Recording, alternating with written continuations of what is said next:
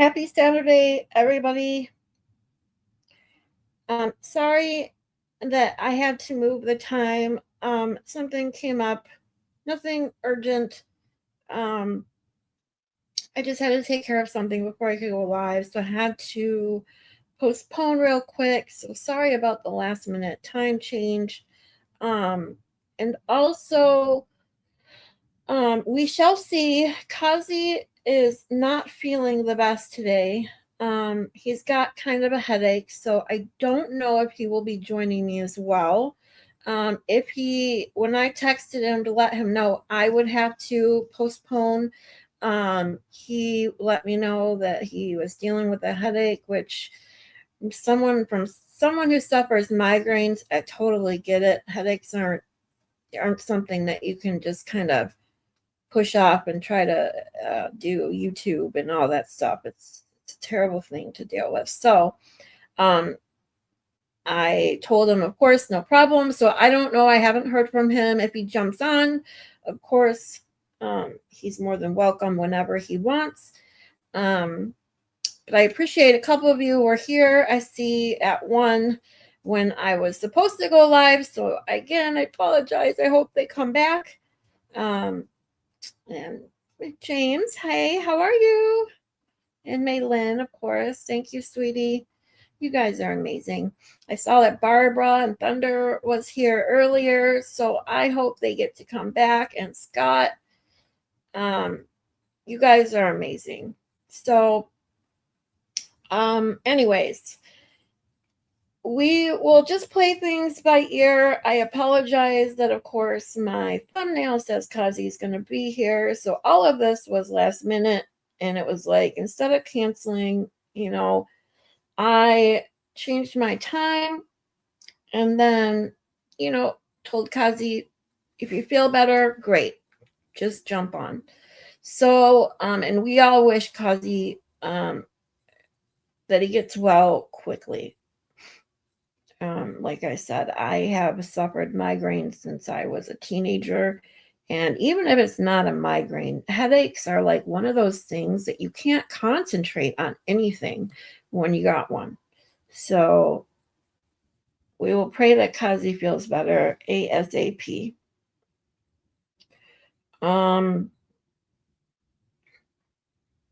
I just realized that Maza's live too. Now, hopefully, we will get some people here today. We got Trooper Guarino we're going over. Hey, virtual juror. Oh, Kathy, you're here. Yeah, don't worry, honey. I just sent you a message. Don't worry about it. I totally get it.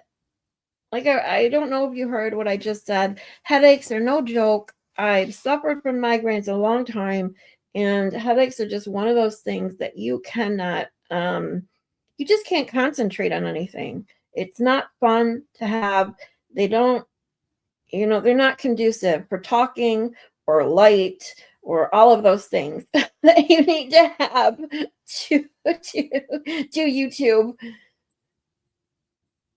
So don't you worry, sweetie. We'll check. You can come on any day I'm on. I do every day stream. I literally stream the trial every day to get through it. So, and then we've talked about, after I do the first trial, we're going to be doing the interview, or not interview, the testimony of Tully, not from the trial, but his other testimony regarding him being a shitty leader. And then we're going to stream trial 2. So, I mean, I'm pretty much going to be on every day for the next month during the day. So any day that you want to come on, CossyG, you're more than welcome. Just shoot me a text and I'll send you a link. Virtual juror, hey, how are you? I'm here, have a headache just out. Oh, you have a headache too? What's with everyone having a headache today? I'm so sorry. Aww. Just out of reach. Okay, I got it. I didn't read the whole comment. Just a headache. And I'm like, I just feel so bad because I just know headaches are the worst. Like, you can kind of, like, when you have a cold or even the flu, like, you can kind of just fake through a lot. But when you have a headache or you're nauseous, are like the two things that you can't just like push through. I get it. James says, feel better, Cossy. Maylin says, Cossy, rest up and feel better. I'm so sorry you aren't feeling well. Yep, and Virtual Juror says, feel better, CossyG. The weather messes with mine, and the changes the last 2 weeks have been horrible for my head. I get you. I'm so sorry. We just talked about allergies a little bit the other day. I don't have allergies. I've never had like seasonal allergies or anything like that, which I'm totally grateful for. But I think over the years, my migraines, when I first started getting migraines in my early teens, they used to randomly come. Most of the time I would wake up with them very, very early in the morning for whatever reason. And but it seems the older I get, I have to say, they have like the amount the amount of migraines I get has lessened over the probably the last 10 years. But when I get them has changed. Like I get them just out of nowhere and they hit so fast and so hard within seconds I can be fine. And then I mean I literally want to curl in a ball in the corner in a dark room with a bathroom nearby in case I need to vomit. Like it's so bad. Mazda is wrapping up. Okay, thank you. Maybe the people will head over here afterwards. So many are feeling horrible lately. Feel better soon, everyone. That's Barbara. For anyone who's listening and doesn't see the screen, this weather, I know that's what I'm saying. Like the change in weather affects my pain condition. It doesn't affect my headache. I don't get allergies, so I guess I have to be thankful for that. But I definitely get the issues in the change in weather. Now, I will be honest too, with mine, I get worse in the fall than I do in the spring. When I go from warm weather, which is conducive for my pain, and that feels better when they're warm, than cold and damp in the fall, when you just literally go from like 80 degrees to like 35 degrees overnight. It's so bad here. Cassie, thanks. All I can do is lay down with Brando and hope it goes away. Well, Kazi, I don't know if you take anything, but what's really good for headaches, especially ones that can turn, and if you've ever had a migraine, because I've tried for migraine specifically, I've tried every migraine medication pretty much on the market. Nothing helps. But if you combine ibuprofen and Benadryl, now I will warn you, Benadryl will put you to sleep. But falling asleep and sleeping through a headache is sometimes the best thing you can do. So I don't know if you take anything orally, but my recommendation for over-the-counter things that can definitely help is Motrin and Benadryl. And don't get the combo stuff. Take them separate. Take 400 milligrams of Motrin and 25 milligrams of Benadryl, unless you're a regular ibuprofen taker. Of course, you can take up to 800 milligrams at once. And then Benadryl, you can take 1 or 2. So 25 milligrams or 50. Seasons changing affect my allergies so much. Oh, you guys, I'm so sorry. Maylin, Barbara.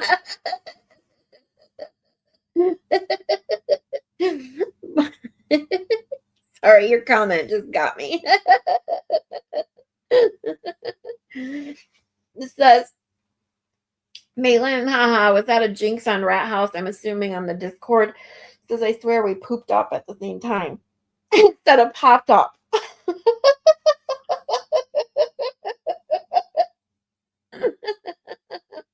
It was funny. It's really nice out today, which makes it more annoying. Yeah, it's not that nice here today as it was yesterday. I mean, it's still okay for Michigan. It's gloomy. The sun's not out. and it's like 50, like 4 degrees. So I don't even know. I didn't even look it up. I kind of guessed with how I felt because I actually had to shut part of my window. Oh, wow. It's 47 degrees. So it's even colder than I thought, which happens a lot. Benadryl doesn't put everyone to sleep. Some it activates them. That is true. I have to agree. But most people, it'll put you to sleep, especially if you don't take it on a regular basis. I mean, because there are people that take Benadryl on a regular basis for several things. Like Benadryl can be used for a lot of things, and it can be prescribed on a regular basis. So for those of you, like if you haven't taken a Benadryl, you know, on a regular basis in the last month, one Benadryl can knock people out. Two Benadryl will even knock you out even more. And then, like you said, there are the random people, like medication. There's not a single, I don't think, a single medication on the market that affects everyone the same, obviously. So definitely can make you wired instead. So if you know, if you've taken Benadryl and you know how it responds to you, and you're one of those people that it doesn't, make you sleepy, then I guess I wouldn't recommend that for getting rid of a headache. The new Fervent video is excellent. Okay, we're gonna have to watch it. Woohoo! Go Fervent. Well, poop.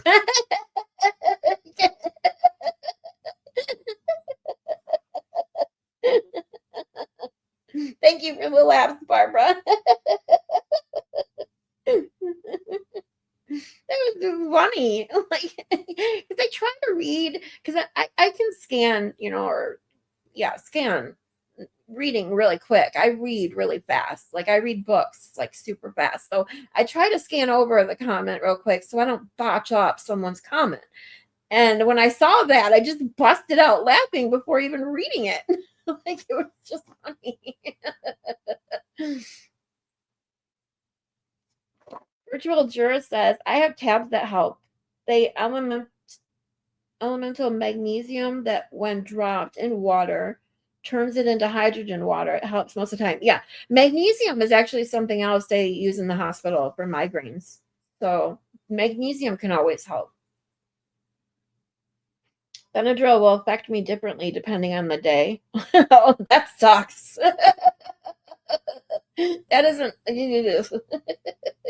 See, like if I really, because that's what I take when I start. If I'm lucky enough, because there is one time, and I can tell you this right now. One time, now, okay, there are points that there's only one point. Basically, I'm trying to say it right. Okay, so there's one point when I know I'm going to get a migraine, and that's after I cry like a lot. For some reason, the all the snot and the tears coming out will set a migraine. And I know instantly when it's about to come. I know like within less than seconds. I know instantly when I've cried too much that I'm about to get a migraine. And if I catch it that quickly and take a Motrin, because I take Motrin 800, prescribed Motrin 800 for my CRPS. So if I take a Motrin 800 and a Benadryl, like immediately, I can normally catch it at a pass, but that's only because I kind of caused the migraine myself by doing all the crying. My other migraines that whatever, I don't know the cause of them. My neurologist has never been able to say, I mean, we gave up years ago trying to find a medication that worked. There was one that did help most of the time. However,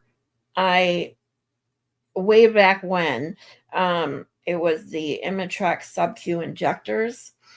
You get a 2-pack, and they are expensive as all hell. And I just started using them. They helped a lot of the time. I went to refill it at the new year, and apparently that one year, the new year, my insurance stopped covering them. And they wanted to charge me $212 or something like that for 2 injectors, which is basically one migraine. If you're lucky that 2, because I think you can take 3 in like a 48 or 24-hour period or something like that. I can't remember. It's been years. But I was like, at that point, way back when I had the insurance I had back then, I could go to the ER for free.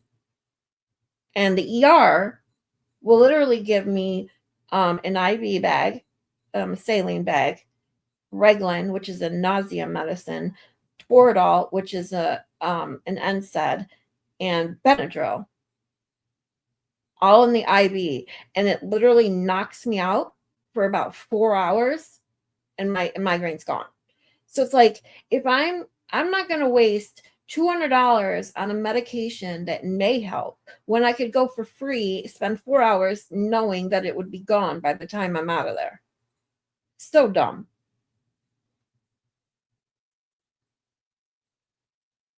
I can take Benadryl and be fine, but I have to take one every morning when I get up from my tummy. See? That's what I'm saying. There are people that take it every day, like on a regular basis. And that, I think that plays a huge role in how it affects you too. Because there was a time when I took Benadryl on a regular basis too.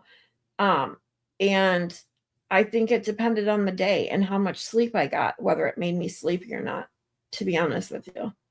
It never wired me up, but it was like, there'd be some days I'd take it and it would make me so sleepy, and other days it wouldn't. Kind of like a Red Bull. Sometimes Red Bulls wake me up and sometimes they don't.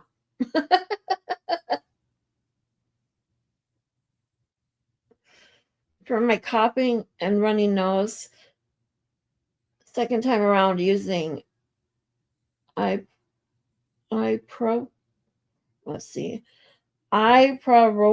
spray and Ceterine. Oh, that's Zyrtec, isn't it? Ceterine. I'm assuming that's like that Flonase. Is that the I one? Is that the generic for Flonase? I think it is. Because that's the combo. When my son had allergies when he was little, he was on Flonase and Zyrtec. And then he got on the allergy shots. And then now as an adult, he's fine. He doesn't have allergies like he used to. The kid was allergic to everything when he was little.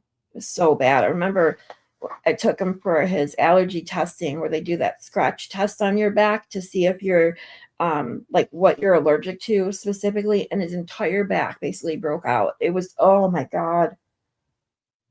I felt so bad for him.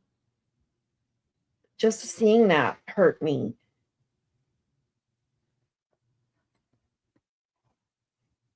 And I do have to mention, I don't know, I did make a post on it. If anyone was a Buffy the Vampire Slayer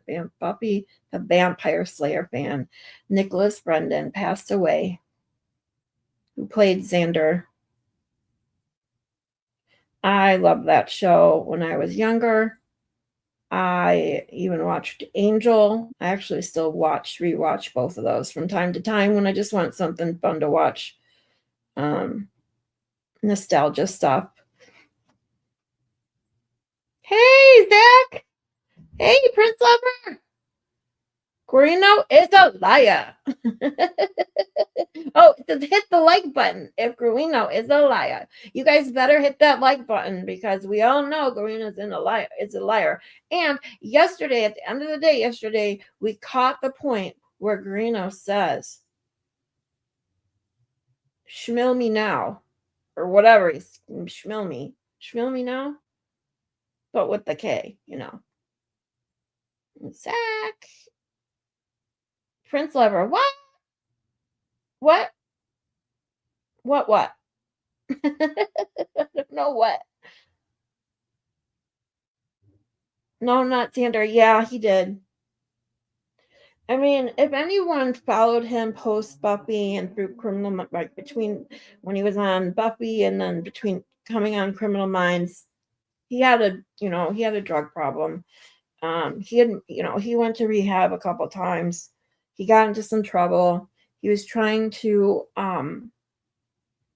he off and on the wagon, I think, through the years. I always wanted to go to a Comic-Con and meet him one day. Well, that's never going to happen now. It's a sad day for those of you who know who he is and followed him through the years like I did. Xander and Anya, yeah, they were so funny. I love them. When Xander, if you guys watched it, when Anya took her dress off and Xander squeezes his apple juice box, that's the scene I always think of. So freaking funny. That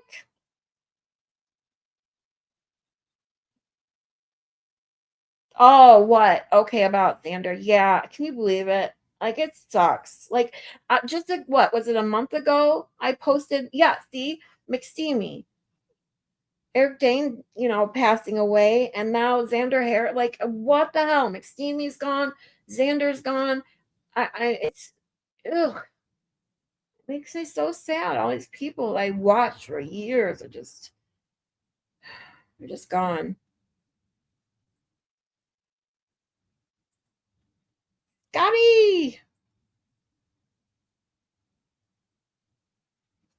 I did look up, according to his family, for Xander or for Nicholas Brendan. His family posted apparently that he passed away in his sleep from natural causes. And now, if you like I said, if you guys don't follow him, he did have a heart attack in 2022. So I think he did have some, underlying heart problems. So I just I hope that he didn't suffer and he's at peace now.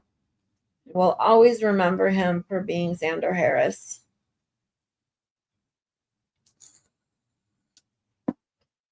Hippie chick! Hey, honey, how are ya? Yeah, 90210, Brenda and Dylan, both gone. Yep, another show I watched too. Yep, it's insane. I mean, with the how many people that we watched, you're obviously going to lose people that you watched when you were a kid, a teenager, early 20s. I get it. It just seems like a lot in the last like year or two.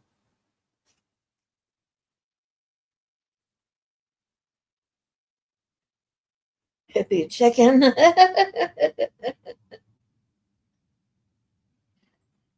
I'm a passenger princess on the way back from Michigan. Oh, that's right. You came to Michigan today. You go to the west side, though. If you ever come to the east side of Michigan, southeast Michigan, you have to let me know. I have to meet up. It'll be so much fun.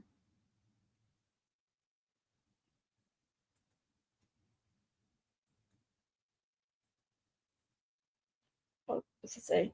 In the rear view is the best way to view Michigan.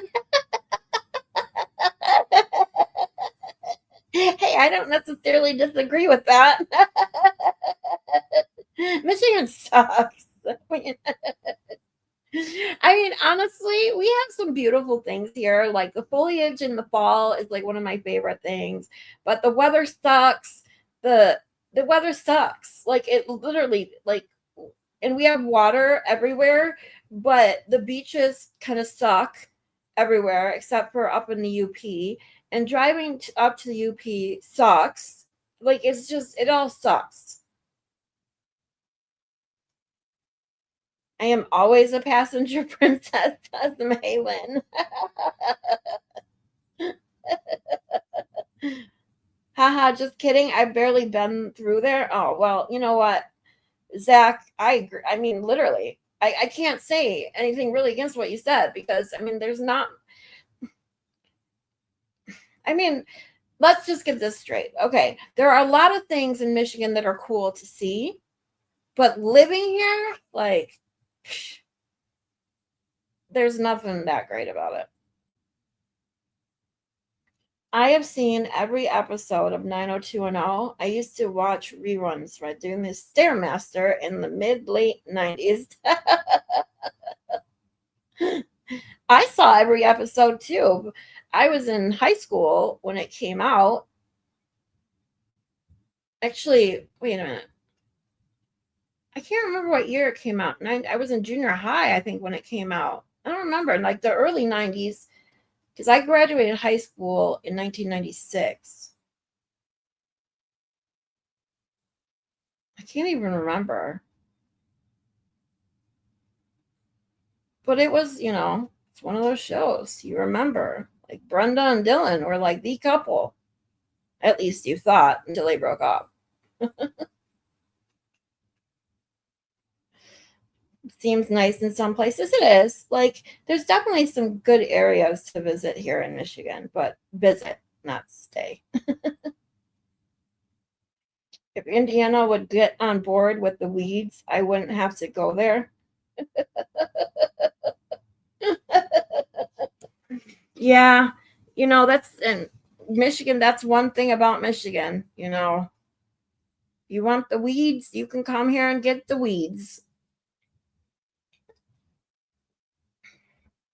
The stores for the weeds are everywhere.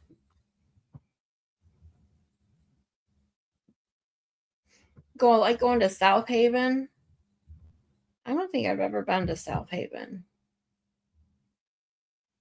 Because that's on the east side. That's on the border east side or west side. I mean, I think if I'm thinking of the right city. Whenever I went to the west side of the state, it was always for a bowling competition, bowling tournament, and it was always in Kalamazoo or Battle Creek or Grand Rapids, one of those. 90210, Buffy and Charmed were my shows as a teenager. Yeah. Good shows. I like Charmed too. I still watch reruns of Buffy and Charmed to this day.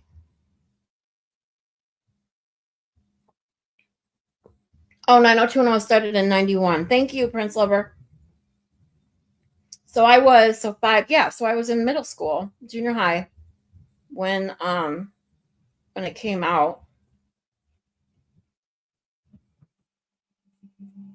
You think you were in high school or early 20s. So, well, you were in 1973, so you were 18.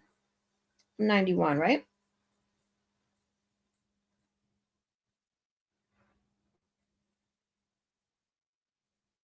You graduated in 91. So see, you're 18.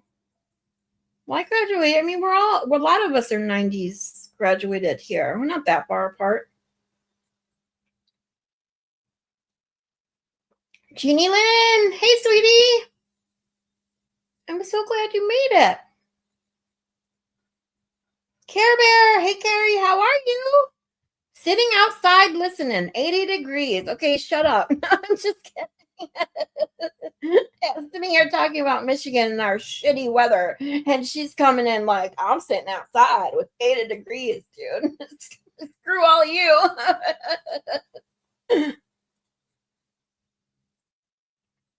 Well, I appreciate you being here and listening to me on a day you could be out swimming, basically. So jealous.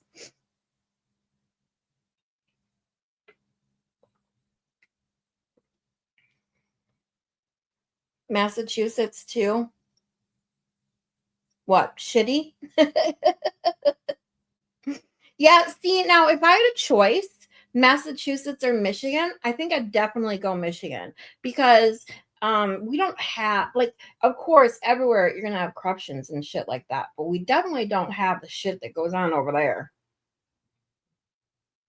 If anyone watched the Dale Warner trial with Baker,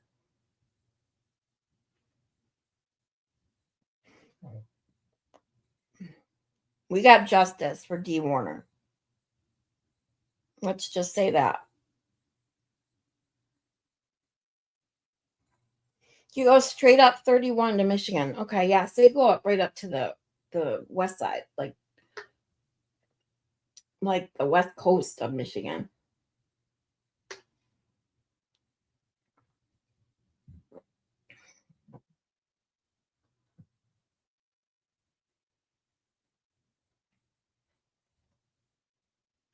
You were 10 when 90210 came out. I was 91. I was 12. So not that much difference. You graduated in 98. So see, yeah, 2 years. Now, I mean, I know a lot of you already know this, but I was a year younger. Like my birthday is March 7th.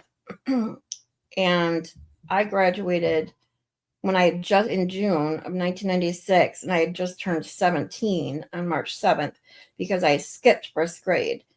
So yeah, I was always a year younger than all my friends. You guys are all spring chickens. I don't feel like it, I'll tell you.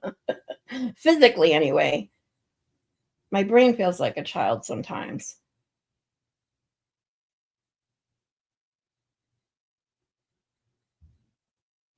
You were dating a guy that was jealous of the guys on 90210. Oh my god. I said, how are you jealous of a TV show? He ended up with the sideburns. Oh god. The Luke Perry sideburns.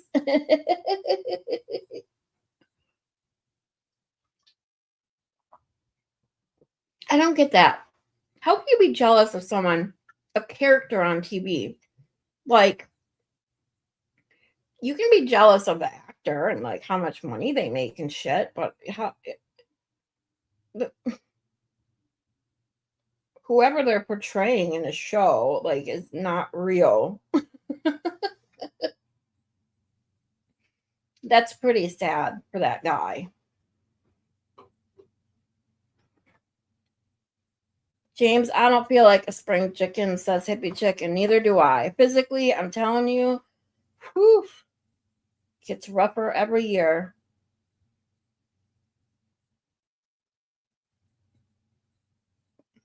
Oh, legal weed in Massachusetts, yeah. Except you guys can't have a vape. We see Michigan, we have vape stores everywhere too. And trust me, I use a vape. I am using pink lemonade right now, which is my favorite. I love it. Um,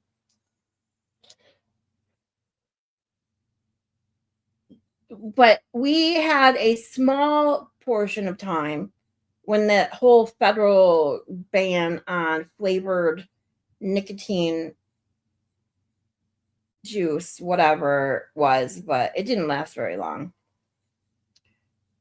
So we can get vapes here. We can get we can get the weeds vape. We can get nicotine vapes. We can get whatever you want.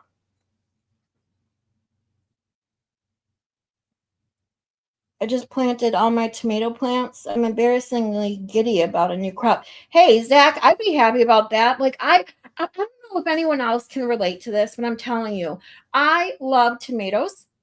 I have to have a little bit of salt on them, but I eat like that's a snack for me is tomatoes and cheese. Okay, ever since I was little. But in the last like several years, I can only buy like cherry tomatoes and I can't buy like the store brand even anymore. They taste like shit. The regular, like if you buy a regular big tomato, even on the vine ones that come at like a Kroger or Myers, they taste like shit. They have no flavor to them. What the hell are they doing to tomatoes? Who wants to eat a tomato that doesn't taste like anything? I don't know if I'm the only one. Maybe my taste buds have changed, but when I get like those fresh cherry tomatoes off the vine, the little ones that cost a lot of money, that's the flavor I remember tomatoes, almost all tomatoes used to taste like. And so now I am desperate to get my own tomato plants. Like I am, because when growing up, my neighbor used to grow tomatoes.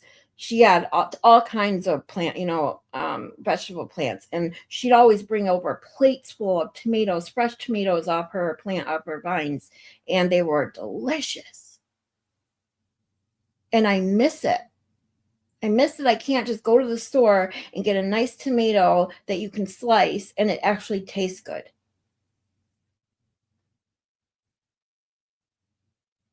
You're in Ohio. You have Afro Man. You win, Malin.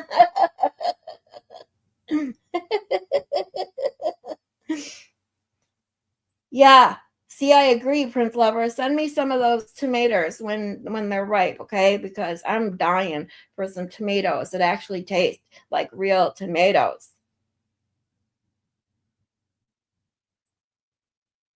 James will be 64 in May. Well, we got to get a new birthday song that I can play. I'm going to try and figure out something for people's birthdays because I got copyright struck on the two. Well, not like struck, like they didn't complain, but I mean, I'm not monetized, so it's really not a big deal. But those two videos I did, it's got like now it has a copyright logo thing on it. I mean, I don't care. But when I do get monetized, I will have to find something else to play for people's birthday because you don't want me to sing to you like Baker does because I am not, I am toned up, okay? Oh, Beverly Hills 90210 premiered on October 4th, 1990. Thank you, Malin. Almost 1991. Close enough. Prince Lover is younger than James Lynch.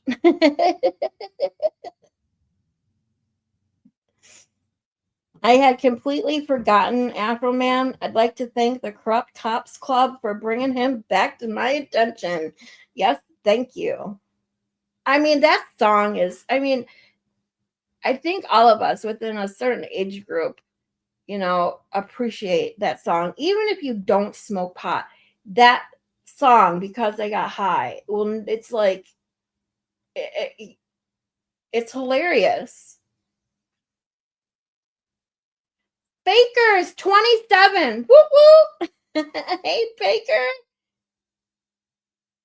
Oh, Prince Lover, you skipped a grade too? What grade did you skip?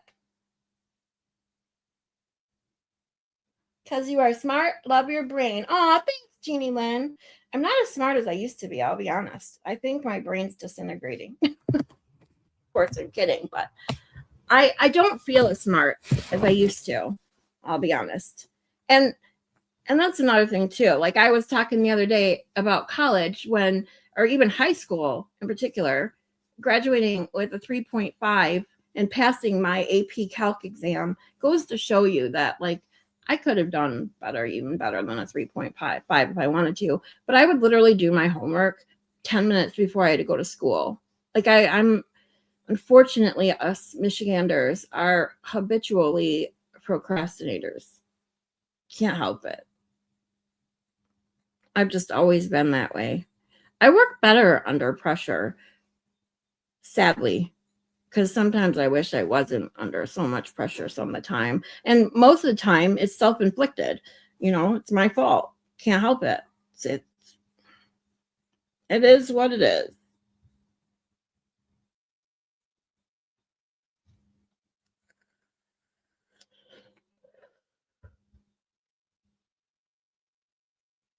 You skipped a grade and graduated a year early? Holy crap. How the hell do you do that?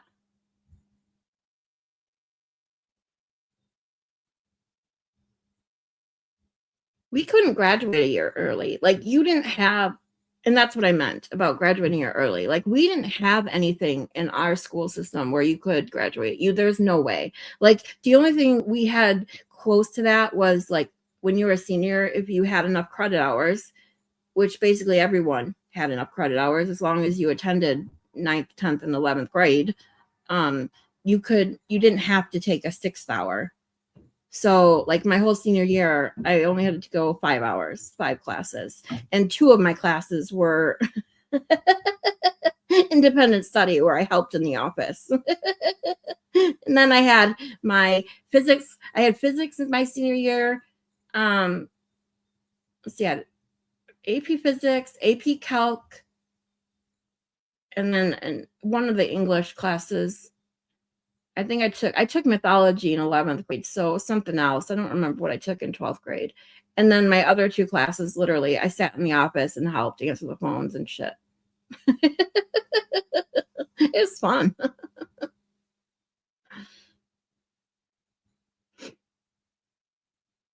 Your hubby thinks you're in love with Aiden.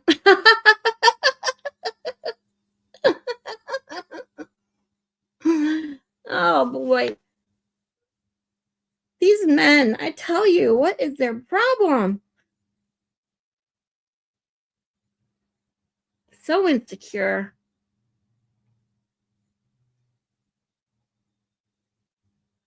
I would not want to see what that guy is like with a real person that looks better than them. Yeah. If they're that jealous of someone on a screen, like, seriously, what's he gonna do? Beat the guy up? Oh, jeez. Wait till you hit 50. Oh, yeah, I thought I was gonna break down when I hit 40. That didn't happen. But now the closer I get to 50, I'm not looking forward to it. It took me 7 years to graduate with a bachelor's, highest honors, but I worked my arse off for that. Not that smart. Oh, come on. That's not true. I know people that are smarter, way smarter than me, who took longer than that to get their bachelor's because, first of all, it's expensive. And we talked about this a little bit about this yesterday. And it's not the same now as it was when I graduated high school. Like, it was like you went to college after high school, like, period. Like, you were going to go to college, or you were going to, they always said you were going to work at Burger King. Now it's not. Everyone knows that college is almost a sham for most jobs. It's ridiculous.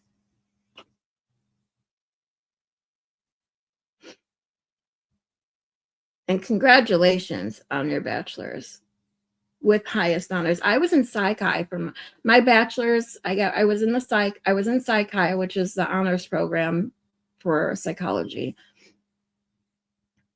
I don't remember. I'll be honest, I don't remember what I graduated my undergrad with. My GPA, it was a 3 point something, and it wasn't that high. It was high enough to be in the psych program. But I'll be honest, I didn't really care about my classes that I was forced to take, your prerequisites and all that bullshit. Like history. I am not. I mean, as I got older now, like now, I'm definitely interested in some of the things from history and that. But the one history I had to take in college for my prereq was the only class in my entire life, high school, college, everything, that I ever fell asleep in. I sat in the very last row on the very right corner side, and there was a chalkboard behind me on the wall, and I used to rest my neck, used to like the chalk holder used to rest right in the crook of my neck, and I'd put my head back on the chalkboard. And I remember the only time I ever fell asleep in class was in his class. He was like Lally, so monotoned, boring as shit. It was already a subject I didn't want to take. Like those, I just didn't care.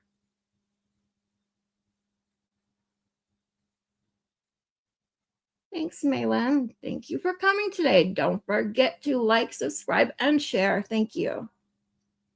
I was on the 17-year plan. It doesn't matter. Zach only vape crack. Weed is whack, is what he says.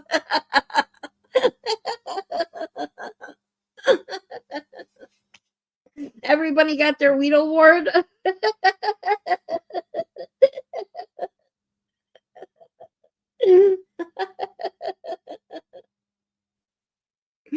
Oh my God, I can't get over that fucking interview. They sell vape here, but you can't legally sell menthol cigarettes. What?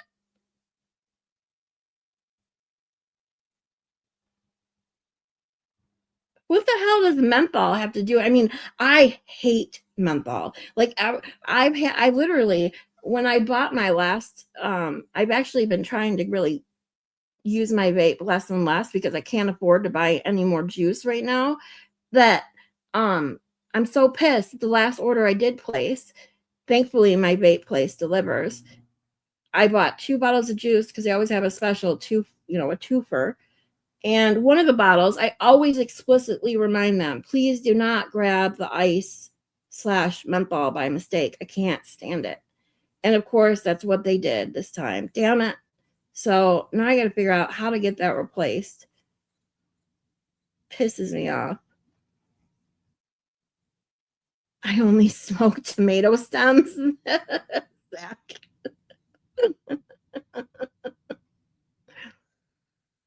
I was in and out of college for 10 years before I got a degree. See?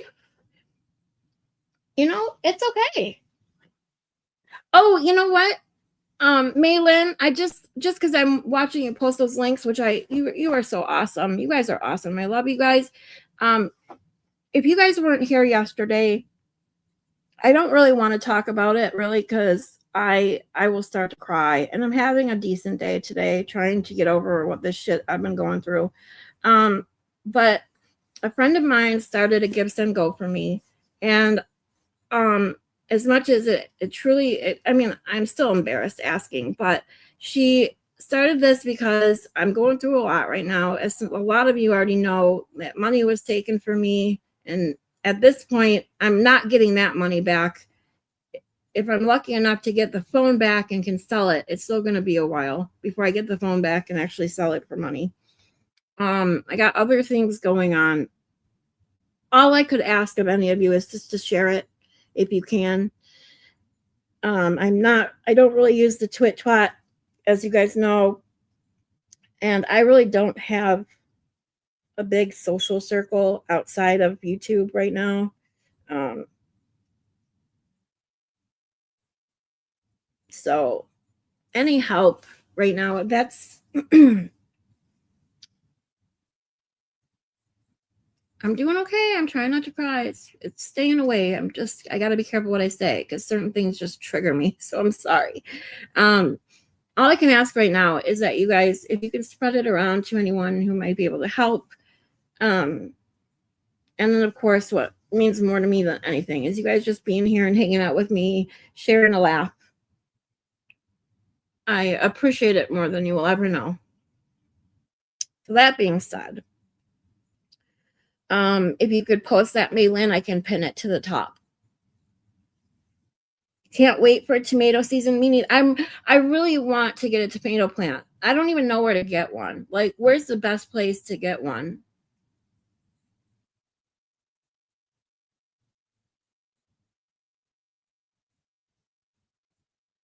Like, I don't know if I should start from scratch and get like, soil and seeds, or if I should go get hey KDD, drive by. All right. See you after you're done working out. You cheat with the plants.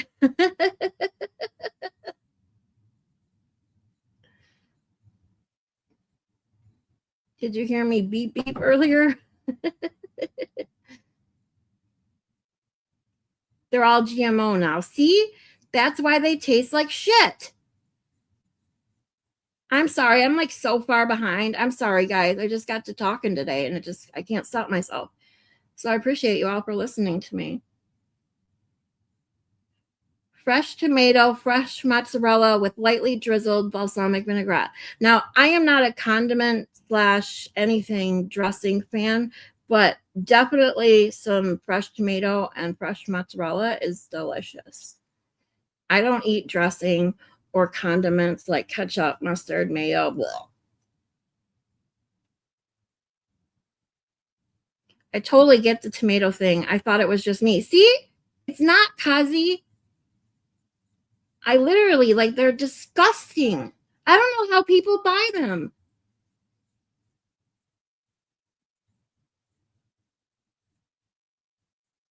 My parents from Arkansas called them tomatoes. Tomatas.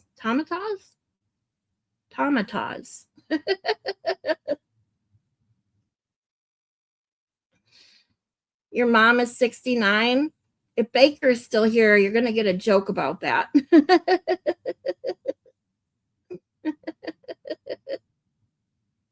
Yeah, Baker is 27 in perpetuity. Perpetuity.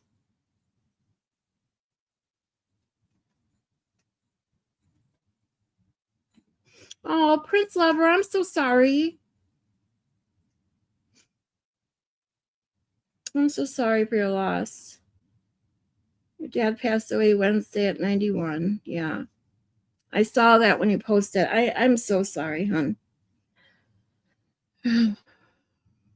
My mom was only 72 when she passed, and I know like everyone has different relationships with their parents, but my mom and I, we were very close, and we fought like cats and dogs sometimes, but she was my best friend. Yeah, I did the same thing and graduated with a 3.2, but your potential, yeah. It's like your potential is always higher than what you end up doing. I skipped no grades, almost failed sixth grade, where I had been through 6 foster homes before adoption. Oh, I'm so sorry, Jeannie. That's not easy. I mean, let's just say, I mean, right there, look what you went through. And yet you still graduated high school or got your diploma to go to college, and you still got your college degree. It doesn't matter how long it takes. It's what you do with your life, your accomplishments. You're doing amazing. You're adopted at 11. That's great.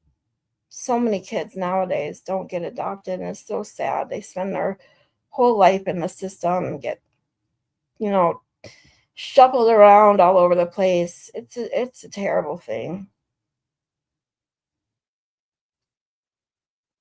Your school allowed you to graduate when you had the credit hours. God, I'm so behind. I'm sorry, guys. Hey, see yummy. I just call you yummy. I don't know why I can't say that like all together. So you said yummy was good. Thank you for joining us today.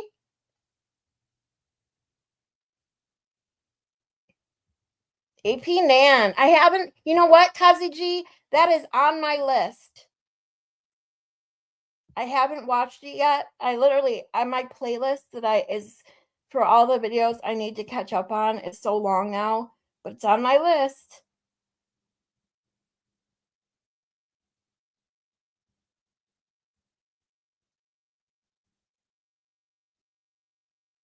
I'm going to try and catch up a little bit here. Sorry, guys. Thank you guys so much for being here.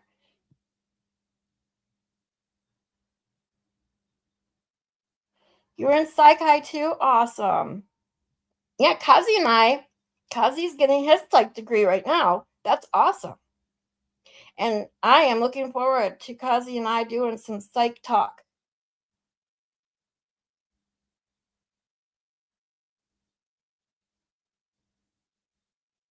Why can't I see Baker? He commented a long time ago. So guys, as you can see, I'm way behind. I'm so sorry. I'm not used to having so many comments. Holy shit. I don't normally talk this much, so I apologize. I hope you guys are okay, having fun. That's all I want. Weed award, yes, that cracked me up so bad. So freaking funny. Yes, my vape place delivers, because in Michigan you can't you can't get like an Uber, or not like Uber delivery or Uber Eats or DoorDash. You can't DoorDash nicotine and all that shit. So my vape place delivers it. They charge, but they just deliver your vape order. It's pretty awesome.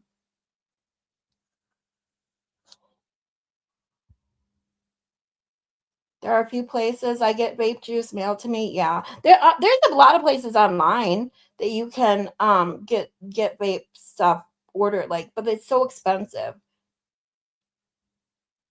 Hey, crispy treat, thanks for coming by.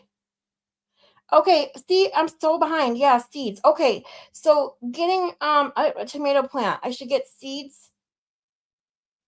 Okay, so that's what I'm going to do. Thank you. Go get a plant. Okay, so now I got two. One said seeds, one says plant. Maybe I'll try both because, hey, no one can have too many tomatoes. Okay? No mayo ever. Ever. I'm with you. I can't stand ketchup, mustard, mayo, none of that shit. No dressing. Whenever I order like when I don't eat out, period. Like fast food restaurants, nothing very often. But when I do, when I get a burger, I will get DoorDash from Hopcat. If any of you guys know or have a Hopcat, they used to have the crack fries. They're now called something else. But they're delicious, which is why they were called crack fries. But their burger is really good too.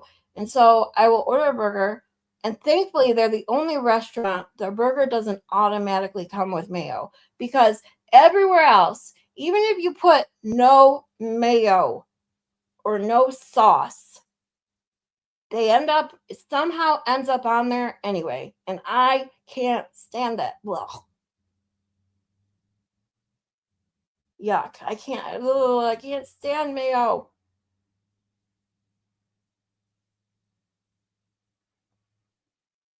Give you all the ranch. I think I finally caught up. Woo! Yeah, ranch is disgusting too. Sorry, I don't do any dressing. Now my son, he loves ranch. I can't even stand the smell of ranch. Like, it's so gross to me. I know people love it. Like, my ex used to dip his pizza in it. Ugh.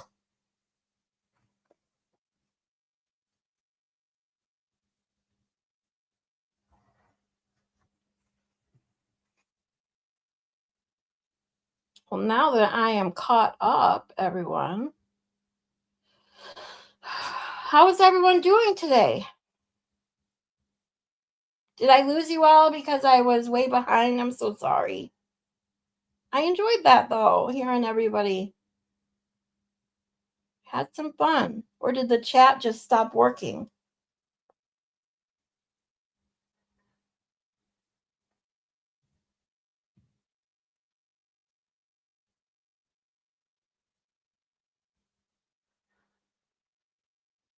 Huh.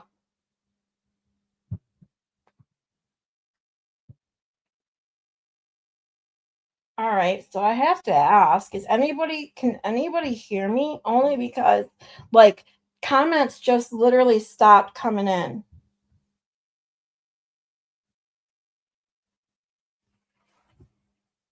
Oh, okay. You're good, Maylan. Okay. I just started freaking out because there were so many and then they just stopped. Like, I'm like, did I piss people off? What's up? Let's watch the trial. Okay. Thank you guys. Sorry. I just wanted to make sure. I'm sorry. Maylan, since you're here, I didn't see or I passed it. Did you post oh, you did. Never mind. I found it. You're all good. If bear with me a moment while I remember how to post, or there we go. Pin message. Okay. Thank you. I got it. Thanks, CossyG. I appreciate you. I appreciate all of you. You have no idea.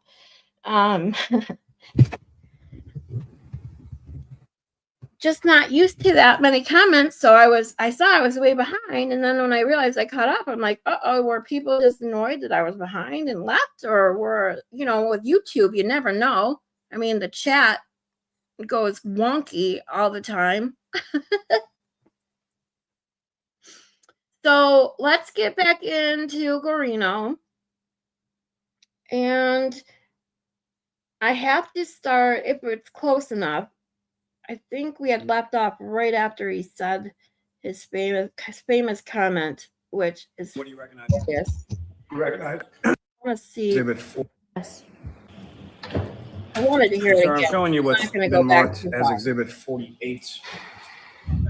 Okay. You recognize, excuse me, do you recognize that, sir? Yes. And what do you recognize that? The first page is Facebook Messenger chats between Karen Reed and John O'Keefe. And what's contained in there, is that a fair and accurate portrayal of what you observed from the extraction from Mr. O'Keefe's phone? Yes, it is. And specifically with reference to those chats between Mr. O'Keefe and the phone, you also reviewed that material from the defendant's phone as well? Yes, I did. Material that you reviewed from the defendant's phone, is that consistent with what you observed in Mr. O'Keefe's? Yes, it is. Here it is. Your Honor, with the court's permission, Exactly if I could where we left request off certain yesterday. portions of what's been marked as Exhibit 48 being published to the jury. Hey, Trust is up. Okay. How are you? Thanks for coming. Now, with respect to what's up on the screen, the portion that you can see, do you recognize this, sir? Yes, I do. Now, we have before you as Exhibit 48. That comment is just epic. Now, And I within searched this everywhere. particular- Oh, from the hold on, you perspective of guys. this is Let me from pause Mr. it just for O'Keefe's one phone, second. is that correct? I searched everywhere, and so did Maylin for that compilation. The only one I didn't get to watch was I have a huge feeling that it is in the Next Witness best of 2025 when she did that live. I think that's where it's from. If I can find that clip as we watch today, I will show that part, because I don't want to watch, steal her whole entire best of video. But it was amazing, and people are like, Scarlet, you had a false memory. Like, if I did, that's pretty bad, but I swore I saw it somewhere and I wasn't the only one. And that comment is just, it cracks me up. And what everybody's reaction to that comment is what made it even better. Yes, it is. So there will be blue bubbles and green bubbles, is that correct as well? Yes. And so who, as far as the blue bubbles are concerned, who is speaking in that? The blue bubbles will be from Miss Reed, and the green bubbles are from Officer O'Keefe. Now, Ms. Gilman, if you could please scroll down.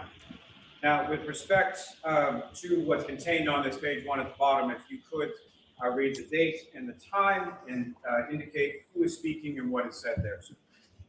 Yep. So the blue bubbles is Karen Reed and 1/28/2022 at 3:30 p.m. Hello. John says hi at 3:35 p.m. Sorry, Mayor, Yeah. Yes. I'm sorry. What's contained in Exhibit 48 is the entirety of the chat report from Mr. O'Keefe's phone, correct? Yes, I believe so. May I approach, Your Honor? Yes. I apologize. Showing you another document. Do you recognize that? Yes. What do you recognize that to be, sir?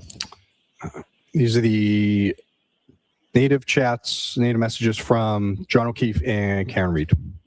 So these are just specifically broken down as far as the chats between Mr. O'Keefe's phone and Ms. Reed's phone, correct? Correct. And as far as your review of both of the extractions from both of those phones, the material contained within Mr. O'Keefe's phone is consistent with the material contained in the defendant's phone, correct? Yes, that's correct. You want to make approach? Yes.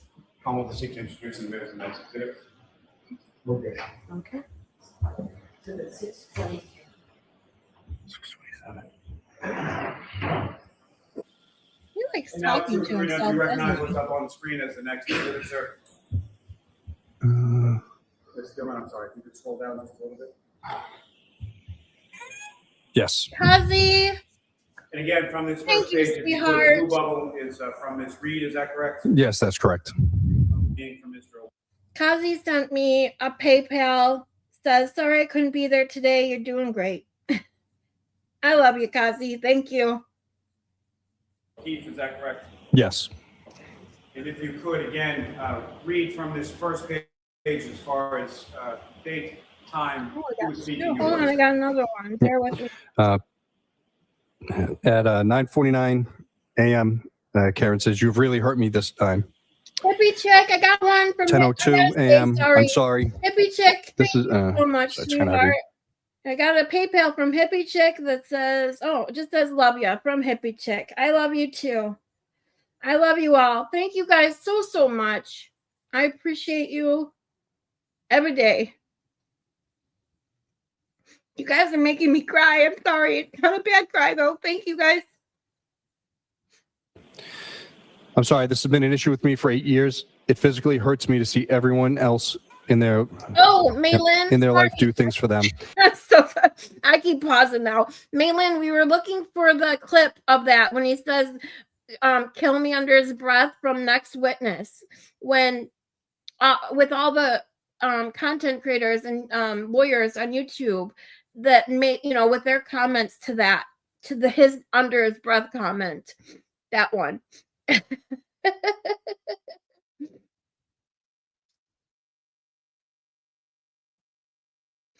Scott. Looking at Guarino reminds me of Sandra Birchmore, and I feel rage. Yeah. Sandra Birchmore's, I mean, it's another one that's just, it makes your blood boil. It's so sad because she honestly never really stood a chance, them taking advantage of her at such a young age, and she was gonna have a baby of her own, and just her whole entire life cut short. And these people are just they're disgusting human beings. Thank you, Miss Scarlet. A a-hole caseworker from adoption said I wouldn't make it through high school. What? So when I graduated magna cum laude, my mom shoved that degree in her face. Yay, good for your mom. Woohoo. Yeah, because these a-holes, I'm going to be honest. I worked for the county for years in the mental health field, and people that go into psychology, especially if you don't get a doctorate, going in, you're not going to make a lot of money. You do it because you want to do it. You enjoy that kind of work. You enjoy the subject, helping people. Number one is normally why people go into psychology, is to help other people. And some of the people in that work environment, unfortunately, just should have never went in it in the first place. It's horrible. And I'm so sorry that you had to go through something like that. But I'm glad that your mom took that and hopefully shoved it, so far in her face, she felt embarrassment for a month. Or years. Or forever would even be better. The guy is just another Morrissey lapdog. Yep. Awesome, Jeannie Lindsay. Yeah, but you did it. Like, it's everything. How dare them judge? And I'm forced to always be the bad guy. At 10:09 a.m., Karen says, I am not the same as everybody else. Most of the time, I try to do what is healthy/smart for them. More importantly, I try to support you and what you need. You just lashed out at me and said terrible things. I don't know how you've gotten to this point with me, but I'm just trying my hardest. You made the point. I made your point and continue to beat me down. I have a lot going on too. Physically, I'm falling apart and trying to get answers and help. I'm always shocked when you stop by because I know it's in the middle of the night. But thanks for joining us. You are awake. My fault. Sir, if I can direct you to page 5. I don't know, or I don't believe that Guarino's testimony is going to be conducive for falling asleep. It might rally you up. So I'm sorry. But thanks for joining us. And starting with the blue bubble on the bottom of page 4 again, if you can indicate as to the speaking, what is said, and the date and times. Yeah. Karen says to John at 1:21 p.m. on the 28th, maybe you can call someone. If you could continue on through page 5, sir. On the 28th at 1:46 p.m., John says, like who? And 1:47 p.m., what time are you coming here? And then there is, at 2:05, there's a message, but no content. And the next message at 2:06, sir? Yes, 2:06 from Karen. I don't know what time. Feel kind of out of it. Just trying to clear my head. 2:06 p.m. John writes back, okay.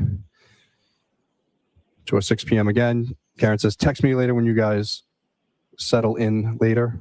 Text me when you guys settle in later. John says, sure, at 2:06 p.m. again. Karen says at 2:16, I feel pretty shitty about this. I feel pretty shitty about how this morning went down. I know you said sorry, but it really stung, especially when I've been trying pretty hard lately. Okay, Jeannie. I feel like a loser turning around, just coming back over after everything you said. If I could ask you to continue on to page 7, sir. Okay. At 2:17 p.m., John says, not sure what else you want me to do. I said I'm sorry and I was out of line. I agree. If you prefer to stay home, I totally get it. He had some issues. Karen replies back at 2:17, things in my own life have been difficult too, you know. John writes back at 2:17, I know. At 2:25 p.m., tell me if you're interested in someone else. Can't think of any other reason you've been like this. From Karen. You could continue on to page 8, sir. At 2:25, John responds back, nope. Things haven't been great between us for a while. Ever consider that? That was at 2:26. At 2:29, he writes, kids are here, not in the mood to talk. And how does the defendant respond to that at the bottom of page 8? So you're not into it anymore. That's fine, but I don't want to keep trying, and you keep treating me like this. At 2:29 p.m. If I could direct you to the next page 9. Yep. Reed says, I'm trying to hug and kiss you this morning, and you whack me in the face with a pillow. At 2:29. At 2:30, she says, last night you're basically like, yeah, what about? When we talk about the future, so why don't you just admit you're not into it so much anymore? At 2:30, oh, sorry. Go ahead. I was at 2:30, John says, not how it went down, but okay. And how does Ms. Reed respond to that? Can you please admit your head is out of the game with us? And if you could, sir, please continue on to the top of page 10. Okay. At 2:32 p.m., sick of always arguing and fighting. It's been weekly for several months now. So yeah, I'm not as quick to jump back into being lovey-dovey as you apparently. From John. And then John again at 2:32. Oh my God, stop calling. Okay, stop you there for just Okay. a moment, sir. With regard to January 28th, you were also able to extract a report specifically in regard to calls received by Mr. O'Keefe on that day. Yes, I was. I mean, on that date into the next date of January 29th. Yes. May I approach, Your Honor? Yes. That's okay, Malin. Trooper Guarino showing You you the don't find it, document. no worries. Okay. Yeah, I'm Spire. You I recognize that, agree. sir? I agree. Yes, it's They did have John a O'Keefe's call log. relationship. And that's the entirety of the call log from And January yes, I 28th agree, into James, 29th. Is that too. correct? They all drink too much. Yes, from I mean, 20th at definitely 9:19 a.m. to the took 29th advantage at of 6:03 a.m. parenting for those kids. May I approach, Your Honor? Yes. I'm going to seek to introduce the minutes on that exhibit. No objection.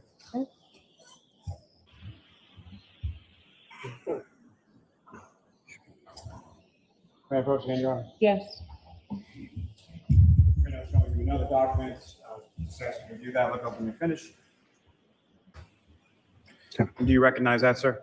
Yes, this is Karen Reed's call log from January thing is, 29th at I know I 12:33 saw it a.m. to Malin, January 29th at 6:03. I know I saw it somewhere. I'm going to tell you why. I know I didn't have a false memory like Deborah. Don't call me Deborah. Because I never saw the first trial, and yet I knew about that comment. So I saw it somewhere. I just got to figure out where.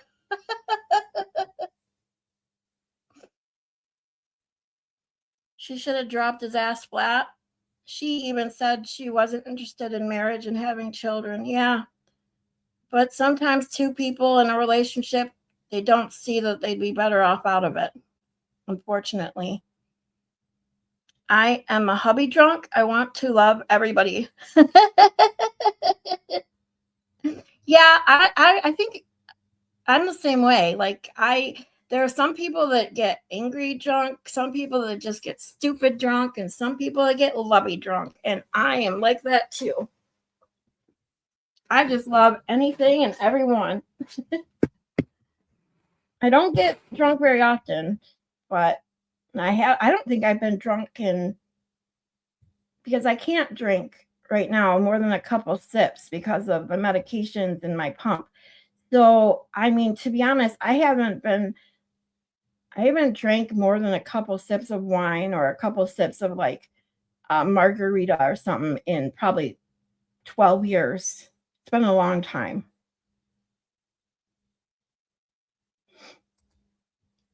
Yeah, I know that I saw it. I mean, I would never known about that comment if I didn't see it somewhere. So I just gotta find it. All right. Here we go. And those are specifically calls between the defendant and Mr. O'Keefe, correct? Yes, that is correct. May I approach again, Your Honor? And I figured what you meant. I'm happy drunk, by the way, sweetie. You're a drinker? Now, Trooper Guarino, from the text messages that you were just You make your own testifying alcohol? from, Oh, that's Mr. cool. O'Keefe indicates OMG stop calling at 2:32 p.m. You make moonshine? Yes, that is correct. Now, Strong from shit? your review of those call logs, how many times did the defendant call Mr. O'Keefe on January 28th from approximately 9:19 a.m. to about 2:58 p.m.? Yeah, they were all like a bunch of. There's literally, a bunch 18 of calls explorers. from 9:19 to about College kids, 2:59 p.m. hours. Those calls are listed within those records as various as far as rejected or missed or answered or things of that nature. Is that correct? Yes, that is correct. How many of them are rejected? 11. How many of them are missed? 4. And how many are answered? 3. Now, following that text message at 2:32 p.m. from Mr. O'Keefe to the defendant asking her to stop calling him, does the defendant keep calling him? Yes, she does. And at some So point, what? does Mr. O'Keefe call Ms. Reed back? Yes, at about 3 p.m. on the 28th. Double check. Thanks. Trooper Guarino, turning your attention back to page 10. That of these happens text every messages. single day. A woman, and Read or from Ms. vice Reed's versa. response And do that Mr. to women O'Keefe too. at 2:32. Yes, so 2:32 p.m. She says, "Why would you start with me this morning?" And then followed up by 2:33. "You're setting me up to fail." If I could turn your attention to page 11 and ask you to continue from there. Ms. Reed says, "You start you start a number of fights from your end." John, and that's at 2:33. At 2:33, John writes back, "I've explained it a few times already. Not doing it again." And how does the defendant respond to that? So you're not into this anymore. And then John says, I still "Not into fell fighting all the asleep time." last Correct. night. I was going That's to at call you. 2:34 p.m. I swear to God, I'm I sleeping could a turn your lot attention lately, to which the is top. rare for me. So Yes, 2:34. Ms. Reed says, "If you tell me you're interested in someone else, you will never hear from me again. You can have all the space in the world." John writes back, but there's no content at 2:34. And then at 2:34, she says, "Then stop starting with me." How does Mr. O'Keefe respond to that? At 2:34, he writes back, "I'm not answering. Stop calling." And if you could, if I could turn your attention to the top of page 13. Ms. Reed says, "Can you please answer after how you treated me earlier?" John responds back at 2:35, "Kaylee is right here." Get charged. We'll be Ms. here Reed for 3 hours. says, I'm "You're starting a assuming. rager with me out of nowhere, and then you tell me you're sick of fighting with me." Thanks, at 2:35. Lily. I do want to talk to you though, so I'm going to try to She call you writes at later. if you're 2:38, "I'm available. going to grab a drink in a bit." Hi, Lindsay. If I could direct you to the top of page 14, sir. She says, "Can you answer, please?" at 2:38. He writes back at 2:39, "No, Karen, not sure why you need to announce that you're going drinking, but have fun." Karen writes back at 2:40, "Seeing if you want to meet me later. Can you please call me?" Right after that. And again, if I could direct you to the top of page 15. John writes back at 2:40, "Have to take him to the doctor. He has practice." Ms. Reed writes back, "Yeah, 5 minutes." John writes back at 2:43. My father just walked in. Aaron writes back, okay, can you please call me for 2 minutes at 2:44. The top of page 16, sir. 2:44. John writes back, not right now. Aaron writes back, I'm there when anyone else needs me at 2:44. 2:46. Yes, John, you gave me utter grief this morning. I'd like you to call me for a minutes. And the last Wow, one, that's page. pretty good. And I'm 2:47. I've been trying to get over the hump with is arguing. Can you send And now you tell me alcohol overseas? You're not into things. And if you don't want to fight weekly, but fly off the handle at 8 a.m. with me, like you're setting me up to I fail. order some from you. Good. Sir, if I could draw your attention. When I have a little extra money. Page 42. And sir, if I could ask you to start reading from the top of page 42. Yep. At 7:41 p.m., Karen writes, okay, let me know if you end up leaving. John writes back at 7:42, why? Now you're not coming? Karen writes back, I'm waiting for the plumber. Actually think he's in the driveway. 7:42. John says 7:43, we're taking Mike's car, so I'm relying on you for a ride home if he leaves. Karen writes back at 7:43, he's not going home after. John writes back at 7:43, 8 on a Friday. He may have to get Michael. And you have a plumber coming over at 8. Knowing me and Papa could have handled it. Good luck. And that was at 7:44. Thank you, sir. If I could direct your attention to page 49. Okay. If I could ask you to start from the page 49, sir. 8:29 p.m. Yeah, but he lives right down the road.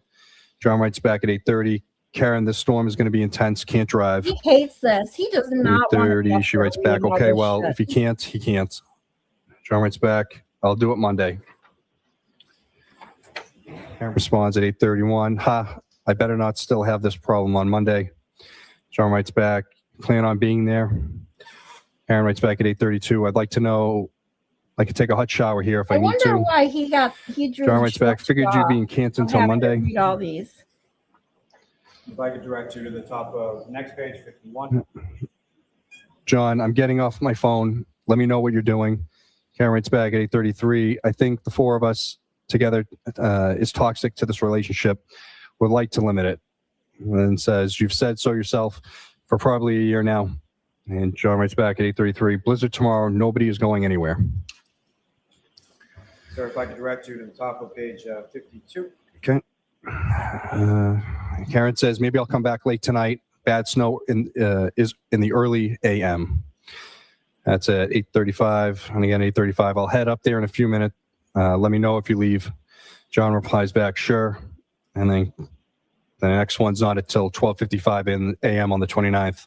I'm going home. And the I'm going home is from the defendant at 12:55 a.m. Is that correct? Yes, that is correct. And if I could direct your attention to the top of page 53. Yes, 12:55 again. See you later. At 1:02, your kids are cucking alone. 1:29, 1:04 a.m. I'm back in Mansfield. The kids are home alone. Thank you, sir. You know, Spire, I'm going to pause this. That's exactly what I told him. So, CossyG, we got a second person that says agrees with me. Then an antihistamine and Motrin 800 will kick that headache and get you to sleep through it. You can't send okay, gotcha. I didn't think so, but I figured, hey, what the heck? I'll ask. Sir, may I approach to retrieve? Yes. Can I see counsel at sidebar about scheduling? Yeah, James, exactly. You wanted a designated driver more than anything. Trooper Guarino, you were also able to get some chats as well as some phone calls between the defendant and certain individuals. Is that correct? Yes. And may I approach, Ron? Yes. Yes. Oh yeah, this is where we left off yesterday. Sorry about some of the repeat, but I think it's because I had rewound it for that comment yesterday too. My apologies. May I approach, Senor? Yes. Showing you another document, sir. I ask you to look at that. Look up when you finish.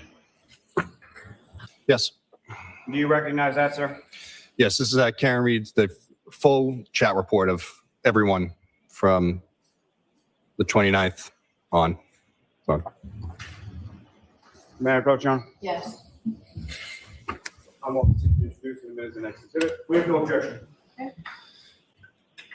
So returning to you what's now been marked as Exhibit 636. Your Honor, with the court's permission, may I publish a portion of this to the jury? Yes.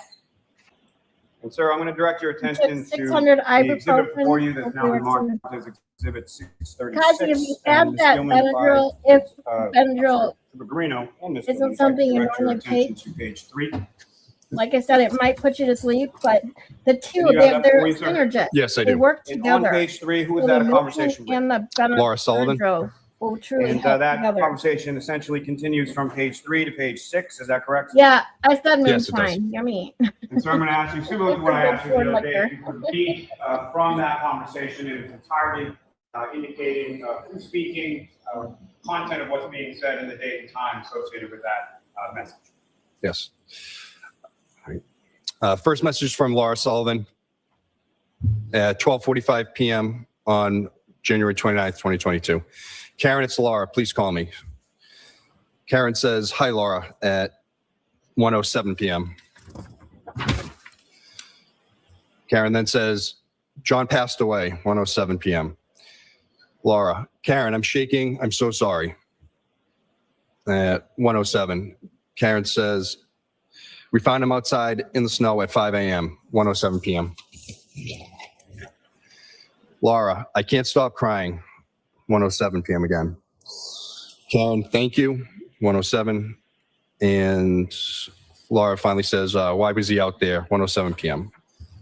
Oh, sorry. Karen replies, he left the party we were at. I don't know what time. I didn't even go in. I went to bed. That's at 1:08 p.m. Laura says, oh my God, 1:08. Karen, my heart breaks for, my heart breaks for everyone at 1:09 p.m. Thank you, sir. So in those text messages, Ms. Sullivan, in the afternoon of the 29th, she indicates to Ms. Sullivan that they located Mr. O'Keefe around 5 a.m. Is that correct? Yes, it is.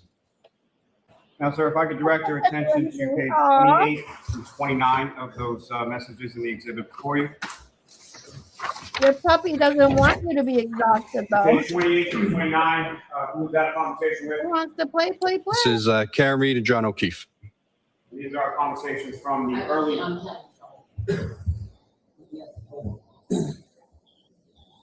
These conversations on page 28 through 29 of this exhibit occur in the early morning hours of January 29th, correct? Yes, that's correct. And if you could, sir, again, please read as far as who's speaking, what they're saying, and what date and time these are being sent. Yes. So, Karen Reed to John O'Keefe at 12:55 a.m. on the 29th. I'm going home. Followed by, see you later. At 1:02 a.m., she texts John again saying, your kids are cucking alone. And at 1:04 a.m., she says, I'm back in Mansfield. The kids are home alone. May I have a moment, Chairman? Yes. Sir, I'm showing you 2 documents. And Mr. Officer, we can put the light. You recognize each of those documents, sir? Yes, one is Karen Reed call log report. Just want to confirm which one this is. Yeah. For John O'Keefe, and then John O'Keefe's full call log report on the 29th. Now, sir, if I could direct your attention to the defendant, Ms. Reed's call log report, and specifically, if I could draw your attention to what's been, they're enumerated as far as certain banks, correct? 1 through whatever it goes on the last page. Yes. If I could direct I your don't think attention so to either. boxes 113 and 114. Tony. You know what they actually remind me of is going through the text from Kelsey and Bustin' Justin lying.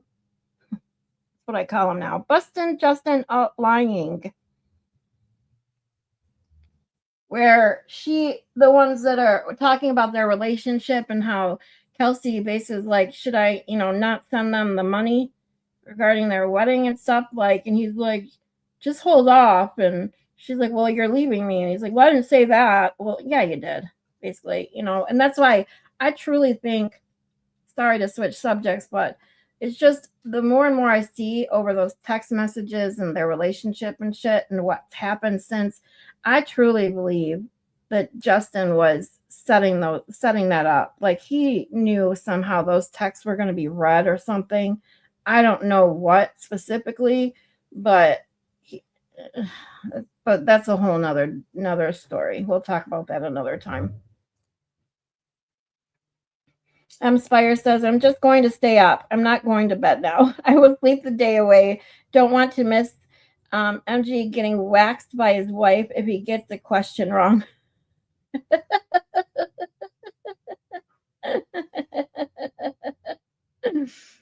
Oh boy. You guys always crack me up. I love you guys.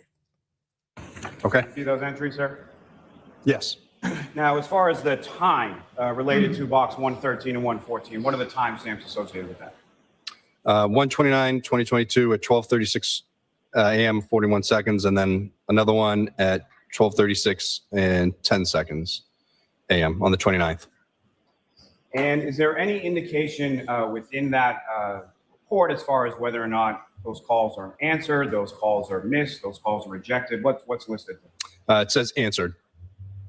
And we'll get to this a little bit more in a moment, but with regard to that 12:36 time, from your review of both the defendant's phone and Mr. O'Keefe's phone, is there a voicemail that the defendant left Mr. O'Keefe at that time frame? There was a voicemail at 12:37 a.m. These ones here, it looks like they're 3 seconds and 5 seconds long. And they're listed as answered, is that correct? That is correct. Now, sir, if I could turn your attention over to Mr. O'Keefe's call report. And specifically, I'm going to ask you to direct your attention to what's been labeled as box number 134 and then 134 with the 1 in parentheses following that. Okay. And do you see those entries, sir? Yes. And what is the date and time associated with those entries in Mr. O'Keefe's records? His records shows number 134 is 12:36, 9 seconds on the 29th, and then 134 with the 1 in the parentheses, 12:36 and 9 seconds as well. But call duration 0 seconds. And as far as any indication on those calls, as far as whether they're answered, they're missed, they're rejected, or what are they listed as? There's nothing. Also 133 is the same call, and that one says missed, and it's at the same timestamp of 12:36 and 9 seconds.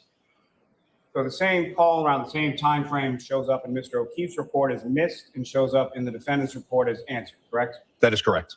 And that is around the time that the defendant is calling the victim repeatedly and leaving voicemails on Mr. O'Keefe's phone.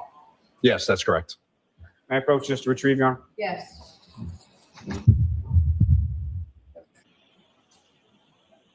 Now, Trooper Guarino, you conducted an analysis of both the defendant's phone and Mr. O'Keefe's phone, correct? That is correct.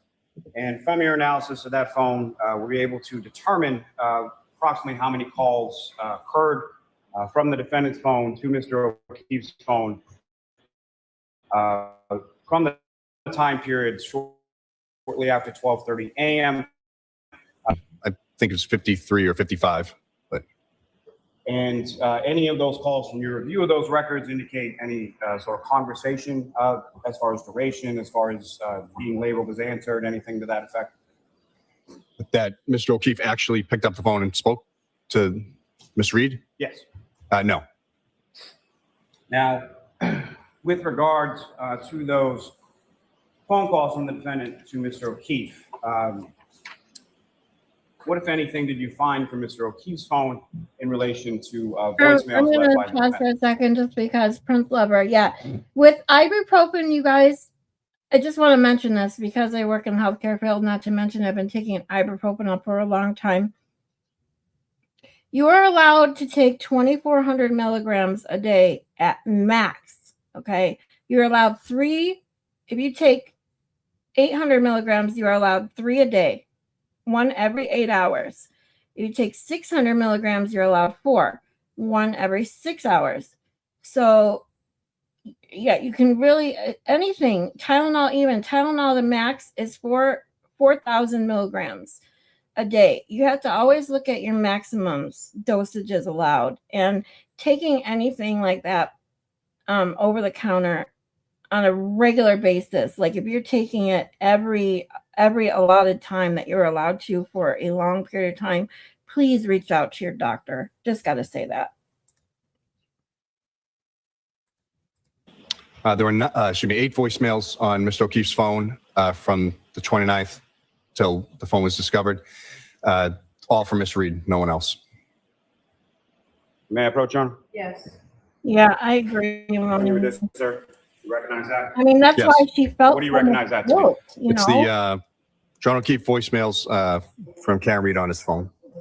From that period that we were just speaking about on January 29th? Yes, that's correct. It's normal to feel May I approach, guilty, Your even when you have you're not responsible in any way whatsoever. Now, sir, from your review of the Someone defendant's close phone, to you before we get to has to those, say, you always wonder from what- your review of the defendant's phone, what, if anything, were you able to observe or ascertain that the defendant's phone did at approximately 12:36 a.m.?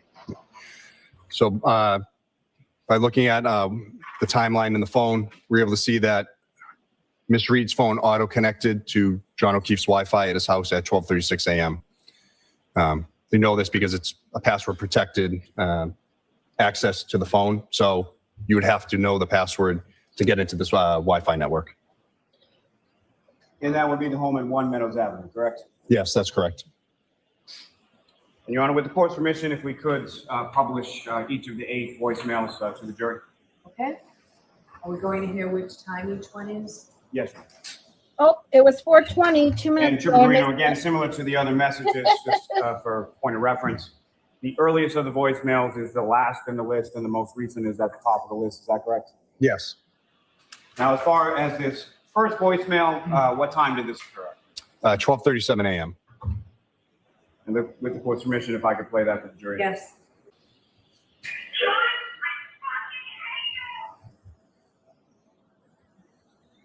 And I'm sorry, You can have these voicemails right here are one of the biggest things in my mind that show that she did not hit him. She did not think she hit him. She did not anything, because she would. People, when they are trying to hide or cover up that they've committed a crime like this, they leave the "oh, I love you so much" message, trying to cover that they were ever mad at them. These messages, especially how many and how much she screams, just goes to show you she had no idea.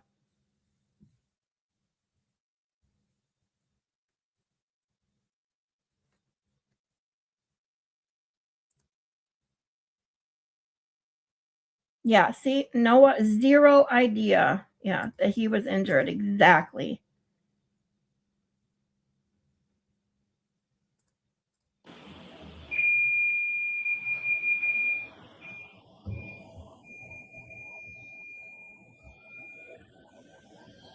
Sorry, I'm just going through the phones right there, please. My apologies, Your Honor, I just wanted the siren to go by. Oh, that's fine. Before Ms. Gilman presses play again, Trooper Guarino, what time is this second message? 12:42. Ms. Gilman, if you could.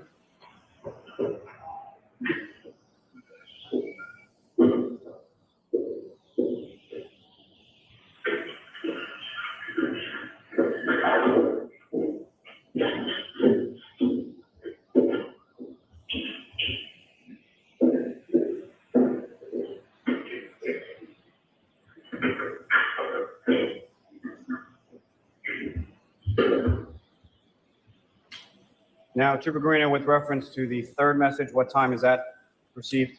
12:59. And again, when I say received by Mr. O'Keefe's phone, is that correct? That's the timestamp of the voicemail in his phone. Yes. And Ms. Gilman, if you could, with reference to that third message.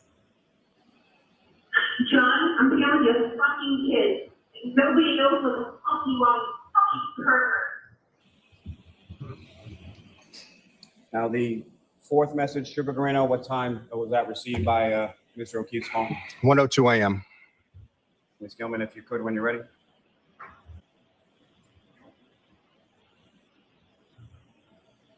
That was it. So can we just turn the air conditioner off for just a second, please? So you just played it? Yeah, Your Honor, there was no content. It was just like a 1 second long message. And Trooper Guarino, with regard to the fifth message, what time was that received by Mr. O'Keefe's phone? 37, 2, 1:11 a.m. Excuse me. Yeah, it's 1 in the morning. I'm with your fucking niece and nephew. You fucking pervert. You're a fucking pervert.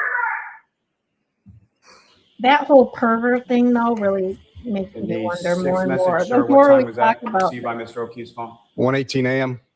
the winger possibility thing going on and the grab ass between Brian Albert and Megan. Oh my God. You are fucking using me again. Thinking you're the girl. Sleeping next to me. You're a fucking loser. Fuck yourself. The seventh message, sir, what time was that received by Mr. O'Keefe's phone? 5:23 a.m.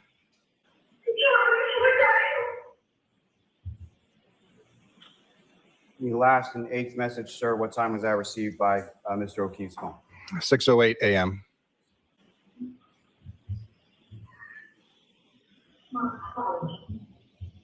If you could pause there for 1 second, I'm sorry. With respect to this message received on Mr. O'Keefe's phone at 6:08 a.m., from your knowledge of the investigation, where was the defendant, who, if anyone, was with her or around her at the time of this message at 6:08 a.m.? Jen McCabe, Kerry Roberts. During the message, you can hear someone on the phone with 911. Thank you, sir. Ms. Gilman, if you could.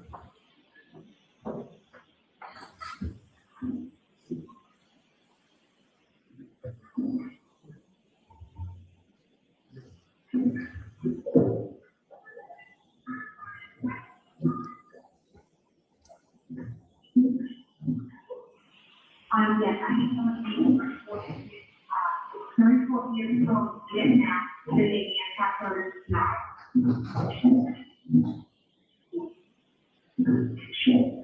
Yeah.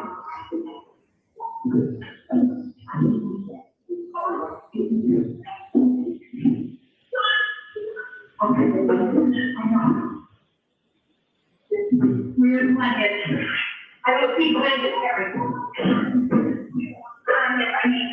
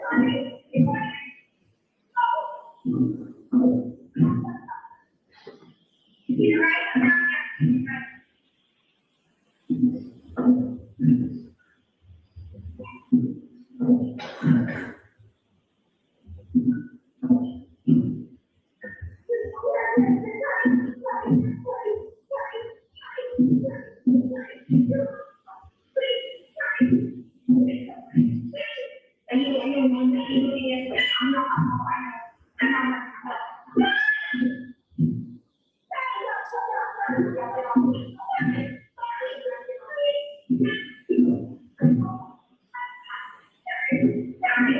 to her. This is heartbreaking.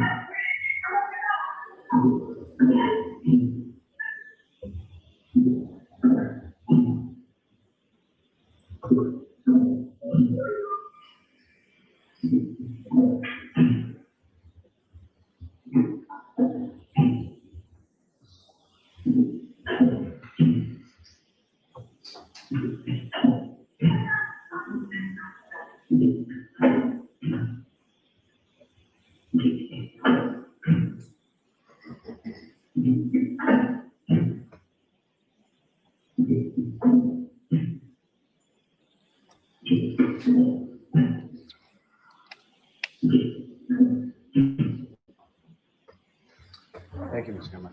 Can we turn the air conditioning back on? Thank you very much. Now, Trooper Guarino, in addition to the 53 phone calls that you testified about, the defendant made to Mr. O'Keefe from that time frame following 12:30 a.m. to approximately just past 6 a.m. Did you note any other calls to a contact listed within the defendant's phone as mom? Yes. And when were those calls placed? I believe there's one at 1:10-ish in the morning. I forget the exact timestamp. There's also one at around 4:40 in the morning, and then at 4:42, right around 4 in the morning. Two of them, the first two weren't answered, and then the third phone call was answered. Now, with respect to Ms. Reed's phone from that same time period, what, if any, phone calls did you observe to a contact listed in the defendant's phone as well? It's the same number. So when I looked at it in one report, it showed as dad. And then when I looked at it in Cellbrite, it came up as mom. So I don't know how it's attributing. Maybe she has it listed twice. I never looked at her actual phone. So this is what the extraction is showing me. Now, sir, you testified the other day that upon your review of the defendant's extraction reports, you were not able to determine there were no listed GPS locations for the defendant's phone? Correct. Like routes or anything like that. And that was because it was turned off in the phone, is that correct? That would lead me to believe, yes, that location services are turned off. So Objection, move to strike. So no gas. What can you tell us about that? well, if GPS coordinates and location services on, that's what would get us locations in the phone. So if they're not there, they could be turned off. Objection, move to strike. I'll allow that. Now, with respect to Mr. O'Keefe's phone, what, if any, analysis with respect to GPS and or health data? Well, let me ask you this first. From your training experience and your casework with respect to forensic analysis of electronic devices, what is health data in a cell phone? How is that reported, and what, if anything, can that tell you? Okay. So in an iPhone, you can have health data. To use that health data, the phone, if you don't have an iWatch paired to it, is basically just a high-tech pedometer. It's just every time you move the phone, it's going to track steps, and that's if you have it turned on. If you have the iWatch on, it'll get beats per minute, and you get a much more robust health data from it. Now, with respect to the health data and with respect to the GPS location for Mr. O'Keefe's phone, initially, what, if any, sort of analysis did you do with respect to that? So we checked his native locations. At 12:19, the phone is, well, I should say this, at 12:12 in his location shows that he's at the Waterfall Bar. The next set of locations shows he's at Dedham Street by Cedar Crest, and then Waze is activated for 34 Fairview. So, and then it shows me his entire route to 34 Fairview. And what is Waze, sir? Waze is similar to Apple Maps. It is the GPS program that, you know, punch in like a Garmin type thing. If I could take you back just for a moment, just to the health data from the Cellbrite extraction that you did. Specifically, you looked at data from 12 a.m. to 1 a.m. on January 29, 2022. Is that correct? Yes, that's correct. And as far as the health data was concerned, there were some entries from 12:11 a.m. to 12:32 a.m. Is that correct? Yes, that's correct. And can you describe to the jury sort of what you observed and what, if any, significance those entries had to you as far as the health data was concerned? Yeah, so the health data shows, like I said, the phone is basically a high-tech pedometer. If you're moving it around, it's going to think you're taking steps where you might not actually be walking. His health data showed while he's driving that he's traveling and taking steps. Objection. Move to strike. So I need a foundation. Trooper Guarino, over the course of this investigation, your analysis, you became aware of other witness statements, surveillance video, things of that nature, as to Mr. O'Keefe's whereabouts from approximately 12 a.m. to at least 1 a.m. Is that correct? Yes, that's correct. And you're aware of around the time. Oh, at 6 Cosy, are a.m., you serious? What? So let's hear the question. She's such a disgusting human being. Go ahead, Mr. Lally. You're aware of the time being just past 6 a.m. that you already testified to as to when Mr. O'Keefe was discovered and 911 was called. Yes, that's correct.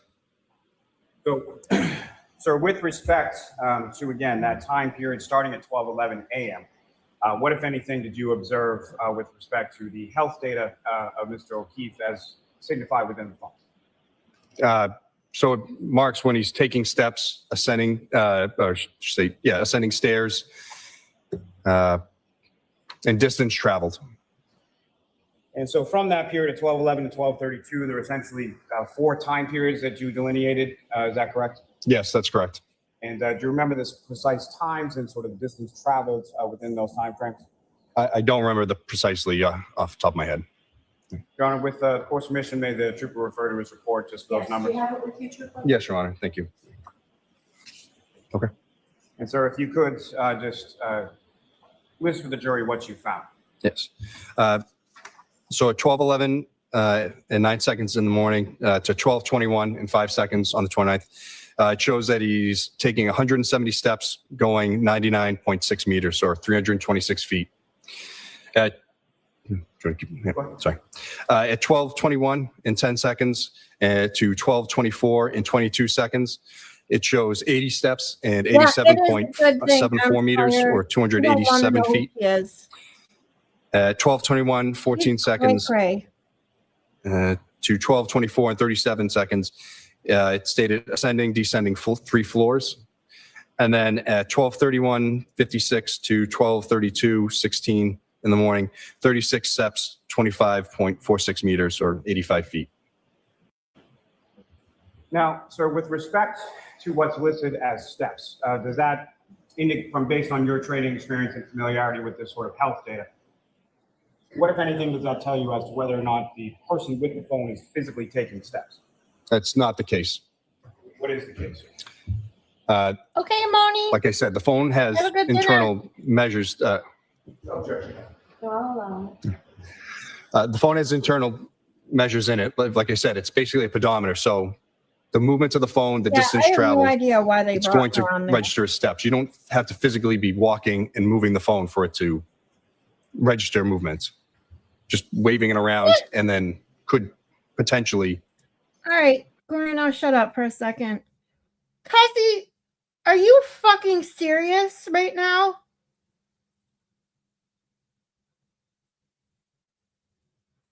Oh my God, what the fuck?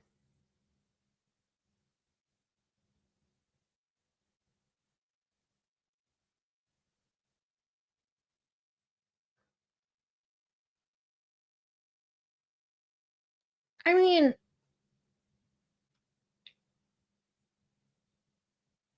I can't even like.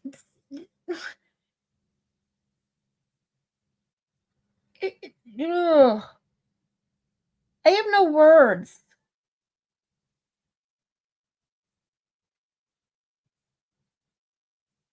How is it Aiden's fault that some a-holes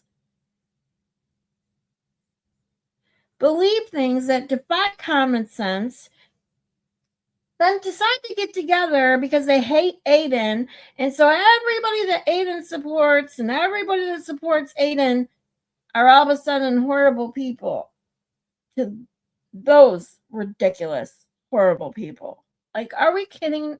Like, seriously.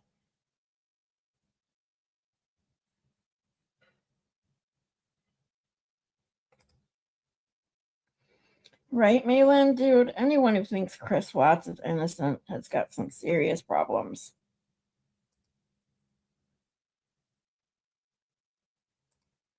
You just trolled her real quick. Yeah. Oh my god. She's crazy, Empire. She is nuts though. She thinks Chris Watts is innocent. She thinks Brian Kohlberg is innocent.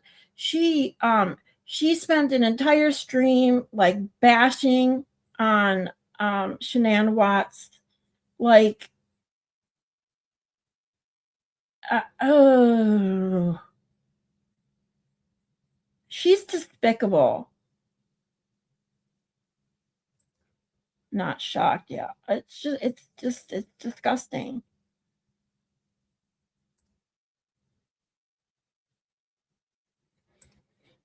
Yeah.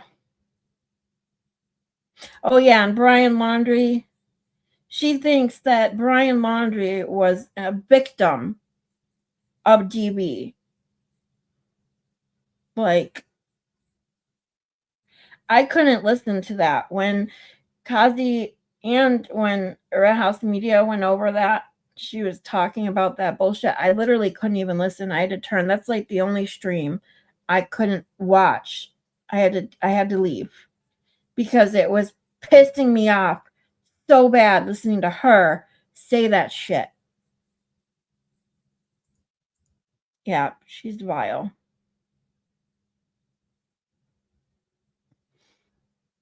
You have no idea who these names are. That's okay. Let's just put it this way. She thinks a lot of people that are guilty and are literally in prison and have pleaded guilty, admitted their guilt. She thinks for some reason they're completely innocent. Let's put it that way. It's just, yeah. It's definitely for attention. Go against the flow. Like, I don't understand how she has so many subscribers. Like, when I found out who she was and saw her page for the first time just recently, like maybe 2 months ago, and saw she had like tens of thousands of subscribers, like, I'm like, what the fuck? She has 200 people? Oh my god. Yeah, that's scary. Was just Gabby's 27th birthday this week. Oh. Prayers for her friends and family.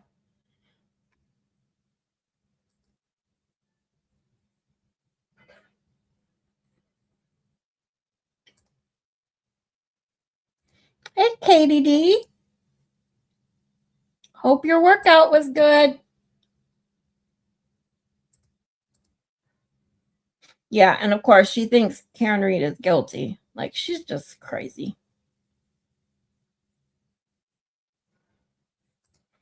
Oh, go figure. That doesn't surprise me one bit that her chat mimics JFK's chat. Oh, jeez, oh, Pete. She's as bad as this guy on the stand right here, I'm telling you. Causes to think you're walking and moving. You mentioned that from your review of Mr. O'Keefe's phone, you indicated there was a Waze search for 34 Fairview Road. Is that correct? Yes, that's correct. And if you could just explain to the jury sort of what is Waze and what kind of information are you looking at there? Waze is a GPS program. So you put your address you're looking to go to. It's going to tell you the fastest route, where the police are, etc. And when that Waze search was conducted, is there a precise time pursuant to your review of Mr. O'Keefe's phone associated with that Waze search? You know, Yes, it was doesn't 12, anyone else think 20 that's in the morning. weird? That's how he answered what Waze was.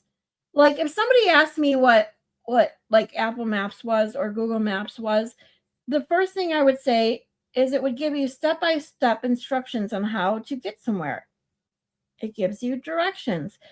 My second thought would not be it tells you where the police are. What?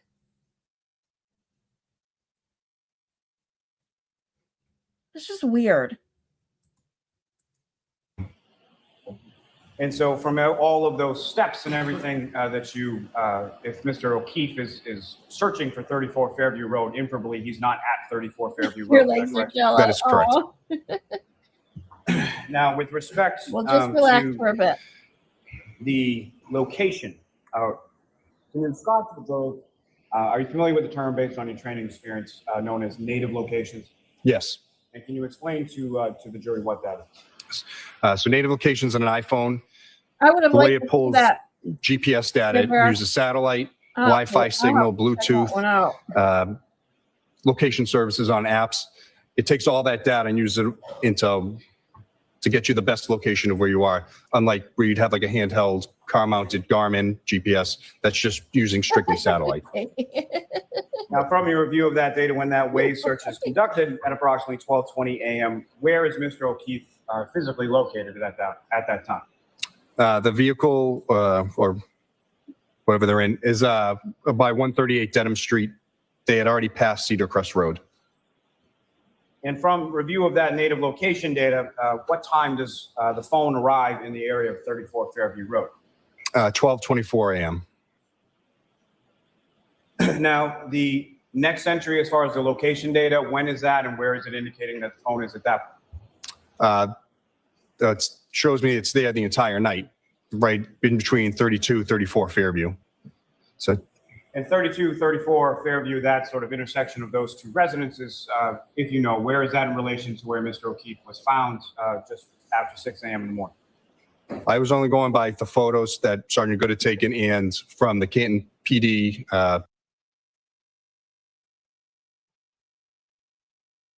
What the hell? Cruiser cam, but that area would be within 3 feet, give or take, of the area where the GPS signals all plot for the rest of the night. Now, Trooper Guarino, you testified the other day to a tool that you use called Axiom, is that correct? Yes. And with regard to the location data in the tool of Axiom, what, if anything, can you tell the jury as far as how that works and how accurate it is? So, like Cellbrite, Axiom will also show the native locations in an iPhone.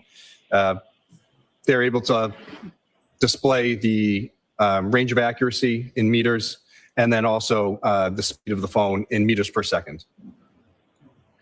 And were you able to ascertain from using the Axiom tool and the location data from Mr. O'Keefe's phone as far as its speed in meters per second at 12:25:36 a.m.? Hey, Angie. I don't remember it off the top of my head. Your Honor, with the court's permission, may the trooper refer to his Thank you. report for the numbers? Go ahead.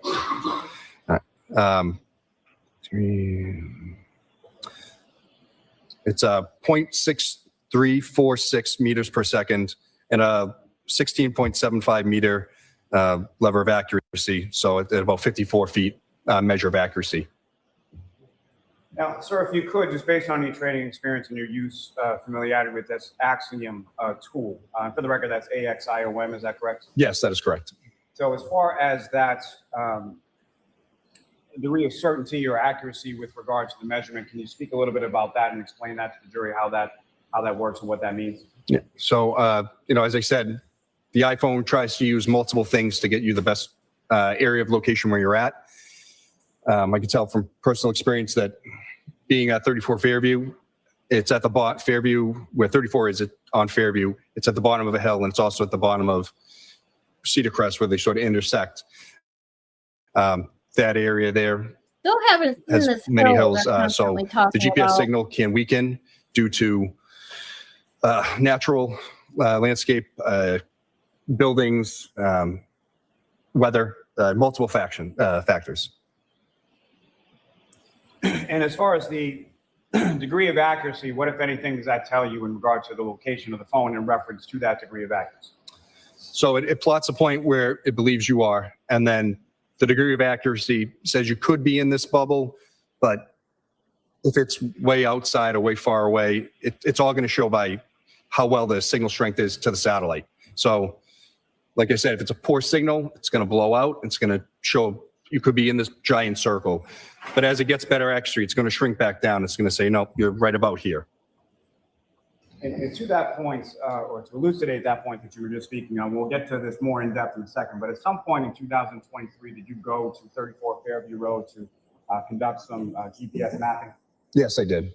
And when you were in that area of 34 Fairview Road, what, if anything, did you observe with reference to satellite connection, cell phone connection, things of that nature as far as the strength of the signal? So on my way to work, I actually drive Fairview quite often, and being there in person with my phone, I'll go from 4 or 5. I think the best showing of that supposed quote unquote hill was when Aiden was videotaping that road and saw that kid on the bike. I was like, whoa, kid, like, be careful, don't fall going down this huge hill, as the kid's literally driving down a flat street, no hill involved. Bars of service. When I'm there, it's 1 or 2. So that tells me that strength of signal there is not great. Now, turning back to this location data from Mr. O'Keefe's phone, you mentioned that you testified that at 12:25:36 a.m., it has a certain accuracy and it was traveling at a certain speed, correct? Yes. Now, what, if any, speed is recorded in this location data between that 12:25 a.m. and 6:15:36 a.m.? Your Honor, may I just Yes. read? Thank you.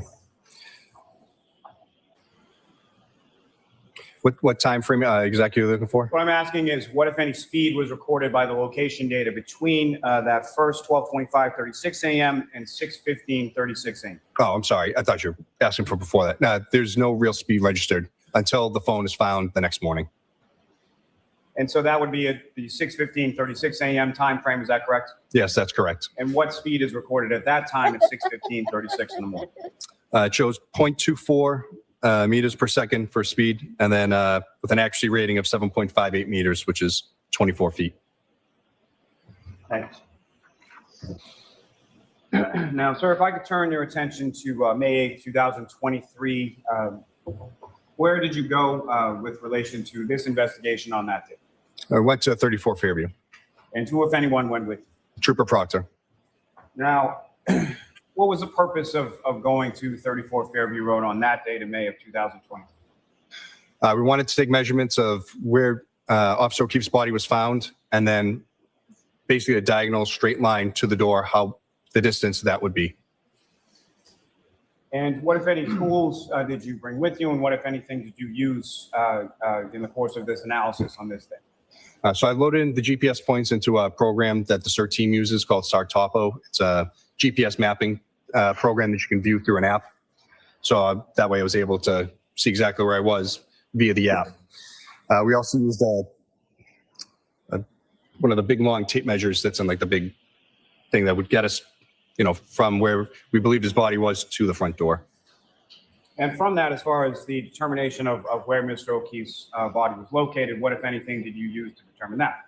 As I said before, the video, photos and video from Sergeant Good of KNPD and the KNPD cruiser cam video. So the cruiser cam video that from Officer Sarah's cruiser, is that correct? Yes, that's correct. The one that shows where Mr. O'Keefe's body is when Officer Sarah arrives on scene, correct? That is correct. Now, with regard to those particular GPS Oh, points, well, what time frame did you start as far as your mapping was concerned? Something. God. We took the last, we mapped the entire route. So at the waterfall bar and then on from their drive on Dedham Street down to 34 Fairview. And as far as these locations, how were they measured as far as what kind of measurements were you using in order to plot those points? We loaded into Google Maps and just able to show it with a KMZ file to show exactly where he went. And so what I'm asking is, as far as the GPS locations that you were recording, how were those measured as far as longitude, latitude? Is that how they were measured? Yes, I'm sorry. Yeah, latitude and longitude. And you started with Mr. O'Keefe at the Waterfall Bar in Canton. What time was that, if you know? 12 a.m. was the last point. And then that time frame when Mr. O'Keefe's native locations are putting him in the area of 34 Fairview Roads, when was that first time frame? The time he arrives? Yes. about 12:24. I forget the seconds, but 12:24 a.m. Now, eventually, when you had all of these points as far as the direction of travel, location data, all of those things, what, if anything, were you then able to do with those GPS locations? I cross-referenced them with his health data and also mapped it out to see exactly where he would be. Now, with respect to Oh the my data God. that you were I able just to saw your recover, comments. if you could describe to the What a jury sort of the path of douche. travel, starting with the waterfall as far as where Mr. O'Keefe's phone was, where it traveled in it, and where you noted it at various time points along that sequence. Okay. So, as I said, 12:12, it's at the waterfall bar. Then there's a 7-minute break in location data. When the phone comes back up with location data at 12:19, as I said, he's by Dedham Street and Cedar Crest Road. At 138 Dedham Street, right around there, 12:20 a.m., 34 Fairview is put into Waze. He then proceeds down Dedham Street, takes a left onto Oakdale Road. Goes to the end of Oakdale, takes a left onto Maplecroft. As he's going by Maplecroft and Pinecone Road, right around 12:22 and 14 seconds, was a data point listed that he's ascending, descending the stairs. Why are you even telling me this? Because it doesn't. So he's over a half mile away from 34 Fairview at this point. They go down Maplecroft, take a right onto Cedar Crest, all the way down Cedar Crest. They do not turn onto Fairview Road. It goes by Fairview, does a 3-point turn or turns around somehow, and then goes back to Fairview and takes a right, where it finally stops between 34 and 32 Fairview. So at the time that health data is being recorded, again, you cross-reference the GPS data with the health data from Mr. O'Keefe's phone, correct? Yes, that's correct. And so at the time that the phone has that recording in the health data of descending, and is it ascending or descending, or how does that read in the health data? I have my report, and that's what's copied from the thing. It's ascending/descending stairs. And at that point in time, cross-referencing that health data with the GPS location, where physically is Mr. O'Keefe's phone at that particular time frame? Maplecroft by Pinecone Road, right at that intersection. And has Mr. O'Keefe's phone arrived or been in the area as far as the GPS, specifically of 34 Fairview Road? At that time? Yes. No, not at all. And so from the GPS locations that you observed of the defendant's phone initially, the phone passes by Fairview Road and then reverses direction to come back, correct? Yes, that's correct. And then as far as between 12:25 a.m. and 6:15 a.m., there's no movement of that phone, correct? The form existed. What, if any, movement did you observe following 12:25 a.m. until the period of 6:15 a.m.? None until it was found at 6:15. Now, you mentioned that you took a tool and you did some measurements as well. Is that correct? Yes. And were you able to ascertain then some GPS locations for where Mr. O'Keefe's body was found? Yes. And what, if any, measurements, the accuracy of those GPS measurements in latitude and longitude, what was the accuracy of that? Can I read the exact thing? All right. So from 12:25 and 30 seconds to about 12:35 and 36 seconds, the GPS accuracy is tight on him for the first few seconds and then blows out and encompasses pretty much the neighborhood. 34 Fairview, 32, 31, and I'll read the exact. It's 12:25 and 30 seconds. It has a 33-meter degree of accuracy, which is about 100 feet. That area encompasses 32, 34, and 31 Fairview.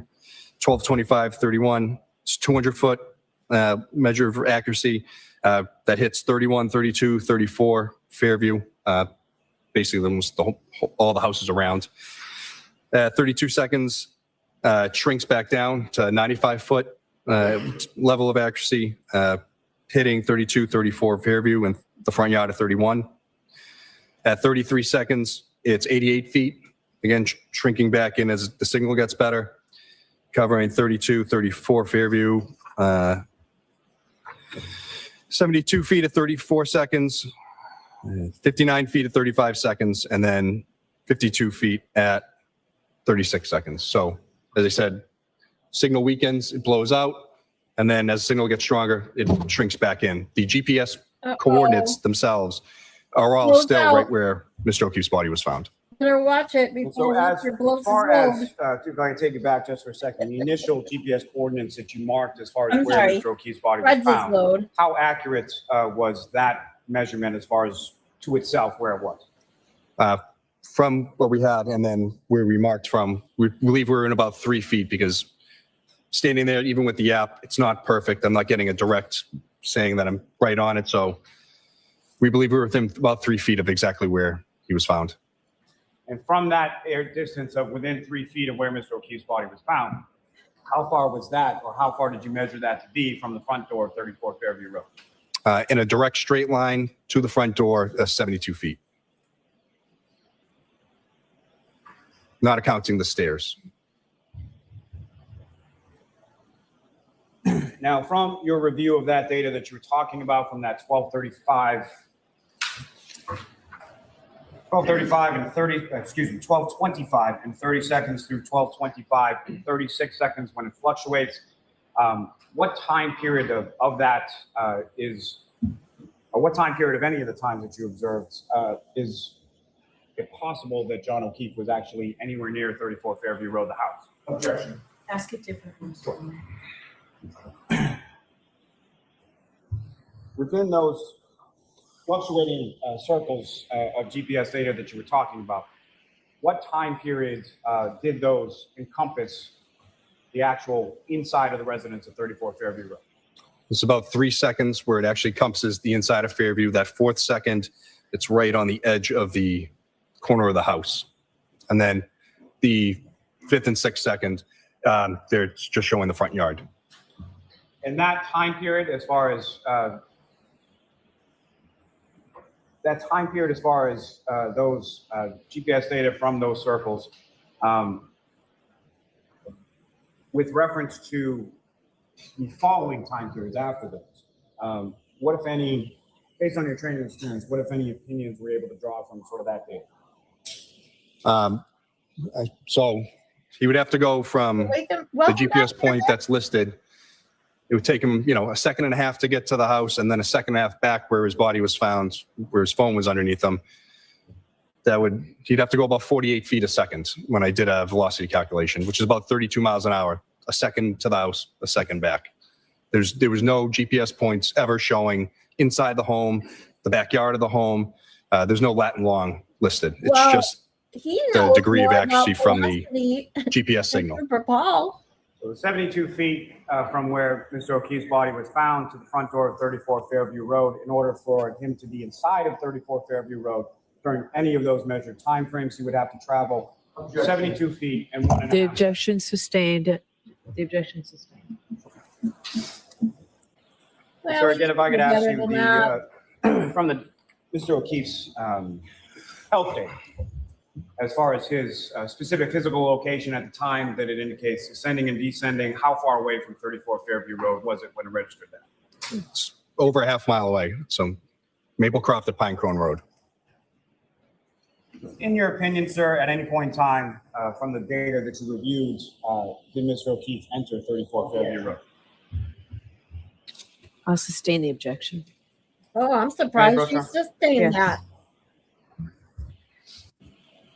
I'm showing you a series of documents. I can review those and look up when you're finished. Okay. You recognize those, sir? Yes. And what do you recognize those to be? These are the plotted points I did through Google Earth, the maps, and then through LexisNexis, the track system, the GPS range and coordinates.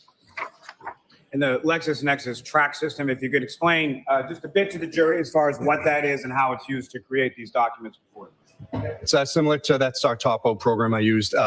It's a desktop-based GPS program. You put the points in, and then it will map them out and create, like I said, a KMZ file for you, so you can load it into Google Earth.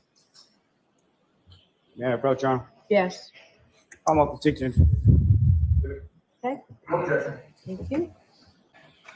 Now, Trooper, there should be a laser pointer up on the stand before you. If you could, first of all, let me just ask you, recognize what's up on the screen now as the next exhibit. Yes. And again, if you could just explain to the jury sort of what we're looking at in this slide, and then using that laser pointer, if you could, direct the jury's attention to what, if anything, of significance you have in this particular slide. So I took an overview of the town of Canton. So this here is the GPS route. And then down over, I can barely see. Let me just look on the map here. It's not much better. The waterfall bar is right up, I can't really tell, honestly, from this, but it's on Washington Street. That's down here. I'm sorry. That's why I included an overview of everything so you could see the full range from the time period with that GPS locations. And so again, sir, Trooper, I'm sorry. Now with visible before you, if you could just indicate again what we're looking at in this. Yep. So when you zoomed in, it actually closed it out, but it's down over here is the waterfall bar. There's a couple of points there listed. And then right around here is when the GPS tracks go and their route, once Waze is activated, down to 34 Fairview. There is a zoomed in version of by Fairview. So what are we looking at in this slide? Yep. So this is the track. This one shows the 12:22. 12:22 and 14 second GPS point where right here where the little arrow is. That's exactly where they were when the phone is registering the ascending, descending stairs, like listed in Cellbrite. If you could, using that laser pointer. And supposedly, like, all of these are completely 100% So accurate. this is where they were right? with the ascending, descending stairs. Yeah, bullshit. They would continue down through this little piece here, take the right onto Cedar Crest. They continue down Cedar Crest, missing Fairview right here, and then turn back around and then come to the house. And this gentleman, if I could have the next slide. I'm sorry, but anybody who And watched Trooper, those what are circles, we looking at in this ever- slide specifically, if you could like on explain to the Uber. jury as far as the blue circle. I drove for Uber for a small amount of time when I attached to bought the my license car plate years tracks, ago. If you could explain to the jury what that When is, you what look at that signifies. circle where your person, Yeah, so as I said, we it loaded this in jumps through all over the place. LexisNexis, and it You gave us the cannot GPS rely points on that. for the route. The point is 348. I just want to double check. Yeah, point 348 is at 12:25 and 30 seconds. The blue circle is the estimated range, so how well the signal for the GPS is. And 34 Fairview is right pretty much by that L. Gentlemen, if I could have the next slide. Yeah, there we go. Trooper, is this essentially the same image, a little bit closer without the graphic as far as the LexisNexis? That's correct. This is 34 Fairview right here, 32. And then again, this is where all the points are for the duration. As far as the blue circle that's up on the screen, what does that represent as far as this particular point in time for this GPS point 348 at 12:25 and 30 seconds? Yes, this is as I said before, the range of accuracy due to satellite strength. So as I said, it blows out as it loses strength, and then we'll come back in as it gets better signal. It's blowing out again. Gentlemen, if I could have the next slide. Again, Trooper, what's up on the screen? What are we looking at this as far as 12:25? Same area where the 348 is. This is pot 351. Again, as you can see, strength of signal blows out, encompasses almost the whole neighborhood. All the houses around. And Ms. Gilman, if I could have the next slide. Again, sir, is this the same GPS point of 351, number 351 at 12:25 and 31 seconds? Yes, it is. And if you could, again, just explain to the jury what we're looking at in the slide. Same thing, just the degree of accuracy and the strength of the satellite signal to Officer O'Keefe's phone. That's a lot of liquor, James. Oh my Gilman, if I God. could have the next slide. And again, sir, you can explain to the jury what we're looking at in this slide, what time frame you're talking about. Yep, this is point 349, 32 seconds. Again, latitude and longitude, they're all right in the same area, and that's that. Ms. Gilman, if I could have the next slide.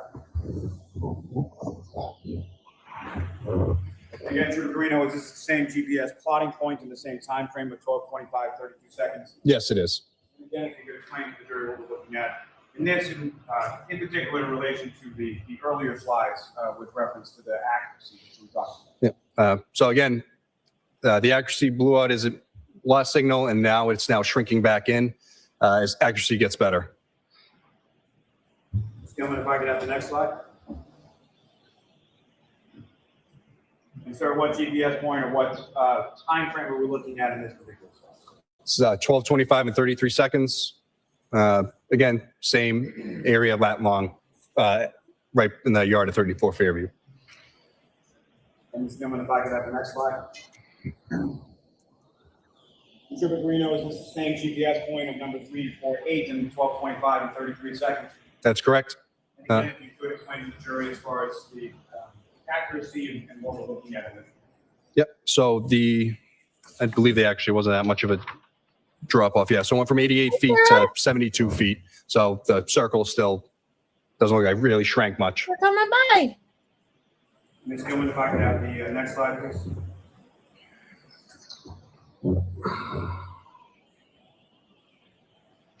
And again, Trooper, what time frame and what GPS point are we looking at in this one? This is 12:25 and 34 seconds. Again, same thing right there, the corner of 34 Fairview and 32 Fairview. Ms. Gilman, if I could have the next slide, please. Trooper Guarino, this is the same GPS point number 350, 12:25 and 34 seconds. Is that correct? That's correct. And again, using that laser pointer, direct the jury's attention to what we're looking at in this. So 34 Fairview is here. So as I said, this point here is the last one where it sort of cuts out the little corner of the house, but everything's still showing directly. This is where it's believed to be. Ms. Gilman, if I could have the next slide. And what GPS point and what time are we looking at in this one, sir? This one's 35 seconds, 12:25, 35 seconds. Same thing again. GPS point's still saying it's right there where his body was, but again, it dropped from 72 feet of accuracy down to 59 feet. So it's going to show the outside only of the house. So the signal strength is strengthening at that point, is that correct? That is correct. If I could have the next slide, Ms. Gilman. And again, sir, same GPS point number 346, the same time. Watch it. It makes me so sad. That's correct. Ms. Gilman, if I could have the next slide. Trooper Guarino, with regard to this slide, what GPS point is being depicted and what time frame are we looking at? This is GPS point number 345, and it's 12:25 and 36 seconds. Again, showing that the signal strength has, again, grown and gotten better. As far as growing and gotten better, what accuracy, what degree of accuracy? Lindsay has that. This is within 52 feet. She just needs to know where to send it. Lastly, from this group, the next slide.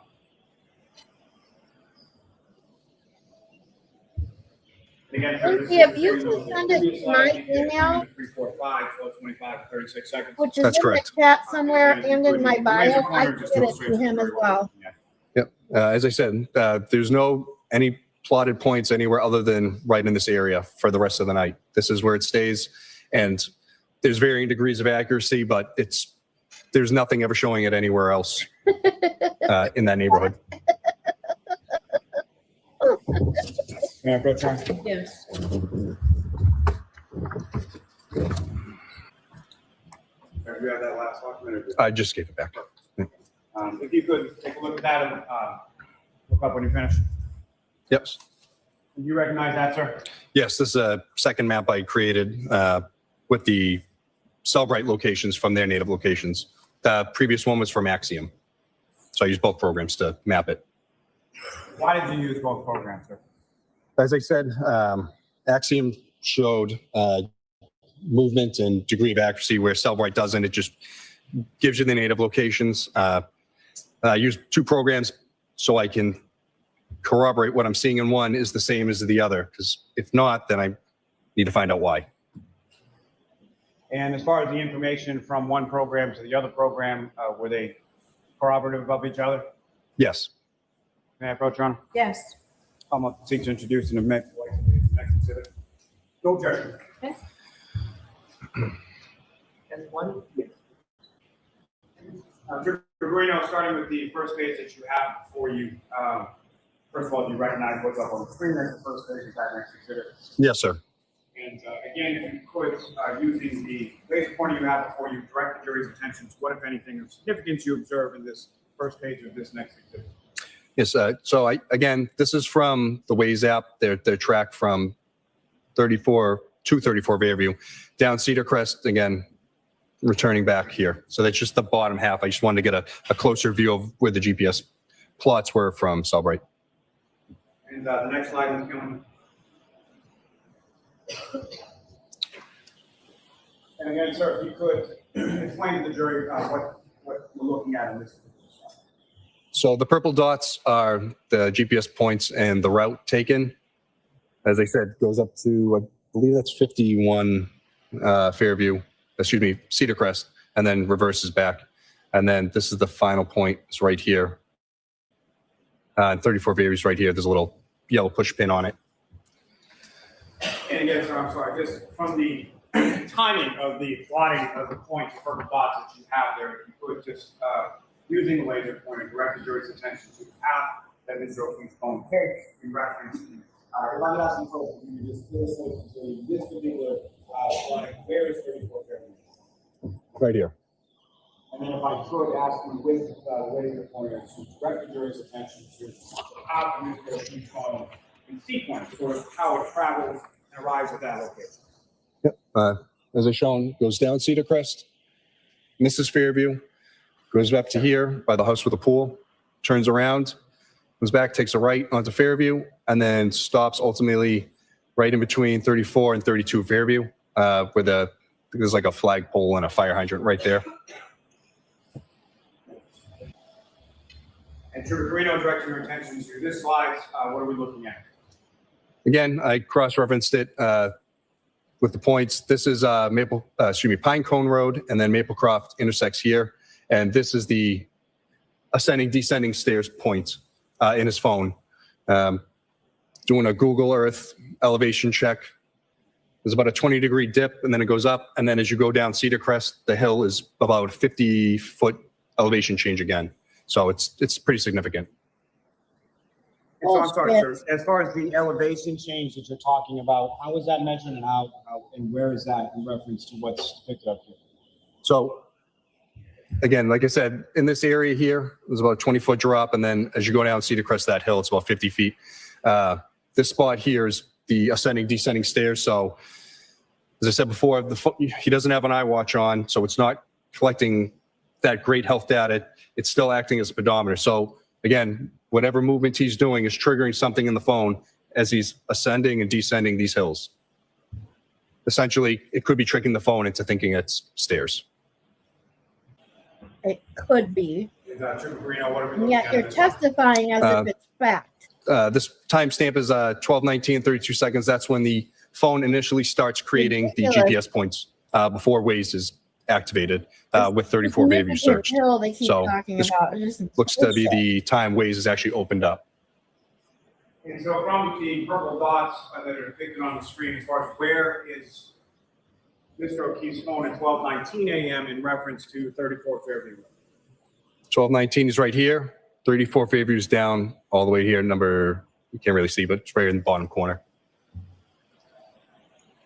And the next slide. Oh my God, Katie got. This is the same map, but just minus the tracks. The tracks You became a graphic. towel today. I'm sorry, Trooper, I lost track of what page we're on. Are there any other pages in that? Aunt gave you a wrench, huh? No, that's the last one. May I approach this to retrieve your arm? yes. Your arm, maybe you approach. Gives everyone a wrench, from what I hear. Put us back in session. You may be seated. All right, so Ms. Giannetti, did that give you enough time? Oh, I had enough time. Yes. Okay. All right, so Ms. McLaughlin, why don't I hear you just briefly? If you could frame this, or Mr. Lally, whoever wants to.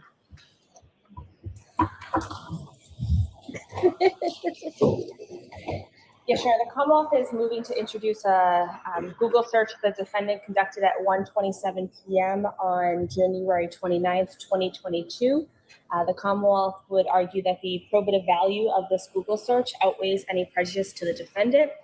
The search in question is at 1:27 p.m. before What the Google defendant search had is spoken this? to law enforcement. She conducted a search for DUI attorneys. The Commonwealth thinks that this is appropriate for the jury to hear, as it rebuts the Bowden defense that the defendant has laid out. Not that she did not intend to commit John O'Keefe. The defense has been that the defendant is essentially what's been represented in opening court was framed that she had no intent or opportunity to commit these crimes. Further, that she was not intoxicated at the time. So the Commonwealth feels that the probative value significantly outweighs the prejudicial value. It goes to her state of mind at the time that the search was conducted. Further, it also rebuts that there was any impropriety in the police investigation, or that, as the defense has put it, that the police did not search any or investigate any other potential culprits. It also would go to the defendant's consciousness of guilt at that time. This statement is before she voluntarily gave an interview with law enforcement. It goes to her state of mind prior to that interview. Not like she was looking for a criminal lawyer. For all those reasons, the Commonwealth would suggest that that Google search is appropriate. Although, and it's not a typical case where it's an invocation of counsel. You can't blame her for that either. Where law enforcement had not engaged her, and it goes to her state of mind at that time prior to any police involvement, and further to rebut that there was any improprieties in the police investigation, or that they should have investigated anyone else. All right, and I appreciate, Mr. Lally, you bringing this to our attention to give us time to look at it. Ms. McLaughlin, I appreciate that you provided a very strong limiting instruction proposal. I'll hear you, Ms. Tianetti. Thank you. Your Honor, you had asked that I produce proof of the phone call from Michael Proctor 2 months. Oh, I didn't say proof. No, I asked if that was coming into evidence. Okay, well, I'd like this marked for identification for the purpose of this argument, if I could. Sure. Show counsel. It's been redacted. Okay. So let's have it marked for ID before I hear you any further. So Madam Court Reporter needs to mark it. All right, and if I may have that. Thank you very much. Just give me a minute, Ms. Giannetti. All right, so this is just that a call occurred, right? Hi. A call was made from Michael Proctor's Nicola personal cell phone SVP. number. You can see the last Well, it's four nice to digits see there. you. Thanks for coming in. At 1:19 p.m. on January 29th. We are revisiting. Hold on. Let me pause this for 1 second. Before she calls to For anyone that's new here, we are revisiting the entire Karen Reed first trial. I came into the whole Karen Reed and just before the second trial started. I watched the entire second trial. I, in fact, believe that she was factually innocent. I think she was proven that.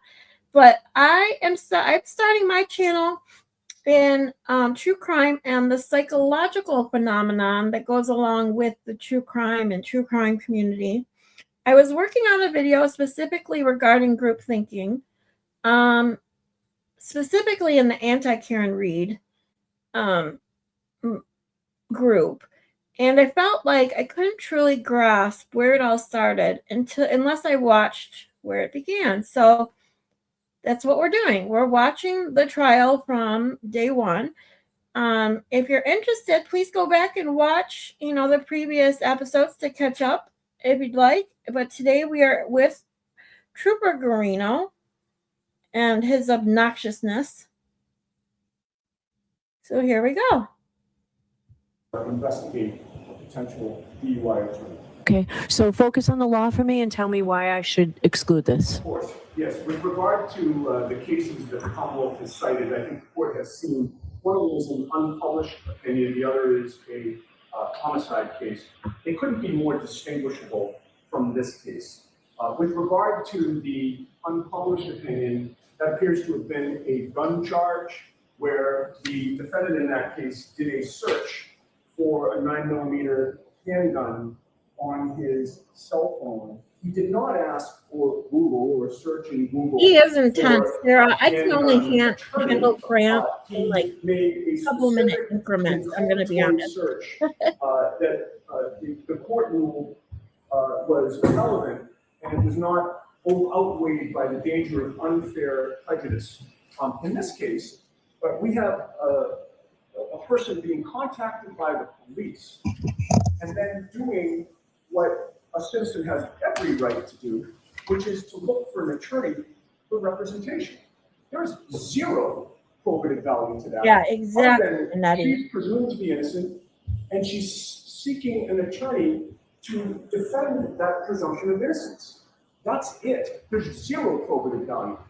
But there's I can't believe they're asking for this shit. I didn't know they did this. There are the little instruction that the Commonwealth has The provided. fact that she sought out an attorney, like how do you get any probative value out of that? Action in doing an internet search for an attorney indicates feelings of guilt by a defendant. I can't even believe that argument. So let's just focus on the No, law. I'm trying to, Your Honor. I'm All right. flabbergasted. So what I'm going to do then is I'm going to stop you. So on the balancing act that I have to do, I find that the probative value is outweighed by the prejudicial impact. All right. So I'm not going to allow it in, Mr. Lally, in your case in chief. Now, if you feel that through this witness or through any other witness, Mr. Lally, that it then is admissible, I just ask that you come to sidebar beforehand. Absolutely. Your Honor. Surprise. Okay. All right, let's bring Trooper Guarino back in, please.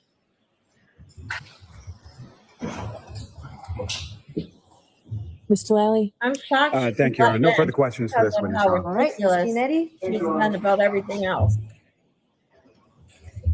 But even she had to realize how prejudiced that would have been. Mr. Lally, you left your material here.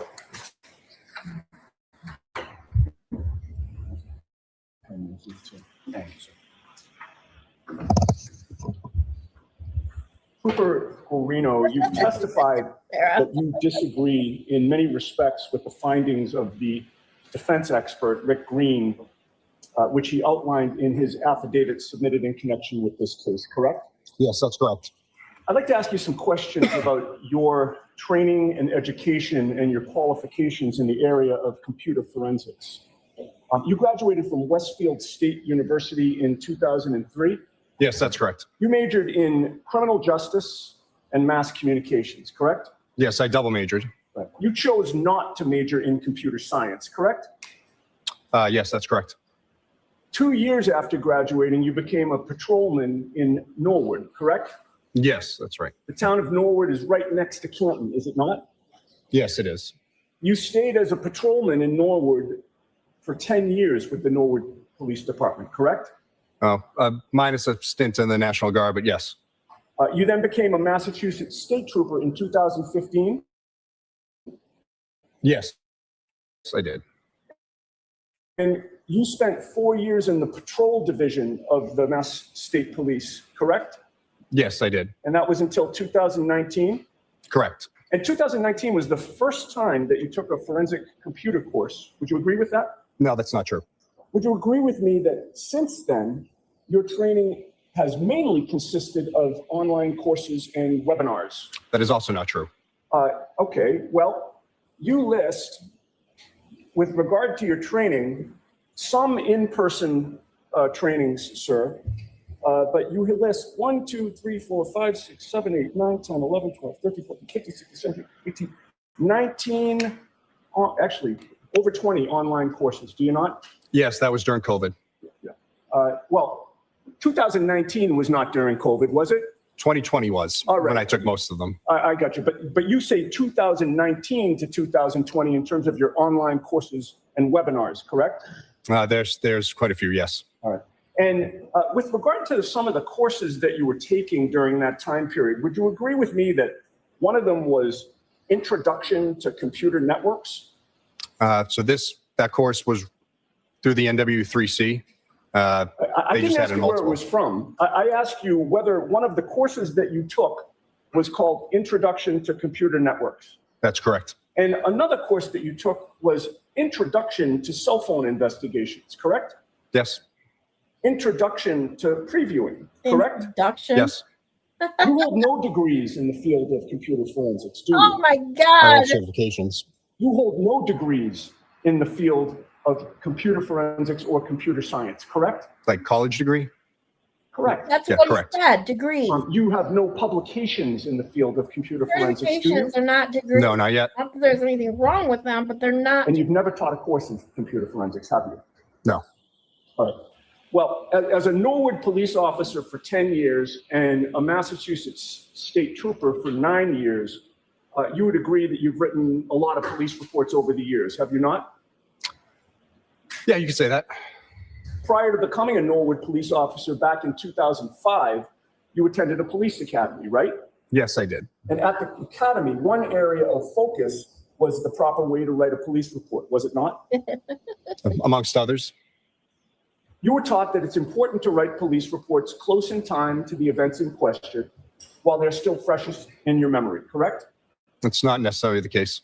Okay, so is it your testimony before this jury that it's knew what you meant, preferable to Katie, wait don't months worry. before you submit a police report on something that happened months ago, sir? Okay. Well, it depends on the Thank data you. that I'm I'll using. make sure CossyG gets it. If I can't get into a Hopefully he's phone, getting some good then yeah, I sleep have to right wait now, months. Getting rid of that headache.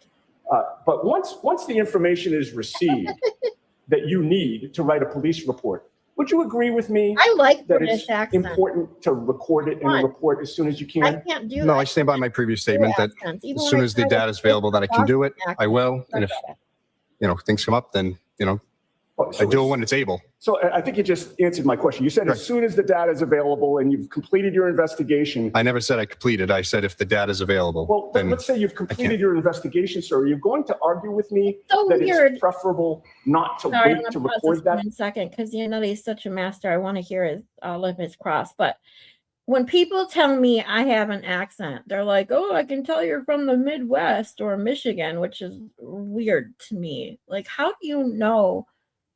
I don't know what it is that makes a Midwestern accent or a Michigan accent.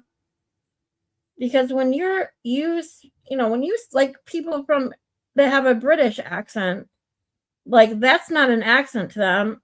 We have accents, but like when you're from Boston and to me they have a Boston accent, it's what is it specifically? Like when you say a Boston accent, you say you pronounce your R's weird.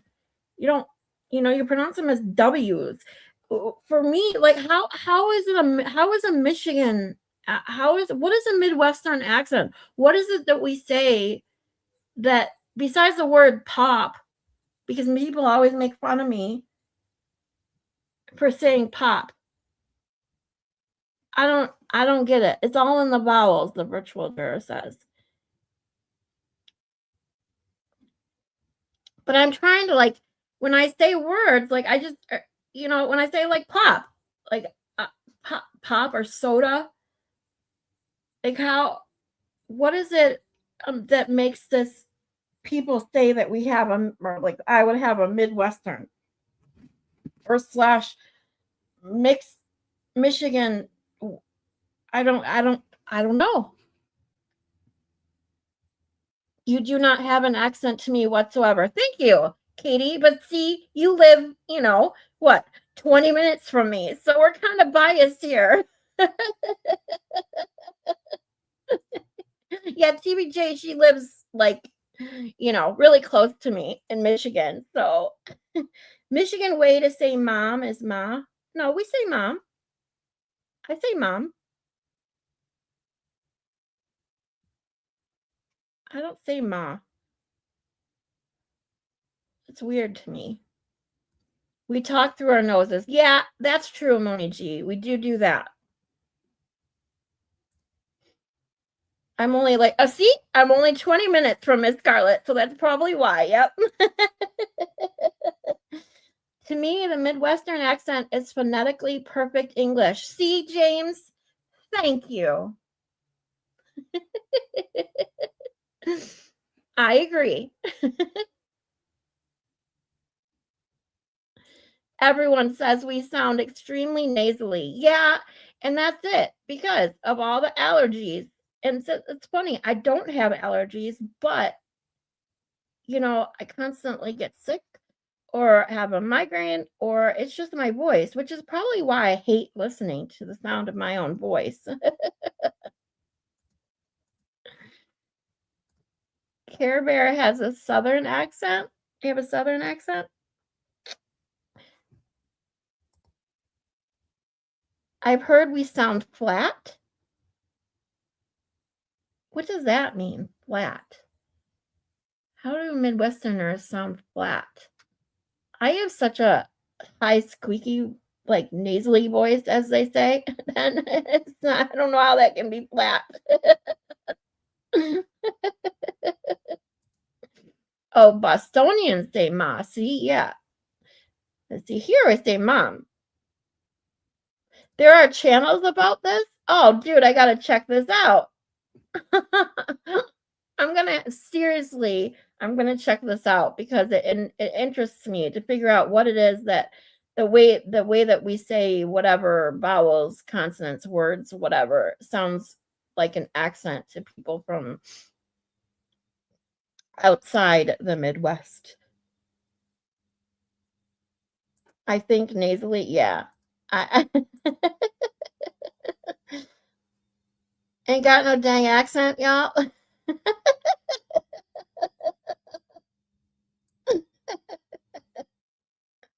Yeah, I like accents. I always wished I had one for the longest time. And I can't even pretend to have one. Even like you guys know how hard it is for me to even say, I can't even say it. Hot, hot, hot, hot. I have to like slow down to say it. Hot, hot, HAWT, hot. I can't do it. Oh, Danny says you have a southern accent. Now, Danny has a southern accent. As a non-American, I wouldn't be able to pick up where you are from with your accent. Yeah, see, that's the thing too. Like you same with me. Like you just know we're from the United States. I'm assuming because the same goes for here. Like when I hear a British accent, I couldn't possibly tell you where from, but yet British people can tell the difference between someone from I don't even know. Like, I can't even tell you what the differences are, but I hear people talk about fake accents all the time that they're trying to pretend one part of England or one part of Britain, Great Britain, and they're like, nope, that sounds like this part. And I'm like, how would I couldn't tell you.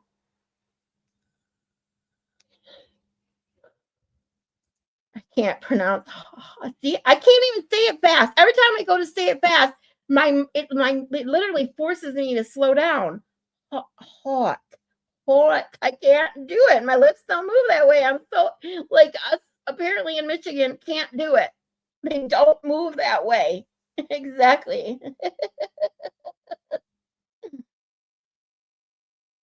What's a Cajun accent?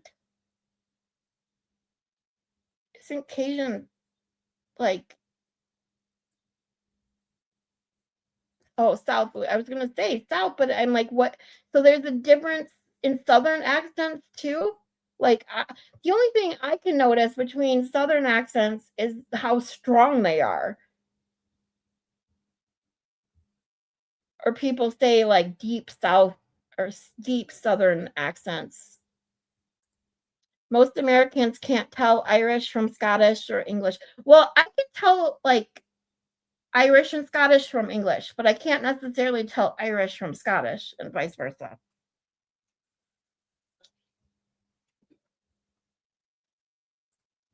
There are huge differences between accents in different areas of the UK. Yeah, definitely. I apparently know this because I hear people talk about it, but I can't necessarily hear it or pick it out.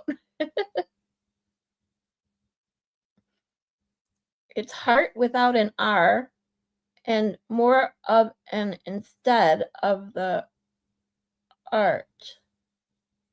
Okay. Heart. I can't do it. Oh, instead of the, okay. Oh, I can't do it. Like literally, it's like it just doesn't even register. Oh, there are differences between Southern accents. See, I'm clueless. We have very different accents. If you heard one after the other, you would be able to tell the difference. I've been told I sound weird. Think of Sean Bean's accent. Oh, mine is stronger than his. Yeah, I guess that's true too. Like if you heard them back to back to back, I'm sure you could definitely tell that there's some differences. But when you just occasionally hear people with British accents, you're kind of like, okay, it sounds pretty much the same.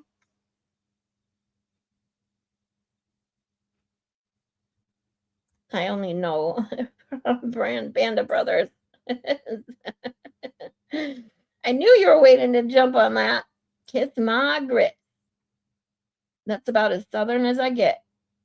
See, I can see it and I can hear it in my head. Like I can hear it in my head. But every time I go to say it, I can't. Hot, hot, hot. See, I want to say hot. Hot. Oh, hot. Oh. See, like hee haw, I have no problem saying. But once you want to add a T to it, hot, hot, hot. I can't. Hort.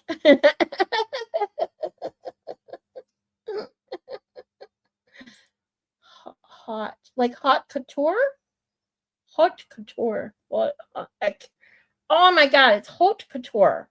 Haute couture. So hot. It's as soon as you put the ah sound, I can't do it.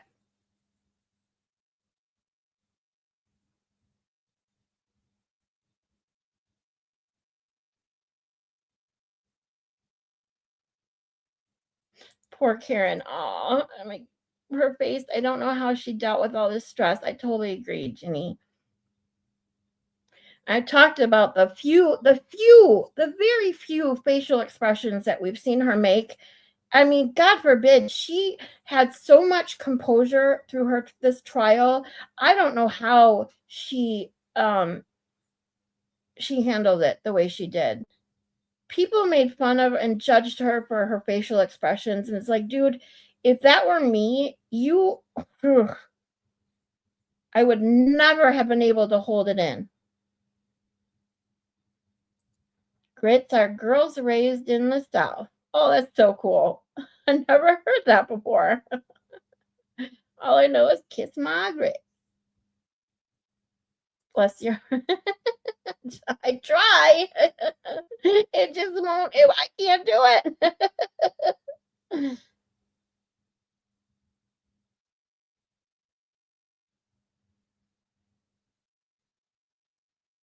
Yeah, Sarah, I said the same thing to Sarah. She changed. Who did you say? Morg changed your name, right?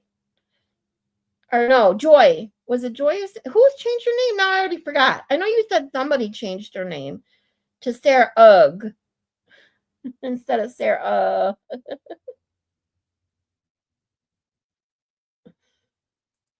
Yep. Agreed, Jeannie. All right, KDD. You go have some good supper. We'll see you in the chats. Oh, and lemonade. That's it.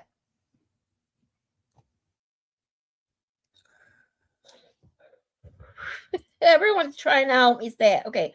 That's how I say it. Hot. Hot. I can't.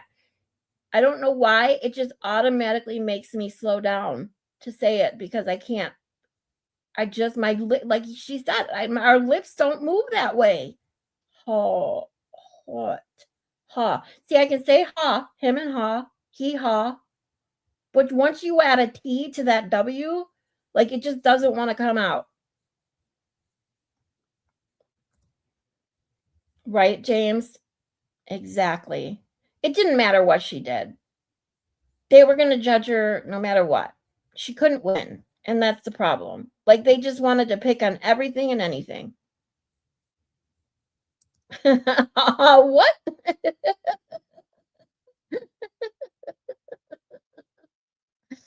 you please say bruh? I hate that word. My son used to say that word, drove me nuts. Bruh. Like, I'm sorry. It sounds, most guys say when they say that, it sounds like they're saying bra. Like, what? You want a bra? I'll go buy you a bra if you really want one. Oh, Moni G, you can say it? All right, well. I can't. No matter how hard I try, I can't do it. Nicola says, mine is stronger than his. We speak in dialect in my town, but I love that Sean Bean never changed his accent. That's why on Game of Thrones, they all have northern accents. Aha. I did. I really liked Game of Thrones. Except for the last season. I pretended it didn't exist.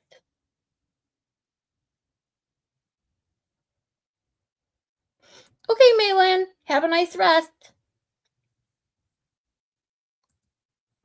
Your son says that too? I was like, stop calling me that. I'm your mom. Yeah, I'm your mama. When my son, I can't remember how old he was exactly when he said it for the first time to me, and I was like, what did you just say? I think it was like 14. Like, I just don't get that word, bruh. I'm not your bruh. I'm not anybody's bruh. I don't hold boobies up, okay? I have a bra that holds mine up, but I'm not one.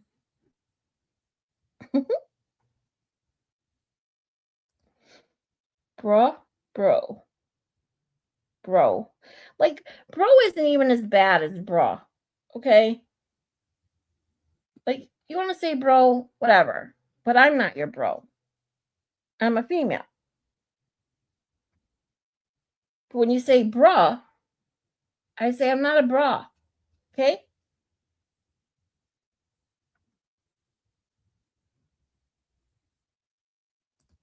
It's like saying guys or man. I get it, but it's just dumb. Bruh. It's so stupid. It sounds stupid. Bro is so boomer.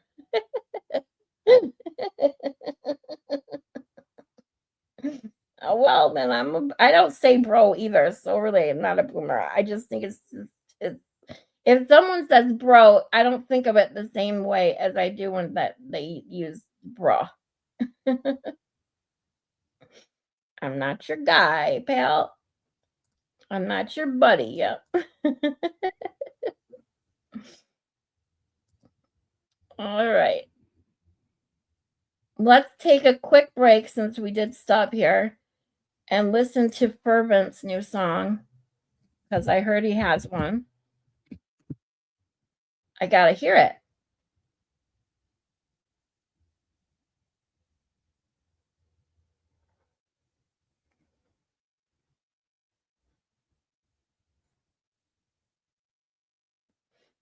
Ooh, Loophole Lawyer put out a new video this morning too. I gotta watch that one.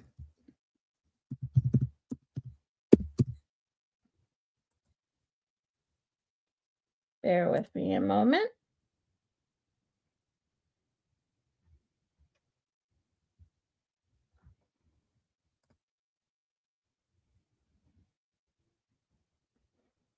What new song is it? Which one? What is it called, you guys?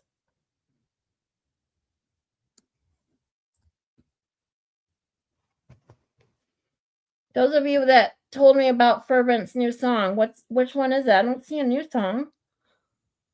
I see the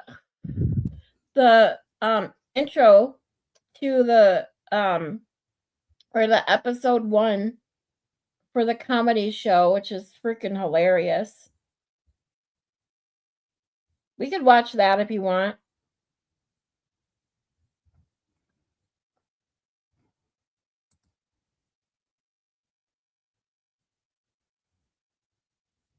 Yes, I was gonna say something, but I shouldn't. But yes, Guy Smiley. Yes, of course.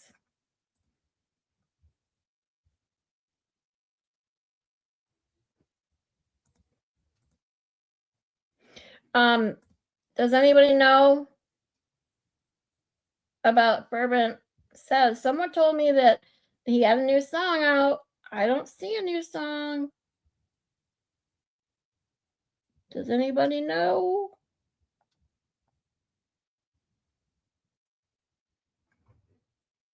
Well, while we're looking, let's watch the episode 1 because it's funny as hell.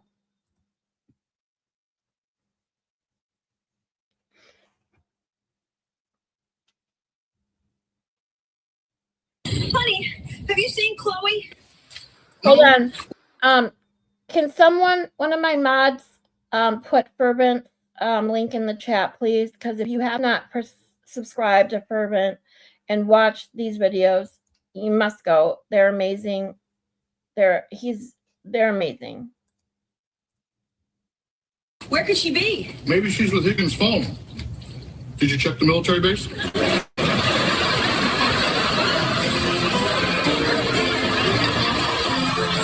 There ain't no party like a McAlberther party. There ain't no party like a McAlberther party. There ain't no party like a McAlberther party. There ain't no party like a McAlberther party. Now they're out here calling us the House Defendants. How the hell do we even contest this? Guess Karen really, really, really wants her vengeance. Oh shit, now we're known as the House Defendants. House Defendants. We the House Defendants. We the House Defendants. It's not pleasant. It's not pleasant to be a House Defendant.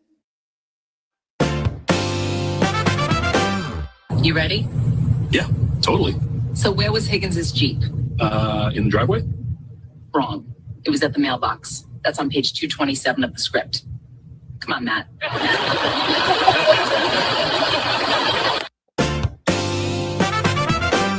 Hey, Mr. Higgins, here to dump more phones? Nope, just cutting through.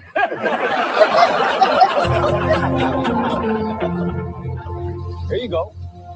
Thanks, Mr. Higgins.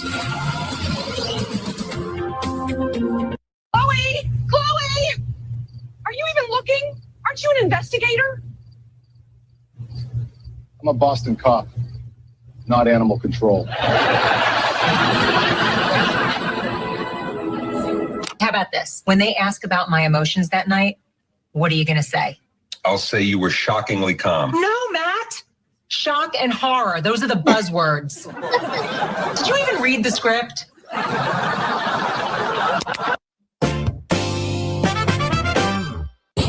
Hey, you're cute. And you double trouble. Want to get out of here? What do you want? To hang out, Netflix and chill? You want to watch Netflix with me? Never mind. She'll be back. I need to do something to get her off my mind. Want to go upstairs? Careful. Last time we did that, I butt dialed Higgins. When they ask about the guy, what are you going to say? Easy. The guy never came in the house. You forgot the punchline. It's not a story, it's a fact. We'll both say that exact line. Nobody will think it's suspicious. Yes.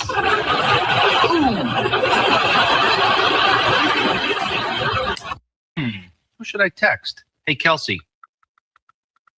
I heard your boyfriend kind of sucks. If you're looking for a decorated dude, text me back. You are so smooth. It's all AI. How did it go? Oh, terrible. They have all our texts. Like, all of them. We're so screwed. Well, good luck, honey. Honey!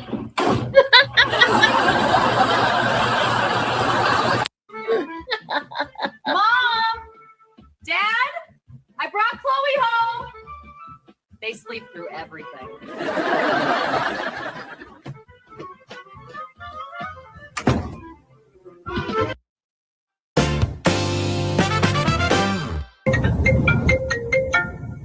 Hello?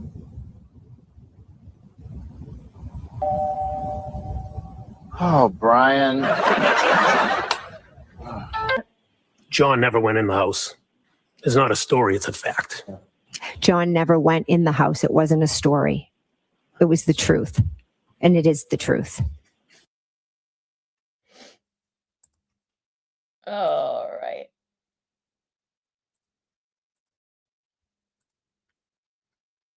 Hope you guys enjoyed that. It's freaking hilarious.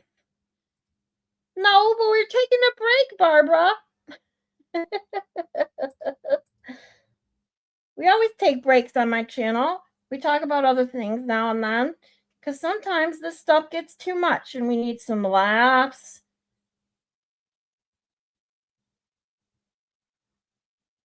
And just talk about whatever, comes on people's minds. That's what I like about it here. They had a premiere this morning. Yeah, I did see that, the part 2. I definitely have to watch that. I haven't watched it yet, but I think I've seen every one of their videos. And the music videos are amazing. I watch them all the time.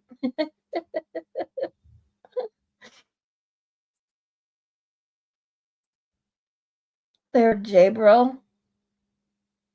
Who's Jabril?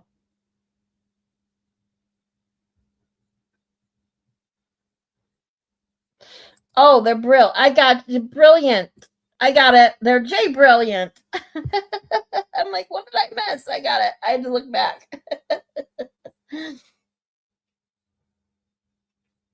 Yep.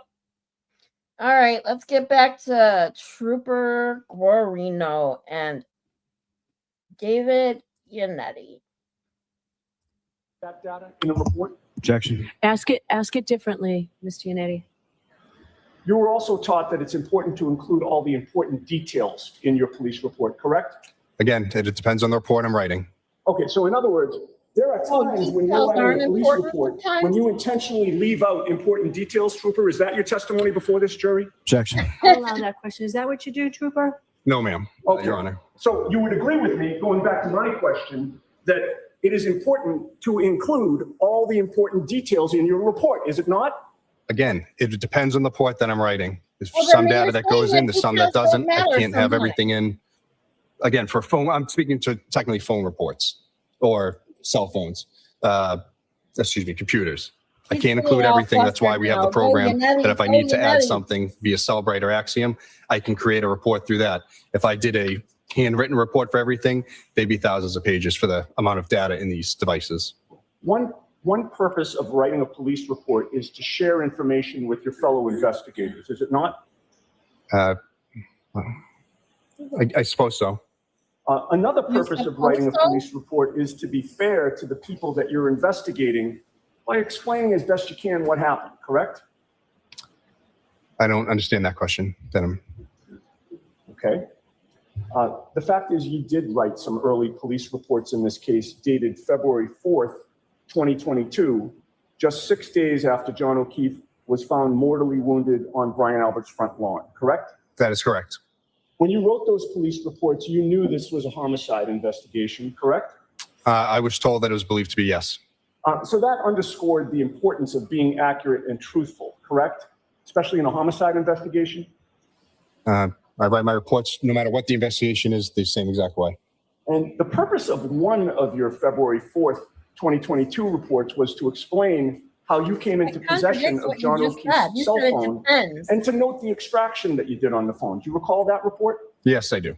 And before writing that particular report, you spoke with Trooper Michael Proctor, did you not? I received the phone from him, but I'm sorry? I received the phone from him originally, yes. And when you received the phone, the two of you did not remain mute, right? The two of you chatted? I don't remember the exact conversation. But there was a conversation, correct? I'm sure there was. And you recorded what Michael Proctor told you about that cell phone in your February 4th, 2022 report, did you not? No, I didn't. Michael Proctor told you that on Saturday, January 29th of 2022, he and Sergeant Buchanan had responded to 34 Fairview Road in Canton. Did he not? Objection. I'll allow that. No, he didn't. Well, you wrote in your very first sentence in that report the following, quote, on Saturday, January 29th, 2022, Trooper Michael Proctor and Sergeant Yuri Buchanan of the Norfolk County District Attorney's Office responded to the unattended death of John O'Keefe at 34 Fairview Road in Canton. Those were your words, were they not? All right, so the objection sustained. You can ask it differently. Did Michael Proctor tell you that he had received or retrieved John O'Keefe's cell phone from 34 Fairview Road in Canton? Objection. I'm going to allow that. Oh my God. No, Lally. I didn't know where it was retrieved from. You didn't know where it was retrieved from? Correct. All right. But you did include in your report that while Proctor and Buchanan were on scene, they retrieved the cell phone of John O'Keefe, correct? At some point during the day, they did. I don't know where from. So there's multiple. Yeah, I'm asking about your report, Trooper. You know I'm questioning you about your report. No, I understand. I'm explaining. I don't know what scene it's from. You don't get to explain, sir, most respectfully, until Mr. Lally questions you. Objection. Okay, so no comments. I think to speed things along, do you have your report with you? I do, Your Honor. I think it'll make it easier, Oh, Ms. can you read Giannetti. the first two lines? Let him grab it.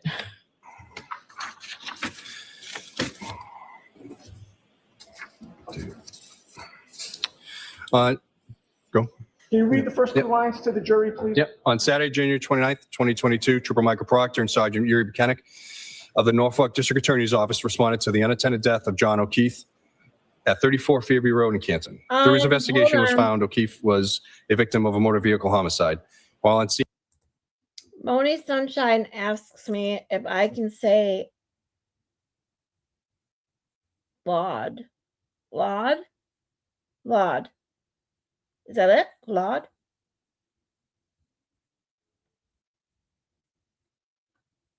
Laud.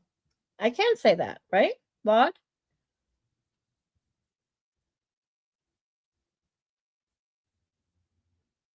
But see, that's not really that different because laud, like Lawed, laud, and I don't even know if that's a word, but it still would fall in the line of saying laud. I can't say Norfolk like that. It's not possible. See, but you guys get it then. There are certain things like for whatever purpose or whatever reason, your mouth just doesn't form. You can't form that shape that causes that sound quick enough to say it like that. I don't know. I can say laud.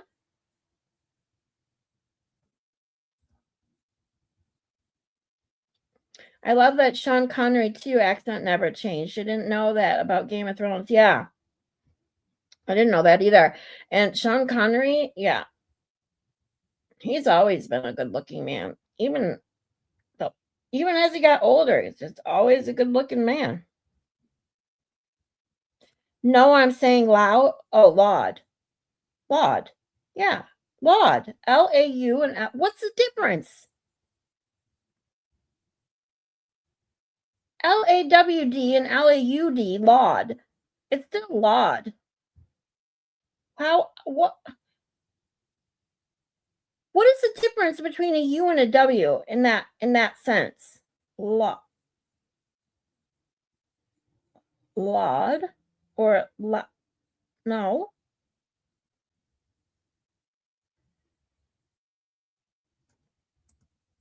Yeah, instead of saying Lord, laud. I get it. I totally get it. I can say it. I just can't say see? As soon as I go to say it, everything slows down. Hot. I can't do it. Norfolk, Virginia, it comes out Norfolk. Yeah, it sounds different in the Boston accent. I got you guys. I don't know. I'm going to have to listen to accents. I'm going to have to go research whoever said their channel is all about accents and stuff. I'm definitely going to check it out. Oh, more like Norfolk. Gotcha. Trooper Proctor secured O'Keefe's phone and brought it to the Norfolk DA's office for forensic analysis. Okay. So you agree with me that you included that clause. While on scene, they secured his phone. Did you not? I did write that. Okay. And that was back on February 4th of 2022, correct? Yes, it was. Within 6 days of John O'Keefe being found mortally wounded on Albert's lawn, correct? Yes, sir. And at that time, you knew that the crime scene was 34 Fairview Road, correct? No. Yet you put in your report while on scene, did you not? Yes, I don't know what scene they recovered from. I know they went multiple places on the 29th. They didn't get back to me till 7:30 that night almost, when I first got the phone. Well, you'd agree with me that the Canton Police Department wasn't the crime scene, correct? I never said crime scene in my report. I wrote scene. Okay. Well, Canton Police Department was not the scene of any crime, was it? I don't know. I don't believe so. You don't know if You the don't Canton Police know? Department Did was he the just scene of admit a that? crime. I don't think it was. You don't think it was? Okay. He just admitted. Now, oh my God, you guys, this is the first and only time I think I've ever heard any of the cops say anything to even this extent. I don't know if the Canton Police Department was the scene of a crime. Scene of a crime. Canton Police Department was not the scene of any crime, was it? I don't know. Oh, the I don't believe police so. department. I'm sorry, I misunderstood that. Hold on, I Department, got it wrong. what- Crime scene in my report. I wrote scene. Okay. Well, Canton Police Department was not the scene of any crime, was it? I don't know. I don't believe so. You don't know? You don't know if Okay, the that's Canton even Police worse. Department was the scene of a crime. That's even worse. If he says he doesn't know that the PD was the scene of a crime, like that makes me go back to Higgy being there. Is he saying that because he doesn't know if Higgins, committed a crime at the PD?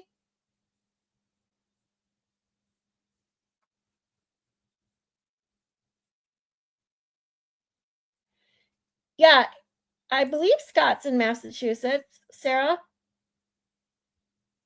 You just wanted me to say it again? Well, you got me to do it a couple times.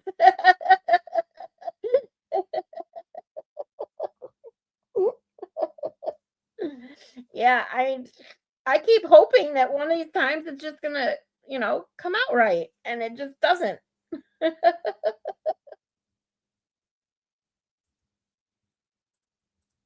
I don't think it was. You don't think it was? Okay. Now, in that report, you were trying to establish the chain of custody of that phone, right? Because I know that. you described where it was found, where it was taken, and who had possession of it, correct? I never said where it was taken. I said the phone was recovered on scene by Trooper Proctor. Again, I don't know where it was recovered from. I did find out later it was at Canton PD. Well, hold on a second. We're focusing on your report. I know, I'm reading it. As opposed to details you want to fill in now, okay? Okay. With regard to, you just testified that you never said where it was taken, yet previously you said it was taken to you, was it not? No, I said recovered from the scene location. Did Trooper Proctor take my the phone God. to you and Yes. hand it to you? Yes, he did. Okay, so it was taken to you, correct? That is correct. All right. So you described in your report where it was found because you said while on scene, correct? Correct. And where it was taken to you, correct? Yes, sir. And who had possession of it, which was initially Trooper Proctor in terms of your observations, and then you, correct? That is who brought me the phone to the DA's office, yes. And you would agree with me that chain of custody of a piece of evidence is an important detail in any criminal investigation, isn't it? Yes. Oh. Would you agree with I'm me the only one that didn't dance around that answer. someone reading your report or listening to it as the jury listened today would understand you to be saying that Michael Proctor seized John O'Keefe's cell phone at 34 Road in Canton? Objection. All right. I'd like to ask you some questions about the extraction that you discuss in that same February 4th, 2022 report, the very same report. In that report, after you name the tools that you use to extract data from the phone, you indicated that a copy of that cell phone extraction was placed on a state police server, or was it a DA's office server? DA's office server. Okay, on a server so that it could be accessed there, correct? That is correct. But that extraction you placed on the server did not include all the potential data on John O'Keefe's phone, did it? How do you mean? Well, didn't you indicate in your report that the extraction was not inclusive of all potential data contained within the device? No, that's not true. Well, the extraction that you did contained communications, iOS messages, phone calls, social media communications between John O'Keefe and Karen Reed, correct? Yes, that's correct. And it contained communications between John O'Keefe and Jennifer McCabe? Yes, that's true. It contained communications between John O'Keefe and Kerry Roberts? I can't recall. All right. But it did not include any communications between John O'Keefe and Julie Albert, did it? Again, I can't recall. And again, I'm talking about that initial extraction. That initial one didn't include any communications between John O'Keefe and Chris Albert, did it? I only created one extraction of John O'Keefe's phone. That extraction report also did not include any location data, did it? No, it did. You didn't note any location data in that initial report, did you? In the February 4th report? Correct. I didn't go through the data at that point. All right. This is just my extraction report saying that I got the phone, it was extracted and placed onto the server. And then I wrote, this report is not inclusive of all potential evidence, potential data contained within this evidence. When was the first time that you reported on location data in this case? I don't remember. Wasn't until April of 2023, correct? Oh, there was a reason for that. Well, I didn't ask you if there was a reason for it, sir. You understood my question, didn't you? That's correct. My first report regarding was in January. We're talking about John O'Keefe's phone now. Funny? Yeah. Why do so many You of did these not report witnesses on the crap? location data on Not John O'Keefe's funny. phone until April of 2023, correct? I didn't look at the extraction initially. And you also did not report on any Apple Health data until I've the smelled spring of ground. Does that 2023, count? correct? Again, I didn't look at the phone extraction. Trooper Proctor would have looked at it. I would have loaded it and given it to him. Hot. Okay, so Trooper Proctor had access to the phone first, and then you took care of it, correct? He had access to the extraction that I would load onto Cellbrite for him to look at, where you can't change the data. That is correct. Okay. And you would agree with me that you didn't address John O'Keefe's health or location data in any formal report until that April 23 report, correct? That is correct. I never went through it. Right, and you submitted your report in April of 2023 after you became aware of an affidavit filed by the defense expert, Rick Green, in which Mr. Green extracted and analyzed John O'Keefe's location data and his movements according to Apple Health data. Isn't that correct? Yes, that is correct. Before Rick Green submitted that affidavit, no member of the state police homicide investigation team, including you, had ever looked at or at least reported on the location data for anyone present at 34 Fairview, correct?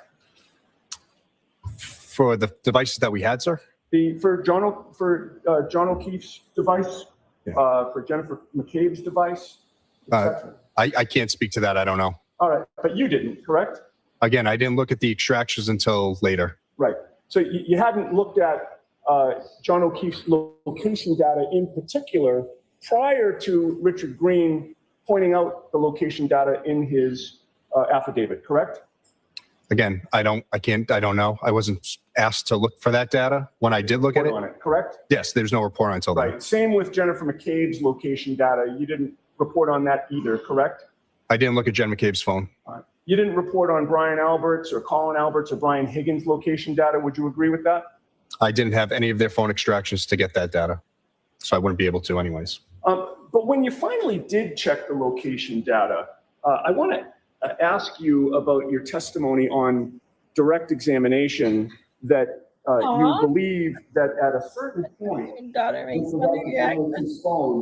the accuracy of the GPS points. Yeah, we just was had a within whole 3 feet. conversation Remember that about testimony? accents. Yes, sir. All right. Can you show me where in any of your reports you specify that the GPS points are accurate within 3 feet? I don't know. I don't have it in front of me. In my reports or the Your reports. Axiom report? Yeah, no, any reports that you have in front of you or any that you reviewed, where is that? What do you, that I wrote? Is it in writing anywhere, sir? Yes, I wrote in my report that we believe we were within 3 feet of the latitude and longitude points that were mapped in Sartopo when we went to Which report is scene. that? That is the second report that I did, sir. The May of 2023 report? May 9th, 2023. All right. Now, let me just have a moment. Yep. It's page.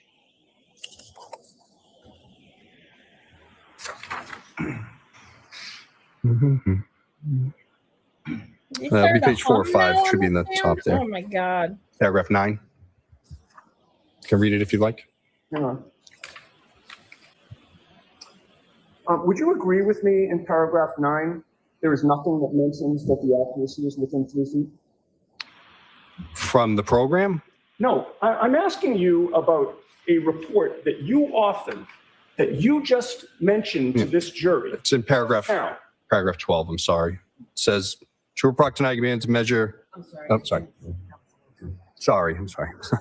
I wrote, Trooper Proctor and I began measuring the approximate I'm location. not asking you to read it. Okay. You're mentioning paragraph 12 and Yes, sir. you're talking about one particular spot in that, correct? Yes, that is the spot that we pointed on our Now, with location. regard to John O'Keefe's phone, would you agree with me that it's important to properly handle and secure a cell phone that is seized in connection with a homicide investigation?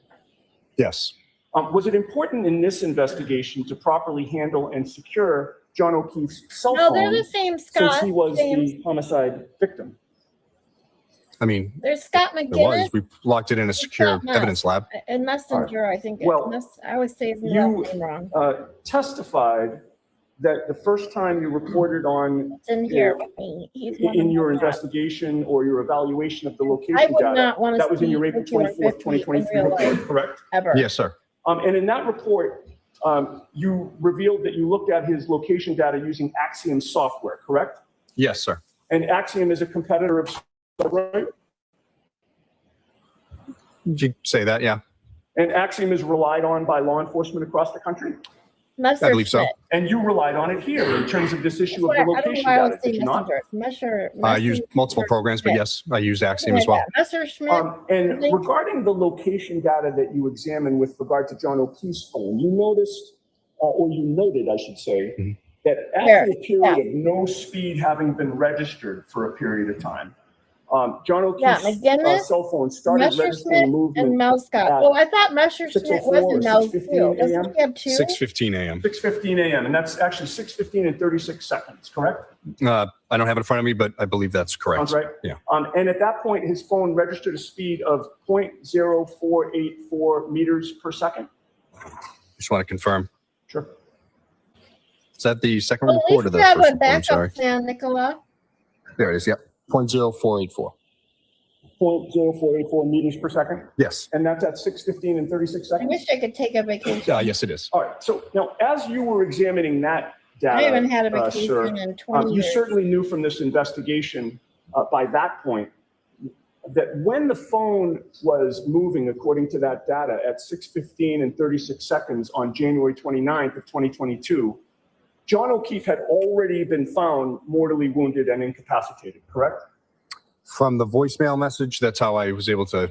I don't know the exact time frames that he was found and transported, but I know 6:08 from Miss Reed's voicemail that the 911 call is made, and they're on scene. I think we're talking over each other here, because what I'm asking is, you knew that by 6:15 and 30 seconds in the morning on January 29th, I always knew she was John in O'Keefe reason. Yeah. had already been incapacitated and mortally Yeah, I wounded. remember you That's telling what me that about the Oh, yes, license that's plate. sorry. She's I so- misunderstood. So you knew from your investigation that meant it could not have been John O'Keefe moving with his phone at 6:15 and 36 seconds, correct? That is correct. It had to be somebody else, correct? Yes. Would you agree with me that once investigators took possession of John O'Keefe's phone, any movement of his phone after that would not help in your homicide investigation, would it? I don't understand. So in other words, John O'Keefe's been incapacitated. Yes. Somebody from law enforcement seizes his phone. Would it help your investigation or the investigation of the Norfolk Detectives Unit to track and record location data on that phone after 6:15 a.m.? Well, it's there. I did look at it. It goes to Canton PD and then later comes to the I office. asked. I didn't ask if it's there. I know it's there. I'm asking you, does that help you in your investigation of a potential, of a homicide, to track the phone and have that location data recorded on the phone after John O'Keefe could not have been the one moving with it? No, not necessarily. How? In fact, if the phone is manipulated in some way after investigators take possession of it, that could potentially harm an investigation, couldn't it? Objection. Well, to preserve the integrity of the data on the phone as it existed before the police took custody of the phone, there is a way to stop the phone from recording location data, again, after the police take custody of the phone, isn't there? Yes, if you can, place it into airplane mode. Yes, yeah. You mentioned on direct examination that it could be accomplished by putting the phone into airplane mode, correct? That is correct, sir. But when that phone was seized, no investigator put the plane into airplane mode that early morning because you know that location data was found on that phone, correct? I don't know when it was placed in airplane mode, But you know it wasn't by 6:15 a.m. that is correct. Yeah. And there's also another way to prevent any signal from entering or exiting the phone. You'd agree with that? Yes, there is. During your direct examination, you mentioned the concept of a Faraday bag. That is correct, sir. A Faraday bag has special fabric that blocks electromagnetic signals entirely, does it not? Yes, sir. So putting the phone into a Faraday bag would be another way to stop the phone from recording location data while the phone's in police custody, Thanks for correct? joining us. Yes, sir. And you'd agree with me that during that early morning hours, as of 6:15 a.m. and thereafter, no investigator in this case put that phone into a Faraday bag on January 29th, correct? Not to my knowledge. In fact, after John O'Keefe's cell phone started registering movement at 6:15 and 36 seconds in the morning on January 29th, it continued to record location data the rest of the morning until 11:56 and 1 second a.m. on January 29th, correct? I don't know the exact end time, but I know it does have GPS data points throughout the day.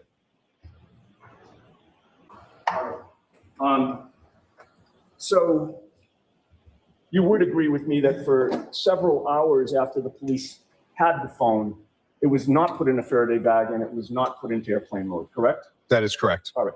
Now, with regard to the voicemails that you've previously testified to and that the jury has heard and they've been introduced into evidence,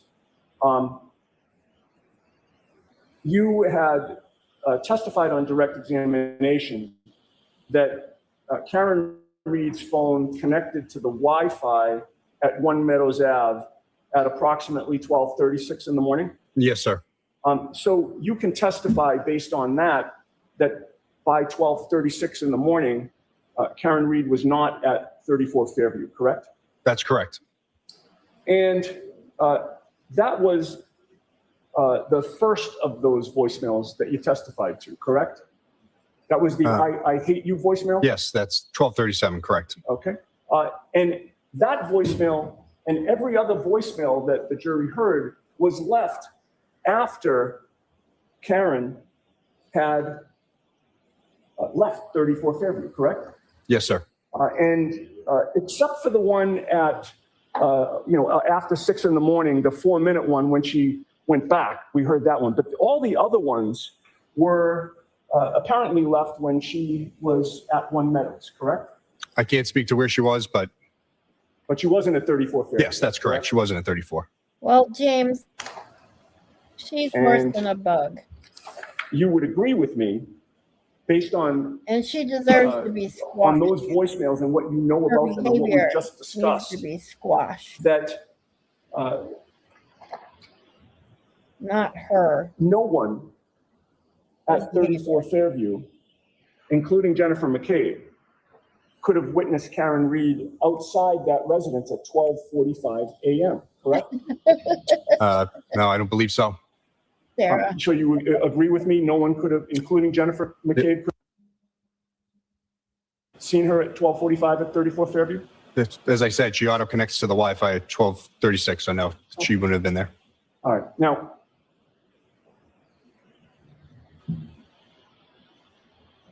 we've talked about the findings of, or the fact that you reviewed the findings of You saw Rick Green by reading the affidavit that he submitted, correct? Yes, sir. And you learned in that affidavit that Rick Green was able to track not only when John O'Keefe arrived at 34 Fairview, but also the route that he and Ms. Reed took to get there on January 29th, correct? I don't recall his report fully, but you learned that he was able to accomplish that by examining the data from the app Waze that you spoke of, correct? yes, I did find that myself. All right. And Waze is spelled Eddie's the W-A-Z-E, man. correct? Yes. All right. And you've previously testified it's a commonly used app for driving directions and navigation. Yes, sir. And regarding your analysis of the phone, you learned that there was Apple Health data from John O'Keefe's phone on January 29th of 2022, correct? That is correct. And Apple Health data can reveal a number of steps that a person has taken during a given time period, as well as whether that person is going up or downstairs, correct? Yes.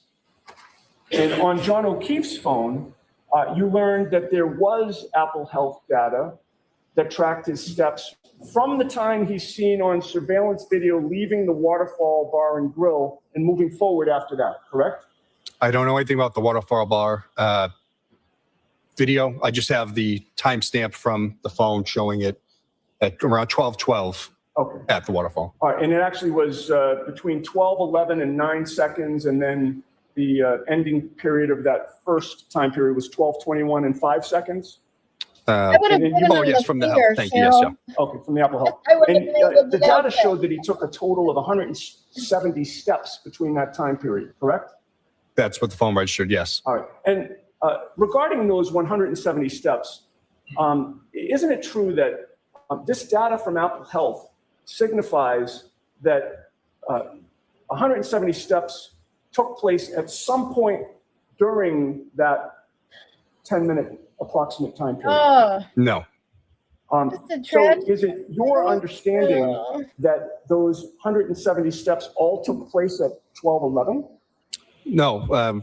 Again, like I said, the phone is a high-tech pedometer. It doesn't mean that steps were taken. It means the phone was manipulated in a way that it believed it was moving and taking steps. Oh, I see your objection. Okay, so Sorry. yeah, let's assume there were steps for the purpose of this discussion. Yeah. Okay, and they could have been steps, correct? They could have been, yes, but All right, so let's no way to prove let's it. assume that for now. Okay. Assuming there were 170 steps taken, that could have meant that John O'Keefe took 170 steps beginning at 12:11 within that time period, correct? It's saying again, the time frame that it gave me is 12:11 to 12:21. Right, yeah, so in other words, he could have started walking at 12:11, correct? Yes. All right, but he also could have taken that 170 steps closer in time to 12:21, correct? Well, at that point, he's in the car. I'm not asking about where he was. Could not have your been, testimony. no.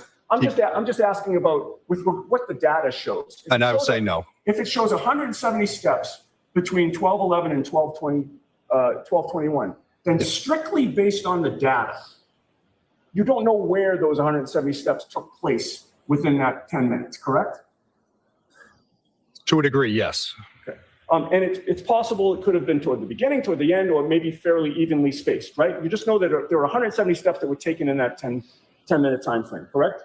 Again, that's assuming that they are steps. Right. And again, I'm asking you from the data itself. Again, the phone says it's steps, doesn't mean they are. All right. Well, the Apple Health data also showed a total of 80 steps between 12:21 and 12:24. Correct.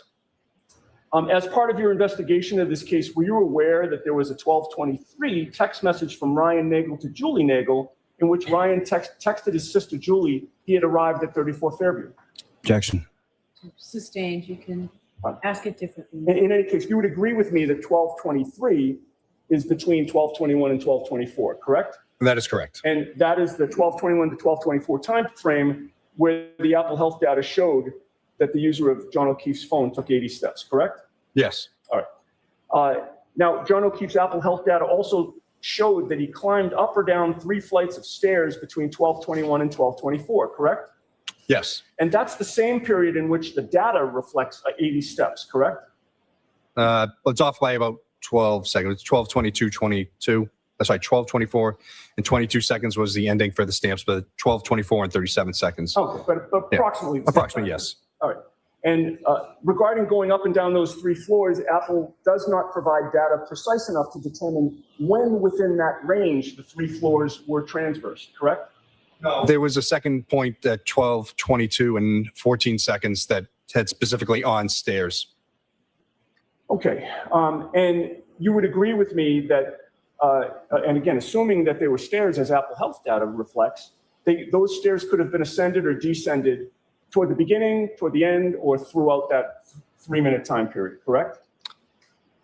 In this case, no, because there's a set point that's in the Cellbrite report that shows it's 12:22 and 14 seconds. All right. Finally, his Apple Health data also showed a total of 36 steps between 12:31:56 and 12:32:16, correct? Yes, that is correct. All right. So I would like to direct your attention to your May 9th, 2023 report, which was the second report that you wrote that we've already referenced. Yes, sir. Specifically paragraph 15. Okay. You wrote that O'Keefe's health data in Celebrite shows him ascending, descending 3 flights of stairs at 12:22 and 14 seconds. Did I read that accurately? Yes, sir. And the native locations in Celebrite and the cached locations in Axiom both show O'Keefe's phone location by the intersection of Oakdale Road and Pinecone Road, which is in front of 36 Oakdale, and which is approximately a little over a half mile from 34 Fairview. Did I read that essentially correct? Yes, sir. All right. Do you stand by the statement that he ascended and descended 3 flights of stairs precisely at 12:22 and 14 seconds? I'm going by what Cellbrite has given me from that time point, and that's what I used. Isn't it true that what the Apple Health data actually state is that John O'Keefe's phone went up and down 3 flights of stairs sometime within the time period that began at 12:22:14 and ended at 12:24:37?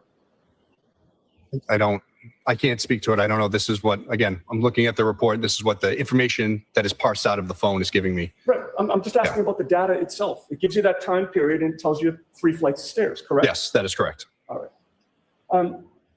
So, assuming that those 3 flights of stairs were ascended or descended closer in time to 12:22:14, which was within that time period, Get back. that would still give him time to arrive at 34 Fairview within a couple minutes later, Hold on, would let it me not? pause this for 1 second. I'm sorry, the time. We got, let's see. Hold on, sorry guys. We have about just under an hour left of Guarino's testimony. So I want to get through all of his today, and then tomorrow we'll be getting into the Dr. Scortibello. So I'll be streaming for a little longer today just to get through Guarino's testimony. I'm going to take this paused moment real quick. If anybody would like to support the channel right now, I am not monetized through YouTube. However, I do have PayPal, which is the best way at this point to support me. I have a QR code in the top right corner. My links for PayPal, Chime, and Buy Me a Coffee are in the bio. My description, as well as my links for Buy Me a Coffee and PayPal, are in the ticker scrolling at the bottom. I want to appreciate you guys so much for you all being here, watching this trial with me, having fun during the days, and just enjoying, hanging out in the chat with me. Now, those of you that have been following me know that I'm kind of going through some things in life right now I don't want to get into. A friend of mine did make me a Gibson Go. I hate even saying it because there's so many fundraisers and Gibson Goes out there, especially ones like 5150 that are absolutely ridiculous. But my friend made the point that if she has one, I can have one. And hopefully my reasoning for having having one is a little better than hers. Let's just put it that way. If you'd like to learn a little bit more, please read the Gibson Go description, and please share it with anyone that you think may be able to help. Share it or help support. Long story short, it's going to help me with some rent bills, medical bills, again, most important, and it's going to help me get my YouTube up and going a little bit better so that I can get back to being completely independent and less, worried about my medical situation. I appreciate you guys so much. I got donations today from CossyG. I want to shout out to Cosy, love you, and Hippie Chick, love you too. And I love you all just for being here. Thank you guys. Let's keep going with Guarino. Yeah, so we have a time period that you've agreed with, which is 12/24/14, ending at 12/24/37, right? A little over a couple of minutes, like 2 minutes and 23 seconds. Yeah, about that. All right. I'm curious about Dr. Lapasada. 3 flights of stairs. Dr. Lapasada, we actually went through some of her testimony from trial 2, just because we all love her testimony so much. We did not finish it. I don't even know if she testifies in trial 1. Bear with me a moment. Let's find out. But we are going to finish trial 1, and then we are getting into trial 2 because I want to go over it trial 2 again to help me with my psych videos again regarding the anti-Karen Reed crowd, group thinking, authority, conformity, all those things that truly interest me about those people, because unfortunately those people don't interest me. It's why they are in the group that they are in that interests me. So let's see. We got Scorty Bello coming up. Lucky. So after Scorty Bello, tomorrow will be Lucky Lochran. And we got Dr. Russell, Richard Green, Dr. Sheridan. Who is Dr. Sheridan? Why do I not know that name? We got Dr. Wolf from ARCA and Dr. Rentschler from ARCA. And then closing arguments. So we're getting there. Woohoo! We're almost done with trial 1. So what we're going to do, my plan is after trial 1, we are going to watch the interview of Lally. And then if you guys are interested, we can surely just, if for trial 2, we definitely don't have to watch the entire trial. That's not necessarily what I want to do myself. I mean, if you guys want to, we totally can. But my interest is more in revisiting things like Dr. Lapasada and ARCA and watching the very important parts. But again, trial 2 is a lot less full of ridiculousness like trial 1. I mean, a lot of these witnesses, let's say, are irrelevant.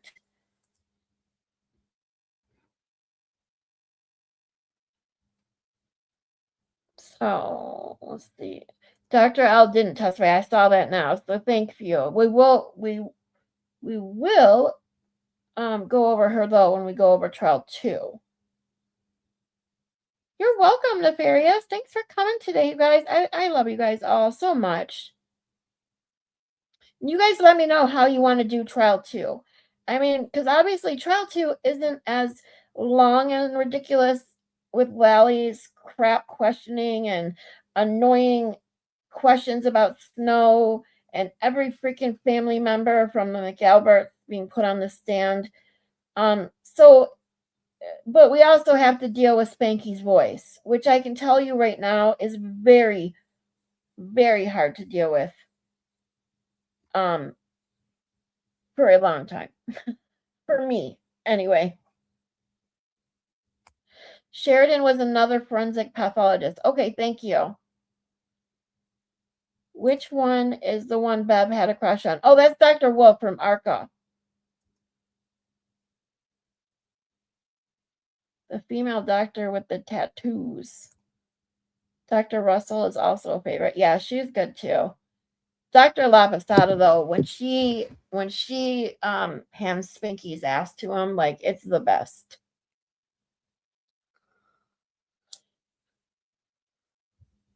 Who let them out of Jumanji? Sarah. Yeah, Bev was crushing on Dr. Wu. Yeah, less BS witnesses in trial too, definitely.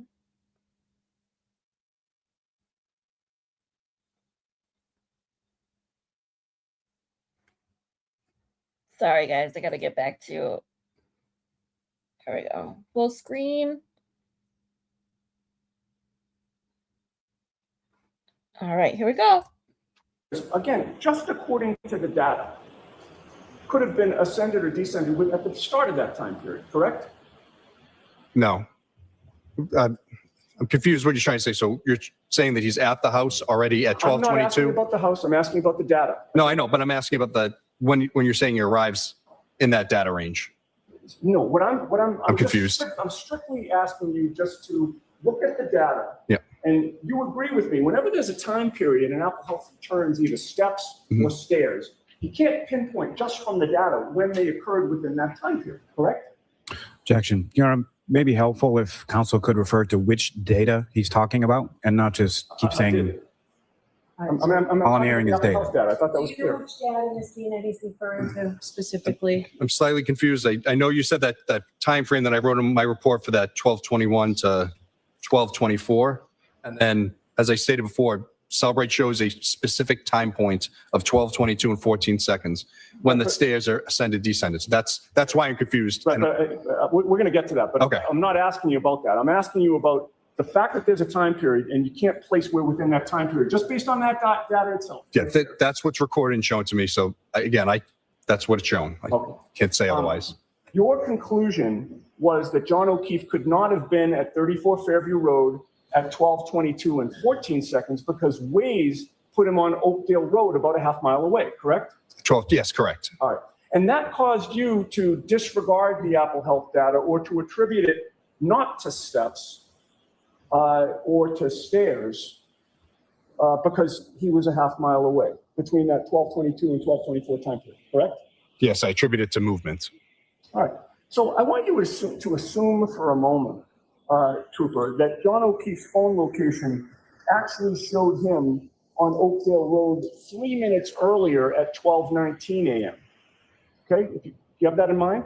You okay? All right. With that assumption, would you agree with me that the Apple Health data about him taking 80 steps and climbing up or down 3 floors at 34 Fairview Road would make more sense? Objection. Sustained. May we approach Your Honor? Sure. Oh, come on.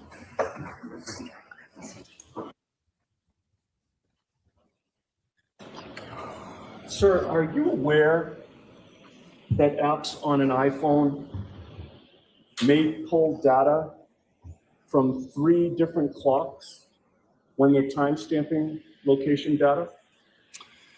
You mean like Mac absolute time or Apple I'm Coca-Cola asking time? you. Are you aware? Multiple timestamps that are in an iPhone, correct? But that's not my question. My question was, are you aware that an app on an iPhone may pull data by choosing from 3 different clocks when it timestamps location data? Yes. What are those 3 separate clocks? Depends on the program. It could be the Mac absolute time. It could be the Unix epoch time. And sorry, there's like 2 others. I don't remember them all off the top of my head. With regard to John O'Keefe's actual iPhone, did you research what clocks were available for apps to pull data from? No, I didn't. Are you aware that those 3 clocks can vary in time? Yes. Sometimes for a matter of seconds. What do you mean? So In other words, the three clocks could be seconds apart, correct? I would have to see the data. All right. And you would agree with me that sometimes the clocks could be off by 3 minutes, correct? No, again, I would have to see the data. May I approach? Yes. Mr. Lally, did you get a chance to look at that?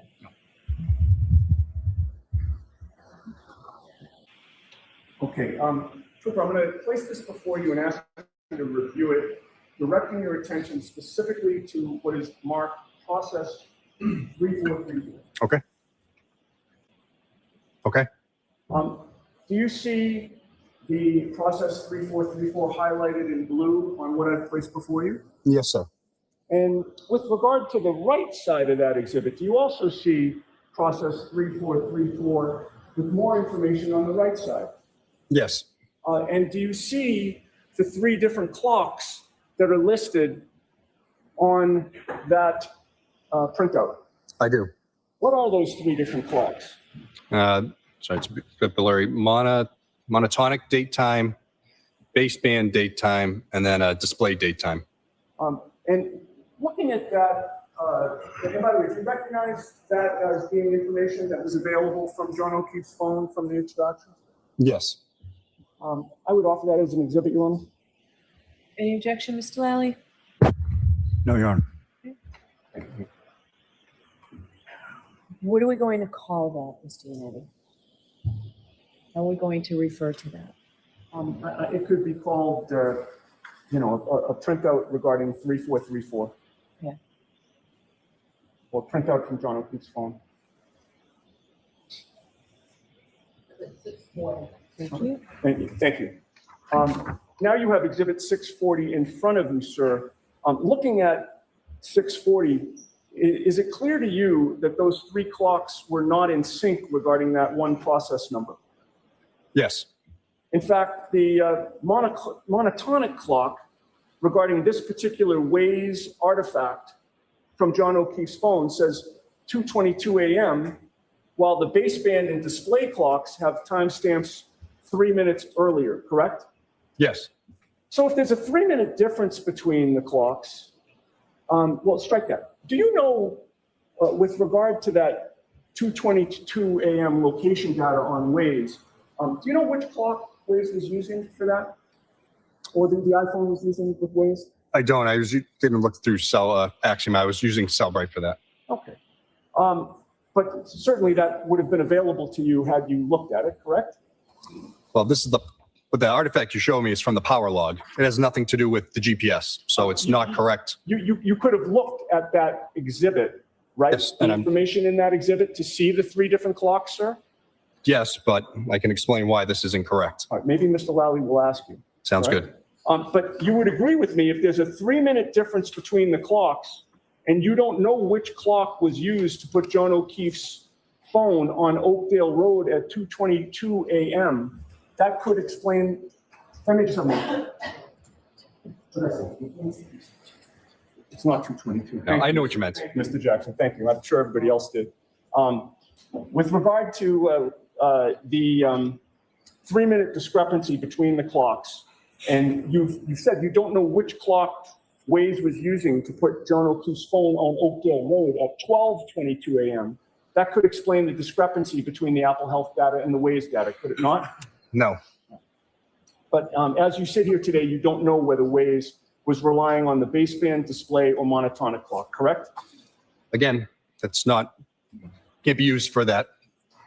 Now, you're aware that Jennifer McCabe signed a consent form on February 2nd of 2022 for her cell phone to be imaged? Yes. And a full forensic extraction was performed on that phone sometime shortly after February 2nd of 2022? I don't remember the exact date. I didn't download her phone. But in any case, you generated a Celebrite full file system extraction report on May 31st of 2022, correct? Yes. And you were aware that that Celebrite report was the one that was turned over to the defense in this case, correct? That is correct. But you'd agree with me that that extraction report didn't contain anything close to the full file system, despite the name on it, correct? It did.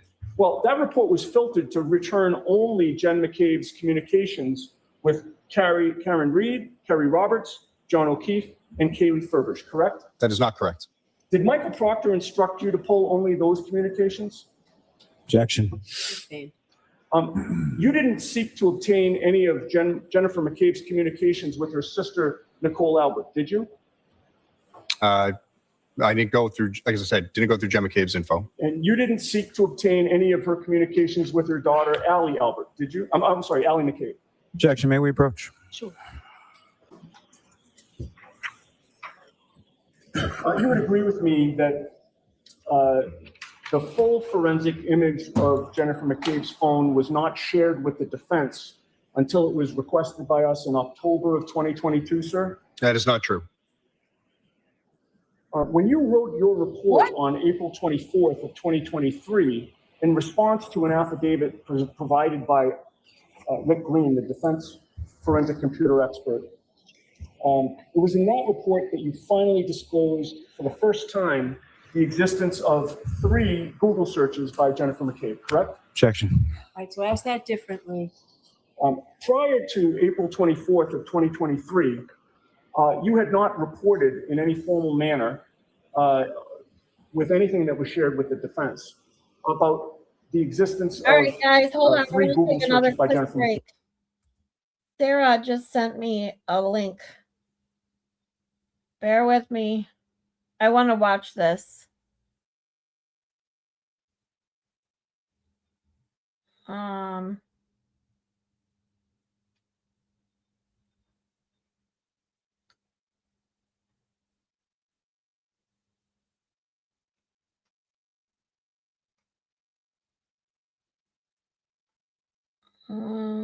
Bear with me 1 second.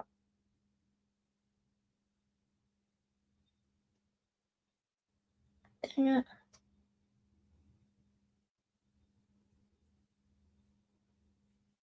I always have issues getting this shit off of Discord. Ugh.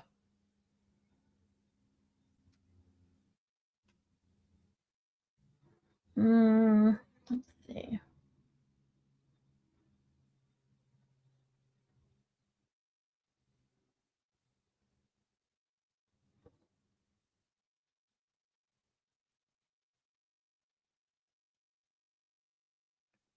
How? What the hell? Why can't I?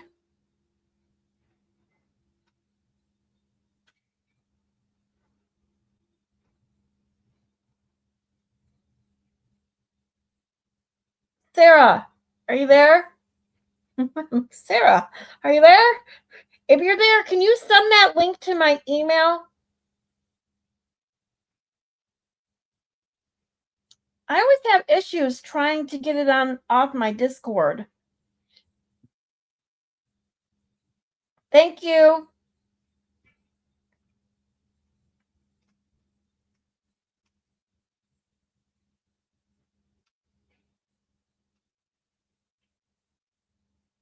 One moment, please.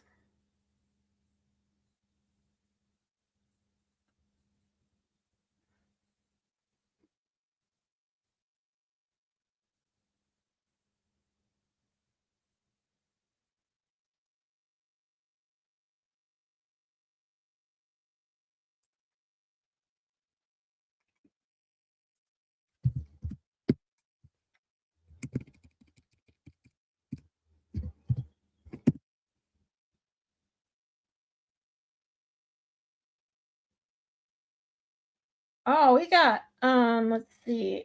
Oh, wait, that's the one I gotta send to CossyG. What else we got here? Ooh.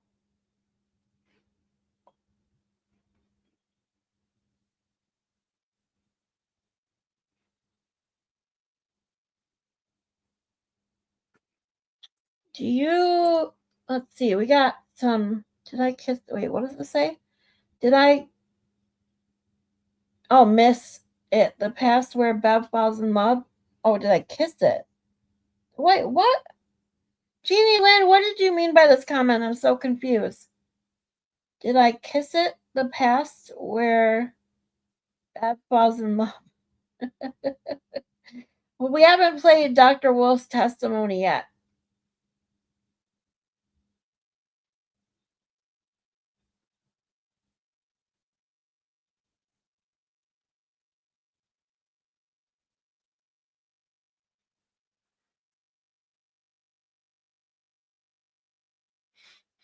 All right, until I get the email from Sarah, let's continue. Okay, correct? I never looked at Jennifer McCabe's phone. And so was there anybody else from your unit or anybody else that you worked on that provided that material to us? Not that I know of. All right. Page 2, I mean, just a moment. Your Honor, we don't have a printout, but I have it on a. So don't approach the witness with that. Okay, show it to Mr. Lally first.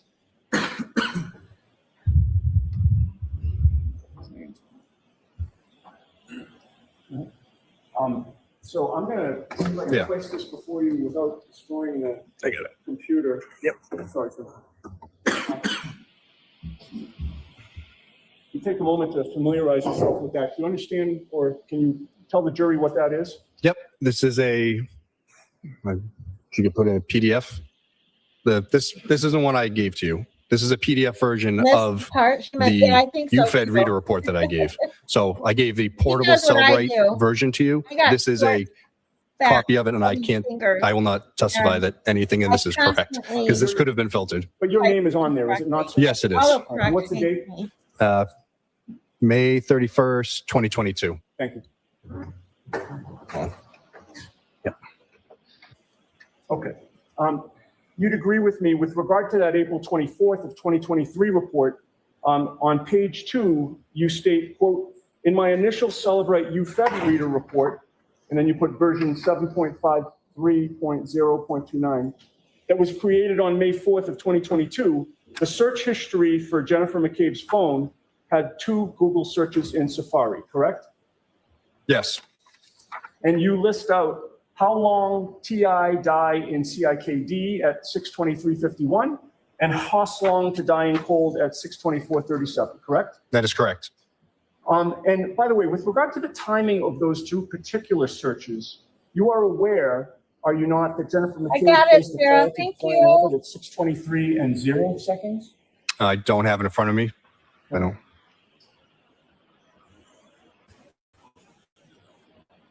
Can I approach you on? Yes.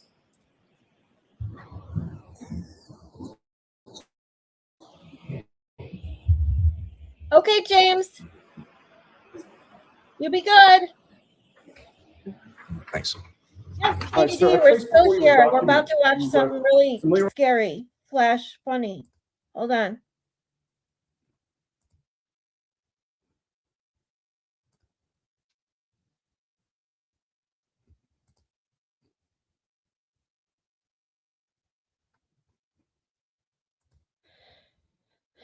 Just trying to get through Guarino's testimony, but we're taking a small yes.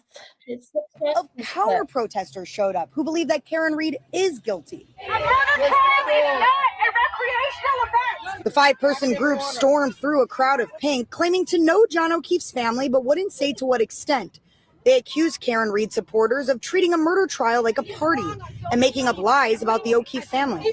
Maybe, just maybe, we should let the family grieve in peace. peace. The anti-Karen Reed protesters told me they were mobilized after an incident yesterday when Dedham police say several free Karen Reed supporters showed up to the O'Keefe family's private gathering spot and tried to enter. They left without incident. It is absurd, it is disgusting, and it needs to stop. But now both sides are left waiting, each hopeful for a drastically different outcome. And you can say with confidence you think Karen Reed killed John O'Keefe. She admitted it. Karen Reed was framed, and it's time. It's time. So if this jury cannot come back with the verdict of not guilty and is hung, because they never will come back with a guilty verdict. Never. In Dedham, I'm Penny Commit, WBZ News. She is cuckoo for Cocoa Puffs. Oh, hold on. I want to rewind to that one where she's right in front of the camera. Spot. Should let the family grieve in peace. Where is she?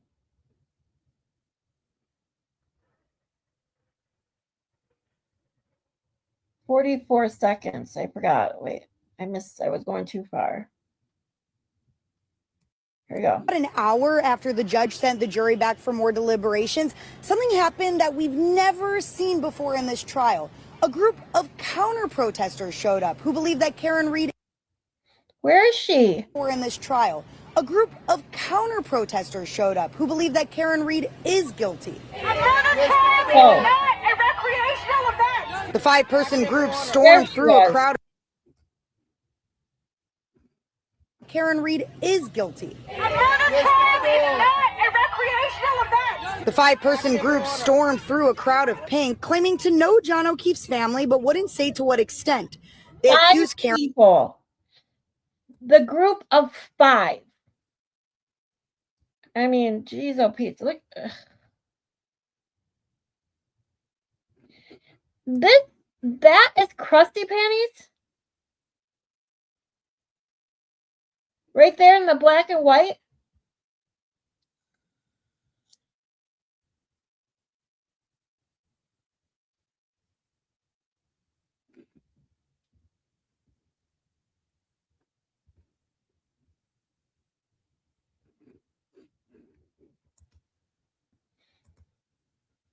I have a lot to say.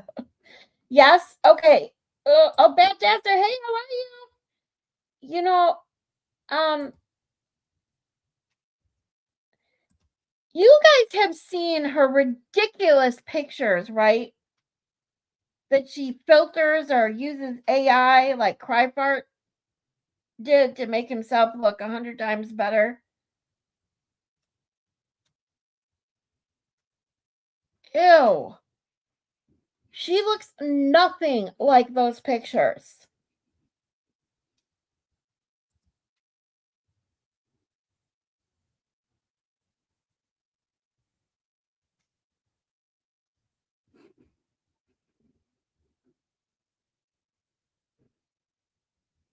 Ugh.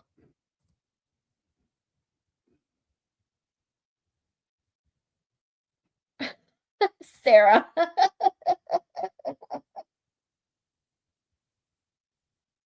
And I'm going to be totally honest.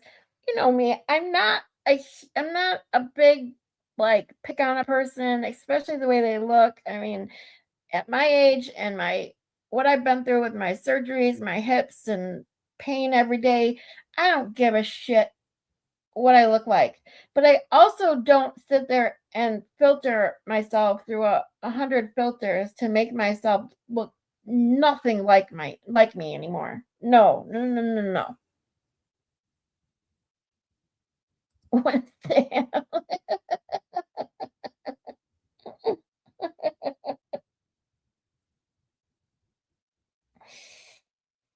Oh God. That's her. Wait, that's LG right there? This one?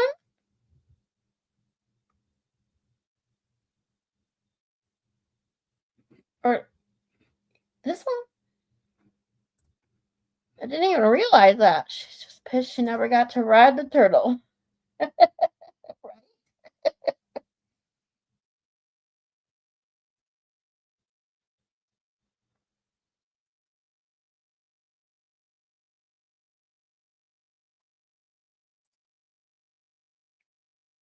Yeah, 100%, James.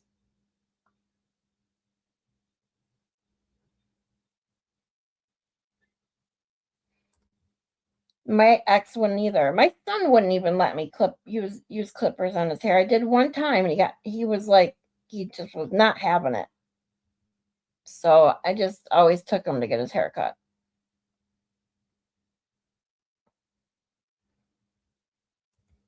Yeah, Bad Dazzler, we're all excited to have you here. Thank you guys for coming. Her immediate left with the baseball hat. Yeah, oh my God, that one right there. The one with blue top and shorts. Wow. The 5-person group stormed is guilty. The 5-person group stormed. That's what she said. I just finally realized what she said. A trial, an M trial, is not a recreational event.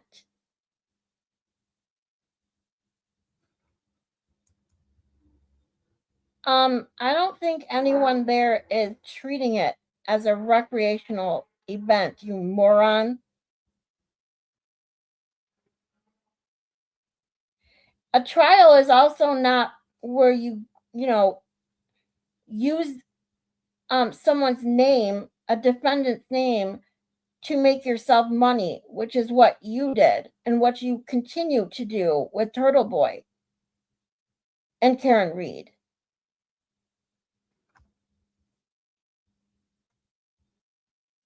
Freaking ridiculous piece of crap.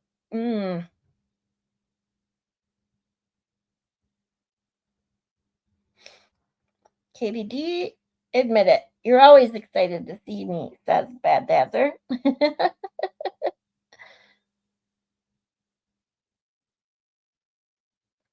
You just lurk? Aw. Well, thanks for being here when you are. Whenever you guys are here, I appreciate it. Whether you chat or not, as long as I can provide you some entertainment or whatever you're looking for, that's what makes me happy. Hey, Dodo. How are you today?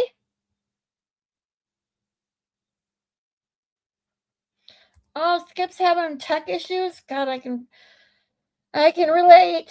I've been there, done that.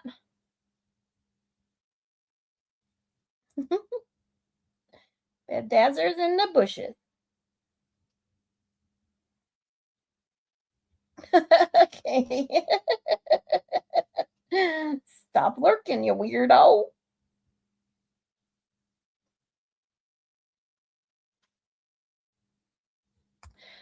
If you find it, just shoot it to my email. Thank you so much. But still, I mean, it was good to see it, even the second, just because, I mean, she's crazy.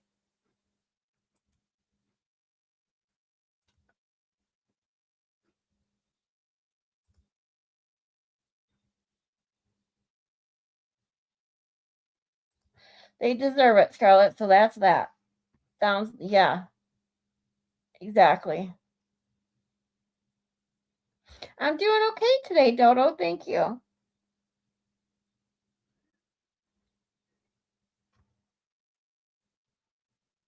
I don't know, Dodo, if you were here yesterday. I can't remember when I talked about the give, send, go.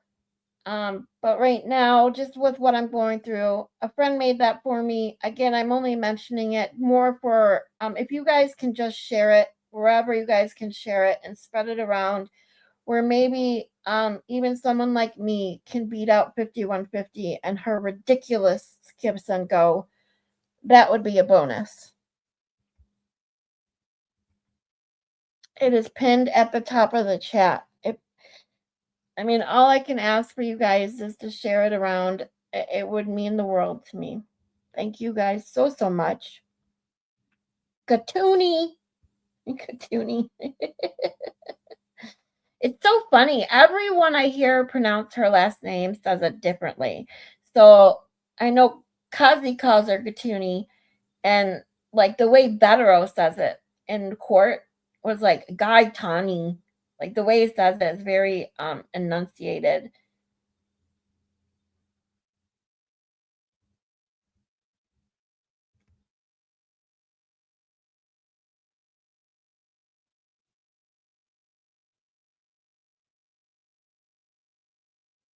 He's having tech issues. The stream wouldn't load for me, then it did, then it kept buffering. Oh, that sucks. I hope that Skip figures it out. Circle of Doom. Yeah, isn't it Katani? That's what I thought. That's how I pronounce it, and I thought it was pronounced, but I know everyone either makes fun of, like, I know Kazi does it on purpose by calling it Gatuni. You sent me a new email? Okay, Sarah, I'm going to open it now. Hold on. Hold, please.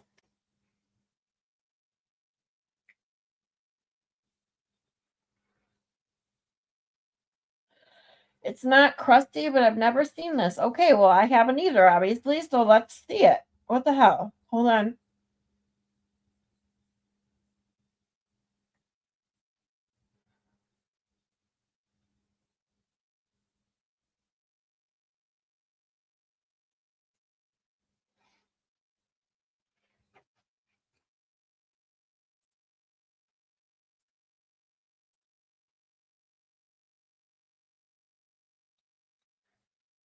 We will watch it together.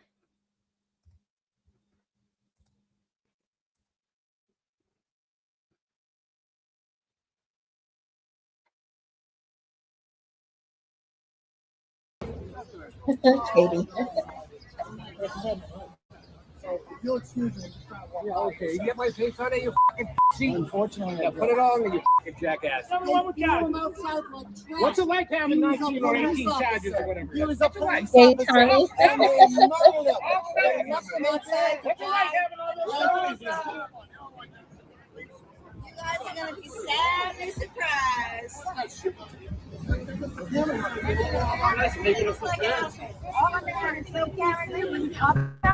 Jury tampering will ever make Karen Reed absolutely innocent. She hit a man with her car and she refuses to take responsibility. Justice for John O'Keefe. Whoa. Hold on. You'll excuse me. Yeah, okay. You get my face on it, you fucking see. Unfortunately, yeah, put it on me, you fucking jackass. What's it like having 19 or 18 charges or whatever? He was a police officer. What's it like having 18 or 19 charges? Whatever it is. Wow. These people are ridiculous. And they murdered him. They left him outside to die. You guys are gonna be sadly surprised.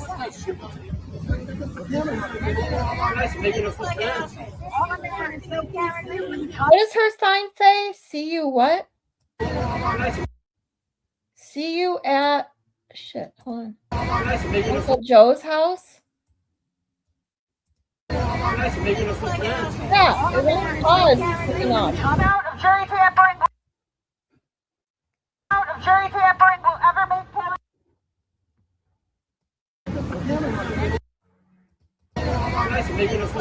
What does see you at Uncle Joe's house mean?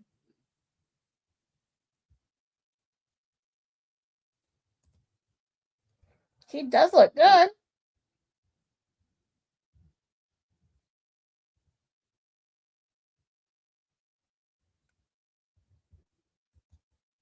Oh, jail? Oh, gotcha. Could be. I don't know. Let me go back. Hold on.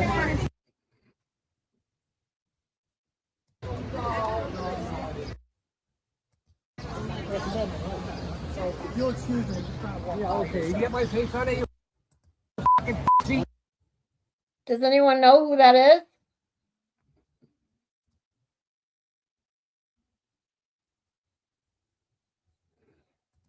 Oh, Joe Moakley Federal Courthouse in Boston. Got you. Thank you, James.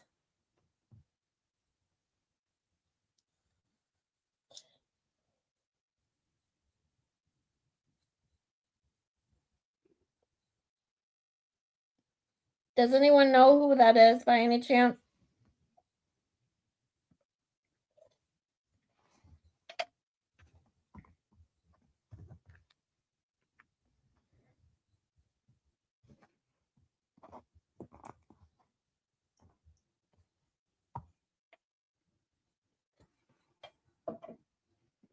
I'm assuming not. Looks like an extra large Proctor. It kind of does. Oh boy. I don't know. No clue. I don't know who any of these people are. Yeah, I don't either.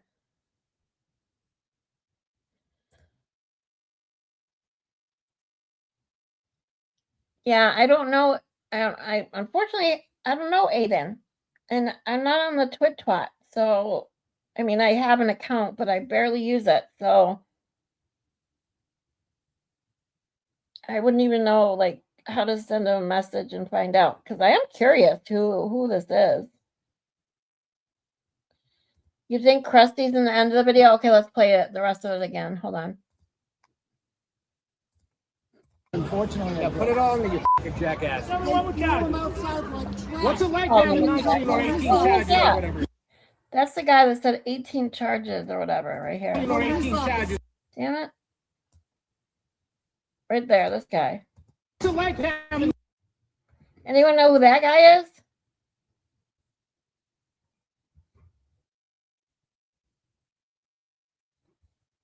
Hmm. 19 or 18 charges or whatever. He was a police officer and they murdered him. They left him outside. What's it like having all those stories? You guys are gonna be sadly surprised. All I'm there is no guarantee amount of jury tampering will ever make Karen Reed absolutely innocent. She hit a man with her car and she refuses to take responsibility. Justice for John O'Keefe. Oh my God. Was that, seriously, was that her? With the bullhorn? To take responsibility. That's not her, is it?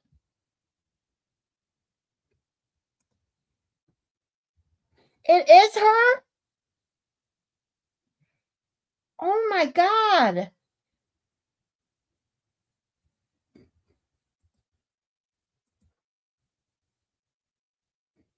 Look at that nose. And I am not one to pick on people. I'm sorry. I have a Polish nose, okay? But like that's all you see is her nose and that stupid bullhorn.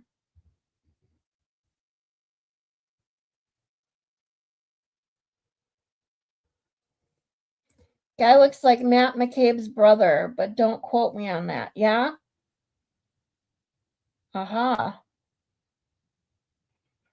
Hold on, let's do something. Let's see, Matt McCabe's. I don't think I've ever truly seen Matt McCabe's brother. Hold on.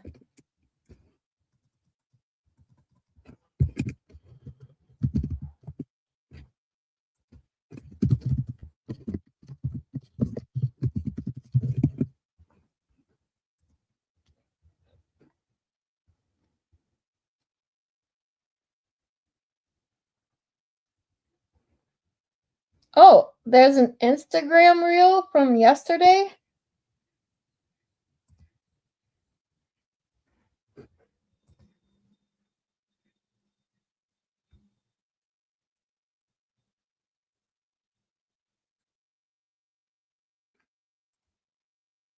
Yeah, this is not.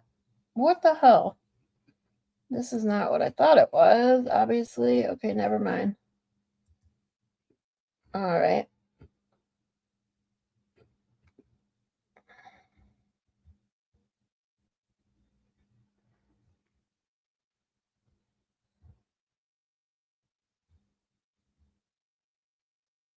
Trying to see if I can find a picture of him.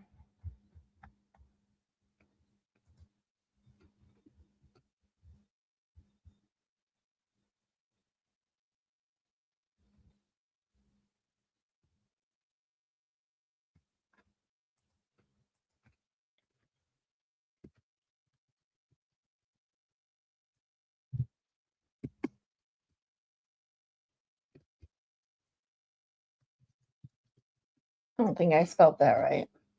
Wow, that's something good I remember. It has two S's there.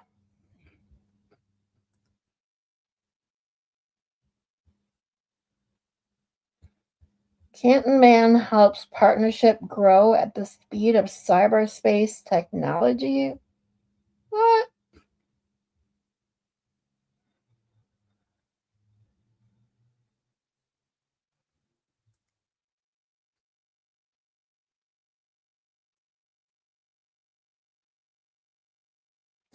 Interesting choice in short. Yeah. Her outfits are just. Would I lie to you? I don't know, James. Would you?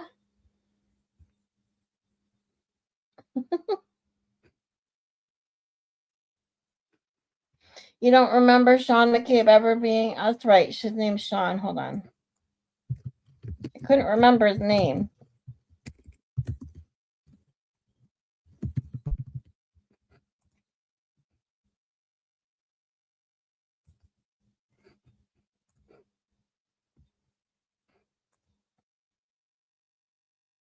Which one?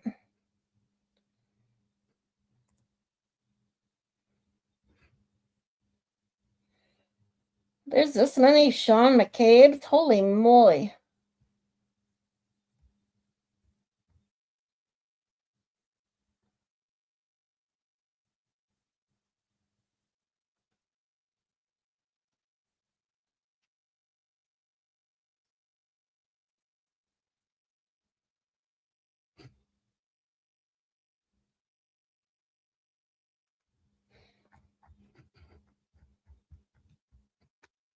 All right, well, either way, I'll have to find out one day who those people are.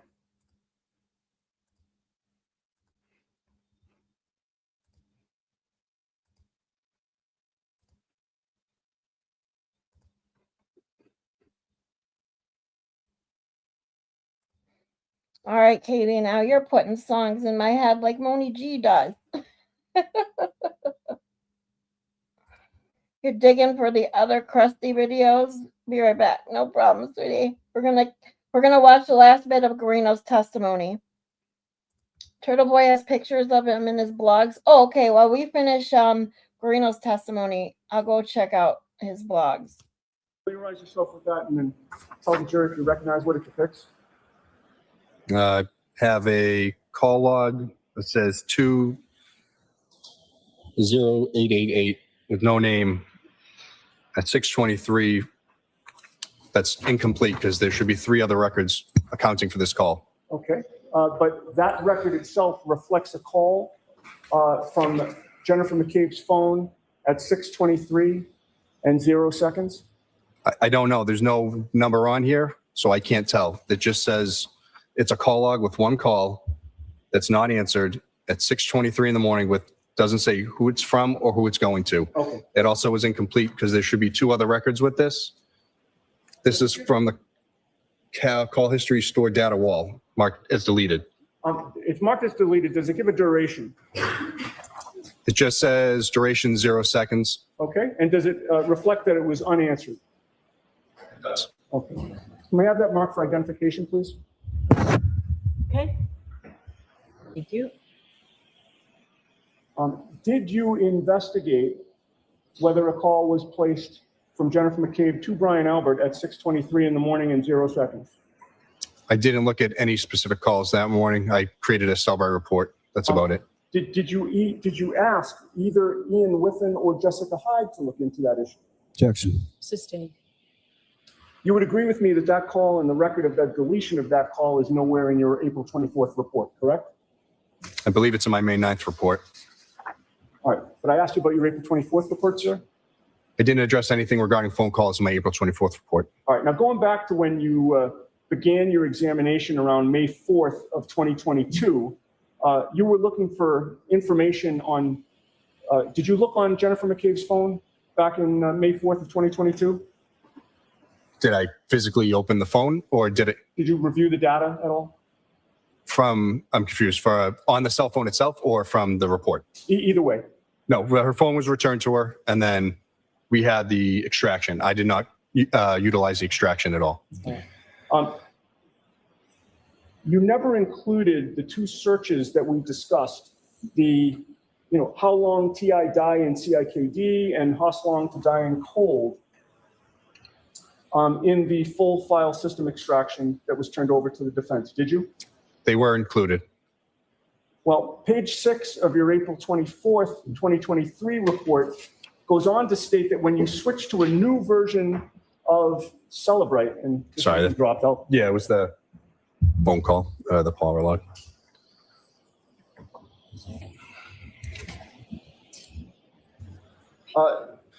Page 6 of your April 24th, 2023 report says that when you switch to a new version of Celebrite Physical Analyzer, which was version 7.61.0.12, you found an artifact from the browser state DB wall file for a Google search of Hoslong to dying cold at 2:27 and 40 seconds, correct? Yes. Yeah, I agree. You can't play it for more than, I think, 6 seconds or you get Trooper, I'm placing before you what has copyrighted. been marked as Exhibit 99. Do you recognize that? Yes. And what is that? It's the searches that were done at 6:23 regarding the misspelled how long to die in the cold. Okay, and it's actually Hoslong to dying cold, Yes. right? HOS? Yep. That was, And that was marked by Celebrite as deleted, was it not? yes. All right. And your April 24th, 2023 report goes on to mention 2 deleted calls to Jen McCabe's sister, Nicole, who was saved as Coco in her phone, correct? I'd have to see it, but I believe so. Okay. May I approach? Yes. Showing you what's been marked Y for identification. If you'd familiarize yourself with that and look up at me when you're done. Okay. Does that show the 2 deleted calls to Jen McCabe's sister, Nicole, who was saved as Coco in her phone? I don't know who it's coming from, but it does say it's going to Coco, and then again coming from wall files. Correct. All right. And your report doesn't mention it, but what was the duration of those 2 calls according to that log? On this sheet here, it says 9 seconds for the first one and then 7 seconds for the other. All right. And those calls, both of them, which actually had durations, were marked answered by Celebrate, correct? Yes. May I offer that, Your Honor? Do you need both? Objection? I believe it's already in, but I'm sorry? I believe it's already. Why for identification? No, I understand. I believe Ms. McCabe's phone calls and all of that is already marked as an exhibit months ago. Your Honor, I don't think there's any harm in marking this, and I want to display it. All right, I'll let you display it if it's already in evidence. I just don't want duplicates. I understand. So what I'll do is I'll let you display it, and then, Mr. Lally, at some point you find where this is, and we will mark this like A to whatever Okay. That makes a lot of whatever sense. the number is. Thank you. All right. Mr. Bates, if you could display what was marked Y for identification. And Trooper, with regard to what is displayed on the screen now, is that consistent with what I had just handed you? Yes, it is. All right. And with regard to I wouldn't be able to pay attention to either. first entry there, all right, you had stated that it doesn't say, you said it doesn't say who was making the call. Was that your testimony? Yes, just says right here. Yep. 2. I'm guessing that's the last 4 of the number. Says the rest is blurred, and then yeah, that's it. Okay, and you know that 0204 last 4 digits, that is to somebody who was listed as Coco in the phone, correct? I don't know any of these phone numbers or people. But you previously testified these 2 calls were somebody who was named Coco in the phone. Oh, yeah, from the sheet you gave me that shows it. Okay. And the time of the first call was 6:07:42, is that right? That's correct. And you testified that that's the one that had the duration of 9 seconds? Yes. Listed as answered Correct. and deleted, correct? Yes and no. And I can explain if you'd like. No, stop trying to explain. There's a reason why. Is it listed as deleted? It is, but there's a reason why. With regard to the second call, that appears to be to the same number, or at least the same last 4 digits. Yes. And in the sheet in front of you, that's also to Coco, correct? Yes. And that has a timestamp of 6:08 and 17 seconds, correct? That is correct. That also has a duration, and that's of 7 seconds. Yes. Also listed as answered, Yes. and also marked deleted, correct? Yes, and there's a reason. And are you aware that Ms. McCabe made other calls that morning, which were in fact marked Ew, unanswered Sarah. by Celebrate. I don't want to see that. Again, I'd have to see what you're referring to. I found the Sean McCabe So as you article. testified to here today, We'll go over some you tomorrow. you have no memory as to whether or not she made a number of other calls that were marked deleted, sir? There are a number of calls that morning. I have not memorized all of them. And again, Your Honor, if I may approach to show something that's on a computer screen.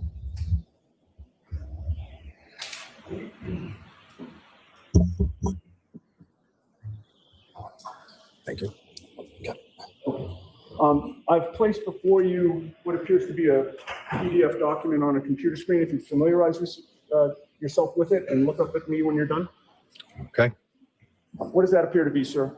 An incomplete PDF of the call logs from whoever's call log this is. Okay. And do you see in that PDF that there were a number of calls that were marked unanswered by Celebrate? Again, I can't testify to any of this because I can't confirm that where this data came from. There's no source file. This is it's incomplete. So I do see what you're talking about in that column, but I don't know what any of this data is from or who made this. Is your name on it? At the very top, it would show my name no matter what because I created the UFED and the extraction. I did not create this PDF. So the answer to my question is your name is on that document, correct? It is, but I didn't create it. Right.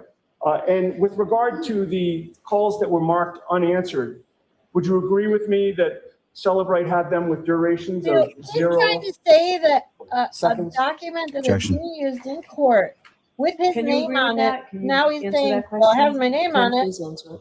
With What? the data given here, I can't I didn't because, see any of this. like I said, I don't know. What? I don't know where they got this from, Your Honor. So who created that document? I don't know.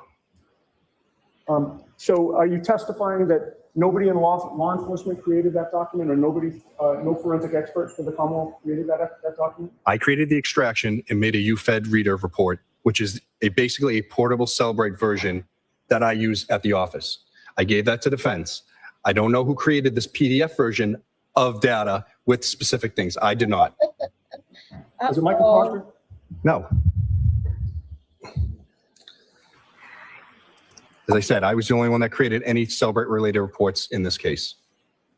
Well, I'd like to ask you some questions about my client's cell phone, sir. Okay. On Tuesday, when Mr. Lally was questioning you, he had you point out and read some text messages that were on her phone between John O'Keefe and her, correct? Those messages were taken from John O'Keefe's phone. Okay. Would you agree with me when he was pointing out those text messages to you, he skipped about 40 pages of messages at one point? I don't know. I believe their text messages went back all the way to 2020 or something ridiculous Right. in his phone. He started reading them and he skipped ahead about 40 pages, did he not? I have no idea. Michael Proctor seized my client's phone on January 29th of 2022, did he not? He did. And you would agree with me that certainly as of 6 days later, your February 4th report, you had not yet been able to access the content of the phone, correct? That's not true. At some point, you were able to access the content of the phone, correct? Yes, on January 31st. Of 2022. Yes. All right. You later became aware that Michael Proctor was searching through my client's phone in August of 22, correct? The actual device itself? Or the extraction report? Either one, sir. I have, I'm sorry, Miss Reed's phone? Yeah. Oh, yeah, reading. Hey, John O'Keefe's phone? Yes, that's why I was I confused. Sorry. apologize. I'm not trying to confuse you. With regard to my client's phone, which is where we started. Yeah. You're He's aware obviously that not Michael paying Proctor attention was to the searching through her phone in August of 2022. Of the extraction report created, correct. Were you made aware that on January 1st of 2023, the defense requested a full forensic image of Karen Reed's phone, which was in your possession? I don't know the date, but a request was made for the phone extraction, yes. And have you seen a forensic image or Celebrate a report of the forensic image from Karen Reed's phone? The redacted version that I received back from the AG's office, yes. Okay. And would you please tell the jurors how many phone calls were deleted from Karen Reed's phone from January 29th of 2022? None. Yeah. And if you please tell the jurors, other than to John O'Keefe, to whom did Ms. Reed place phone calls between 12 a.m. and 4:30 a.m. on January 29th? Her parents twice. There 2 or 3 times there's calls to her parents, and that's it. And how many Google searches did she do from 12 a.m. until 5 a.m.? I don't believe there were any.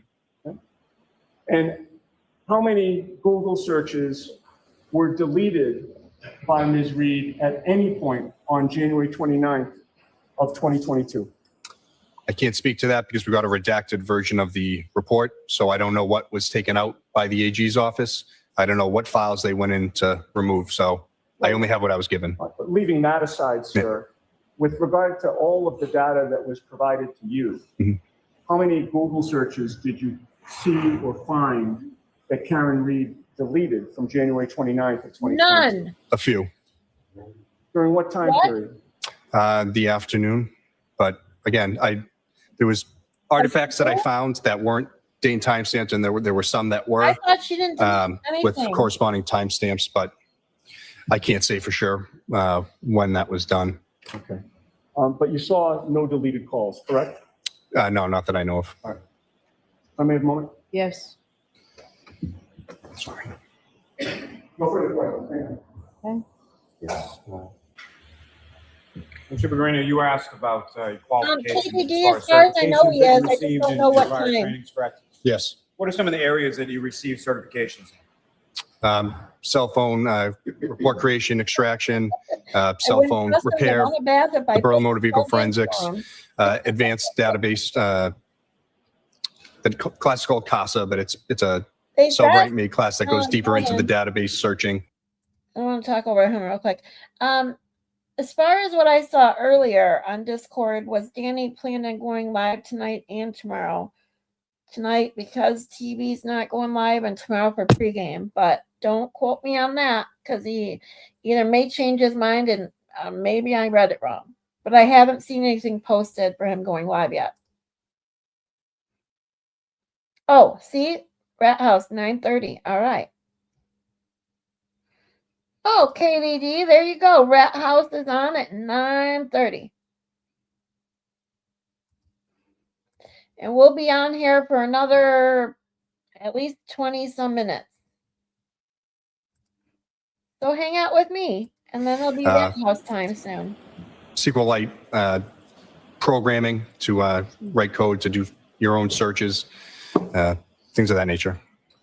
Now, at any I don't point in like time, did watching Trooper Proctor ever basketball tell you either. that he I retrieved find it Mr. boring. O'Keefe's cell phone directly from 34 I love Fairview Road? watching hockey. No, and he didn't. football. Is it your understanding, or subsequently did you learn that Kerry Roberts actually recovered the phone from under Mr. O'Keefe's body, from the grass under his body at 34 Fairview Road when he was placed onto a scoop stretcher? I don't know who recovered the phone that morning, but I know. I'll allow it. I don't know. Your answer is you don't know who recovered it? No, I just know that it was found underneath his body and then taken to Canton PD. Now, with regard to that, as far as the location You data, only know that because it 6:15 was a.m., told to you. what other things did you observe in reference to that? There was some intermittent native locations that showed at the Canton PD. It's there for a handful of different points, and then it shows it back at our office when I put it into the digital evidence lab, powered on to plug in.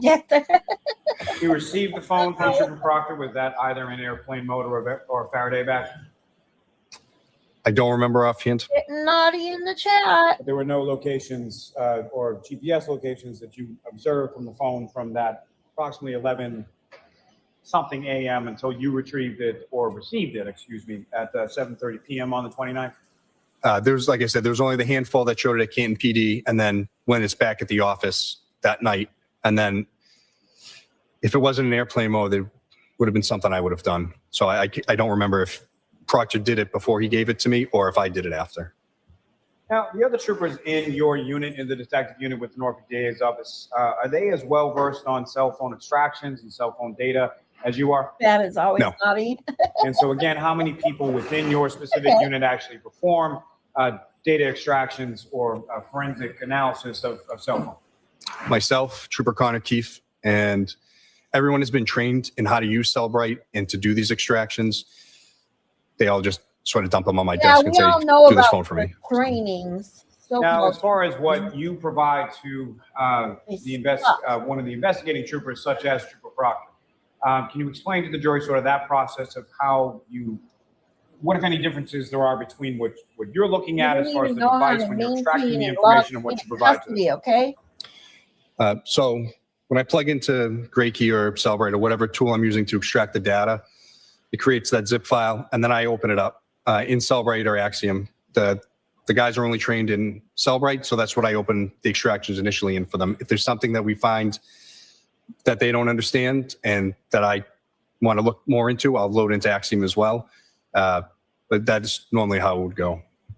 Now, is there any way from the version or the extraction that you provide to the trooper, is there any way for that or any trooper to change or manipulate that data from what is initially contained on the phone? Well, in essence, you could, but you'd have to go in. So once I create like that UFED reader, which is the portable case, you would have to go into the folders and then delete stuff, which would change all of the data. And then when I would load it up later, it probably wouldn't work right.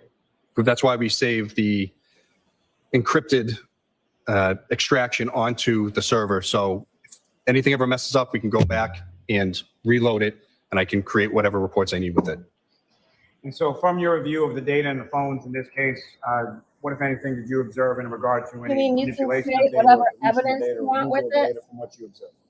From the encrypted files that we have, none. And then we didn't have passcodes for the phones for John O'Keefe's until the 31st. And then again for Miss Reed's until, like I said, August, once the program was able to open it. Now, you were asked some questions about Mr. Green's affidavit. Following your review of Mr. Green's affidavit, what, if any, steps did you take in relation to what was indicated in there? Yeah, Scott. So as I said, I didn't really go through the phones much when we first got them. You couldn't remember. I don't know everything about the cases. The investigators do. So I got his report and I went through it and basically just went step by step. So he says, this happened. I went to confirm it. If it didn't, then I need to find out why he was either incorrect or slightly off and either just completely wrong or just misinterpreted the data. And that was it. And in addition to yourself going through some of the data, who, if anyone, did you contact to assist or to also, in addition, go through the data specifically as it related to the searches for Mr. Case? So initially, when I first found it, I spoke with Chris Vance of Magnet Forensics. He's their head technical guy for Axiom. He's like their forensic specialist. So he was at the cybercrime conference. I brought him. I'm going to allow this. I brought the extraction there and I said, hey, this is what I'm seeing. This is what it parsed out. Why are we seeing it marked this way? And he goes, well, first off, you have to look exactly where it's coming from. The browser state. So I'll strike that last part, what he told you. Okay. Reviewing the data, we saw that it came from the browser state DB file and .wall file, I should say, at the end. So it set off a lot of red flags. And then from there, we contacted Cellbrite and ultimately Jessica Hyde. And ultimately, Mr. Whiffen as well, is that correct? Yes, he came in after Cellbrite. I had reached out to them and they escalated it up and he reached out to us to help us. Wow. Now, with respect to the health data that you were asked about, again, if you could explain to the jury when something in there in the health data says steps, what exactly does steps mean? As I said before, the phone is seeing movement. Doesn't necessarily mean you're taking steps. If you have the iWatch paired to it, you're going to get a greater level of accuracy. And I would be more apt to believe that steps are being taken because it's going to also bring your heart rate. So if you're taking a large amount of steps, it's going to correspond. CossyG and I are in Michigan, Nefarious. Now, you were asked a lot of questions on cross-examination about just the health data and just the health data. Why is it that you're looking beyond just the health data? Oh, yeah. Shut up, Guarino, for a second. Sarah is technically from Michigan. She doesn't live here right now. Although she's coming back for a little bit. So I'll give her that. But Katie D and I live like, we just found out recently that we live like 20 minutes from each other.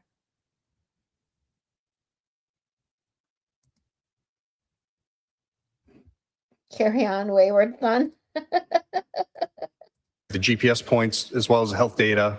We're trying to look at everything together as a whole.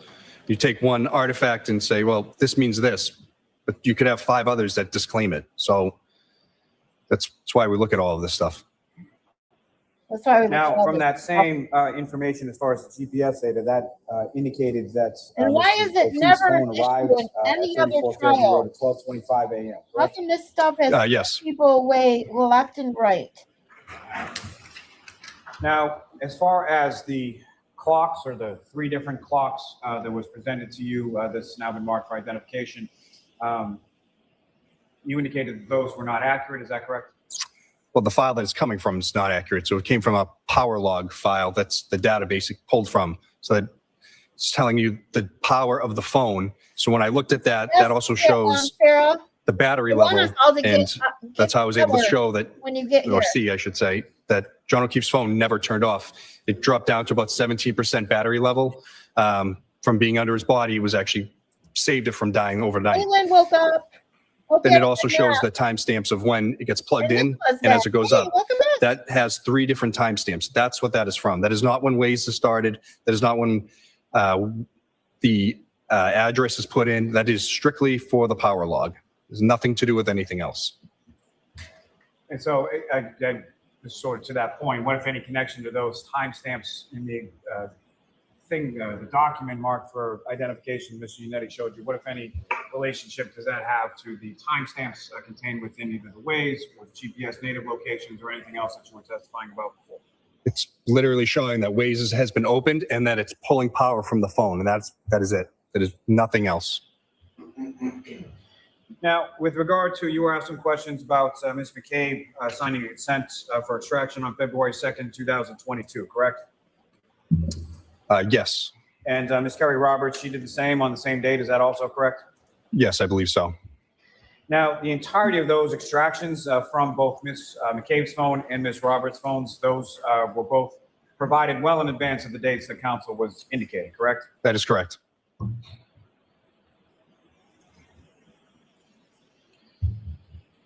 Now, in regards to the Celebrite extraction, in regards to Mr. Green's affidavit, Celebrite has periodically updates the versions of their software, correct? That is correct.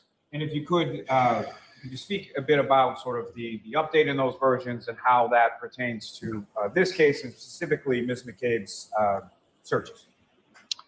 So the initial report that I created with version 7.53 did not have that item to be able to be taken out.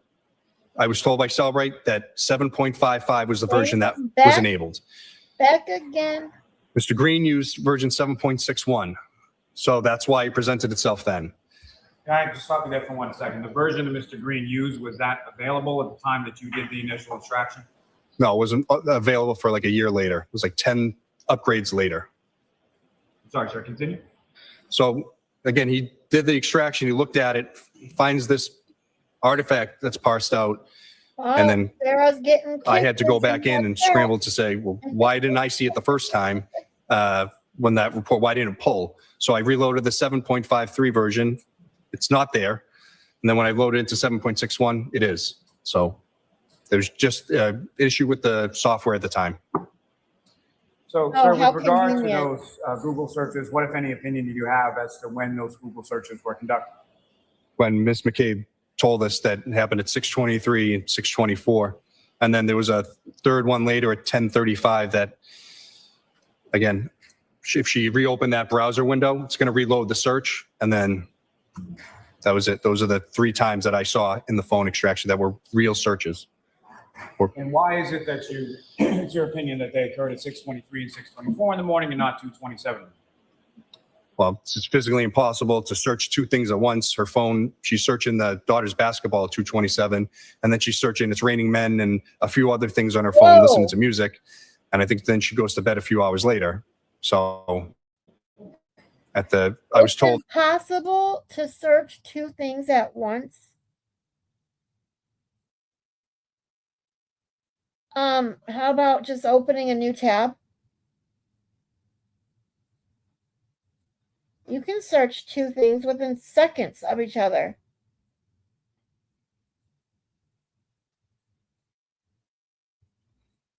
And nothing in that report says that two things are happening at exactly the same time. Sorry. As the defendant asked her to search for those terms, that's when we believed that they were done. Now, as That's what far you as believe. wall files or write-ahead log, having things listed as deleted, if you could just speak a little bit more about that as far as why would something be listed as deleted in a wall file and what does that mean? Again, the user has no input on how a wall file is deleted. It's an automated thing that the database does to clean up. It auto deletes after either programs are closed, it reaches a max data allotment for that page. That is it. It doesn't delete And that would in random include order. any sort of call log history that was Never heard contained of in the that write-ahead in log of the wall file as well. That is correct. And so what, if any, opinion do you have as to those phone calls that you were showing in relation to the contact listed in Ms. McCabe's phone as Coco, as far as whether or not they were user deleted? Well, again, what the defense showed me was limited thing. I know there's should be two other locations that phone call was listed from looking at it myself. So I don't know why they gave me just the two deleted things, but there should be other spots in the database where that phone call was there. So I don't believe that it was user initiated. It was phone initiated. And that's in reference to the write-ahead log, sort of first in, first out as far as data that comes in. Is that correct? That's correct.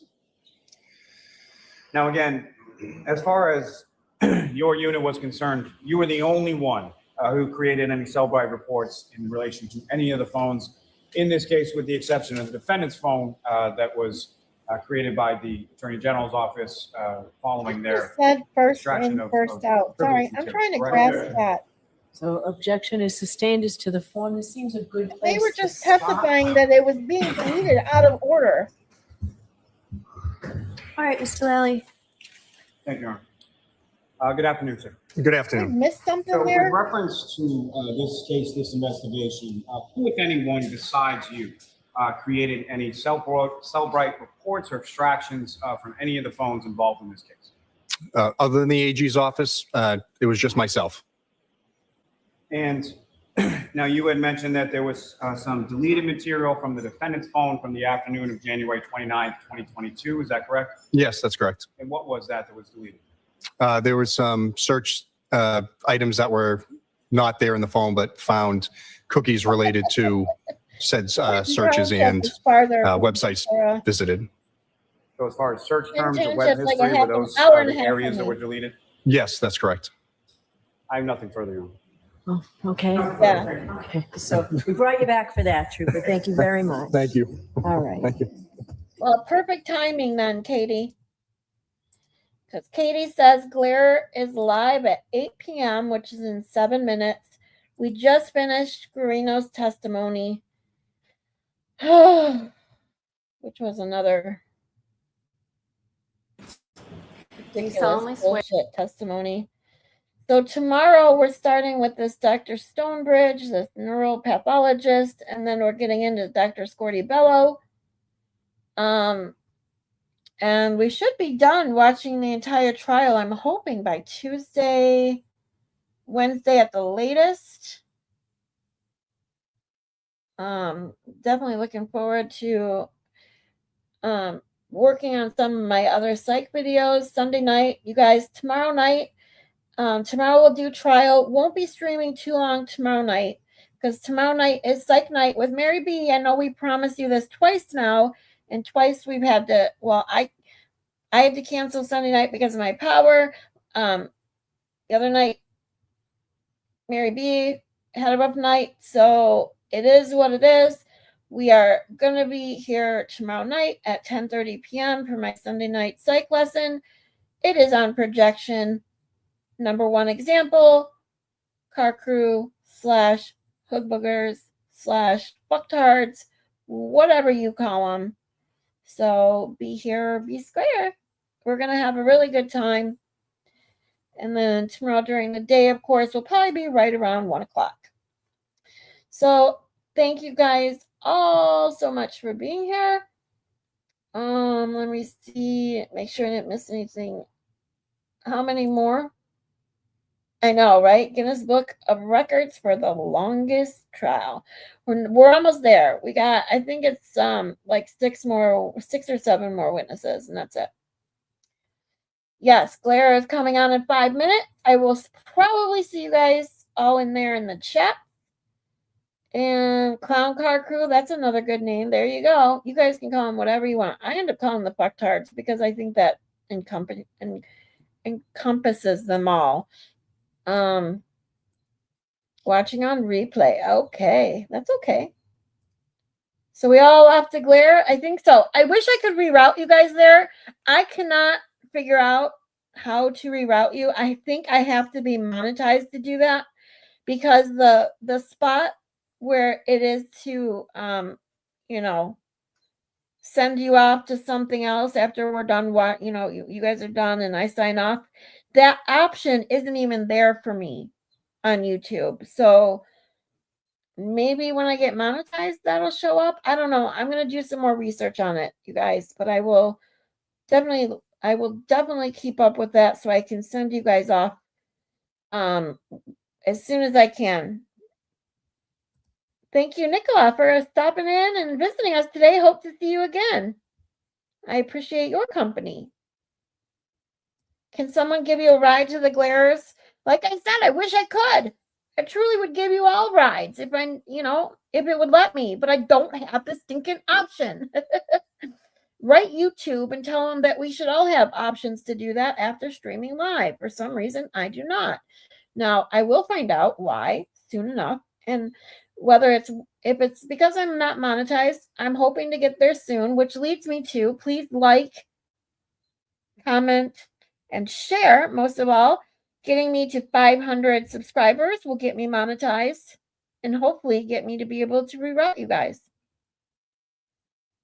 There you go. KDD is going to give you a ride. Hop on. I will see you guys all at Will's. Thank you for being here, you guys. You are so welcome. Everyone, I love you all. We'll see you at Claire's. Bye, guys.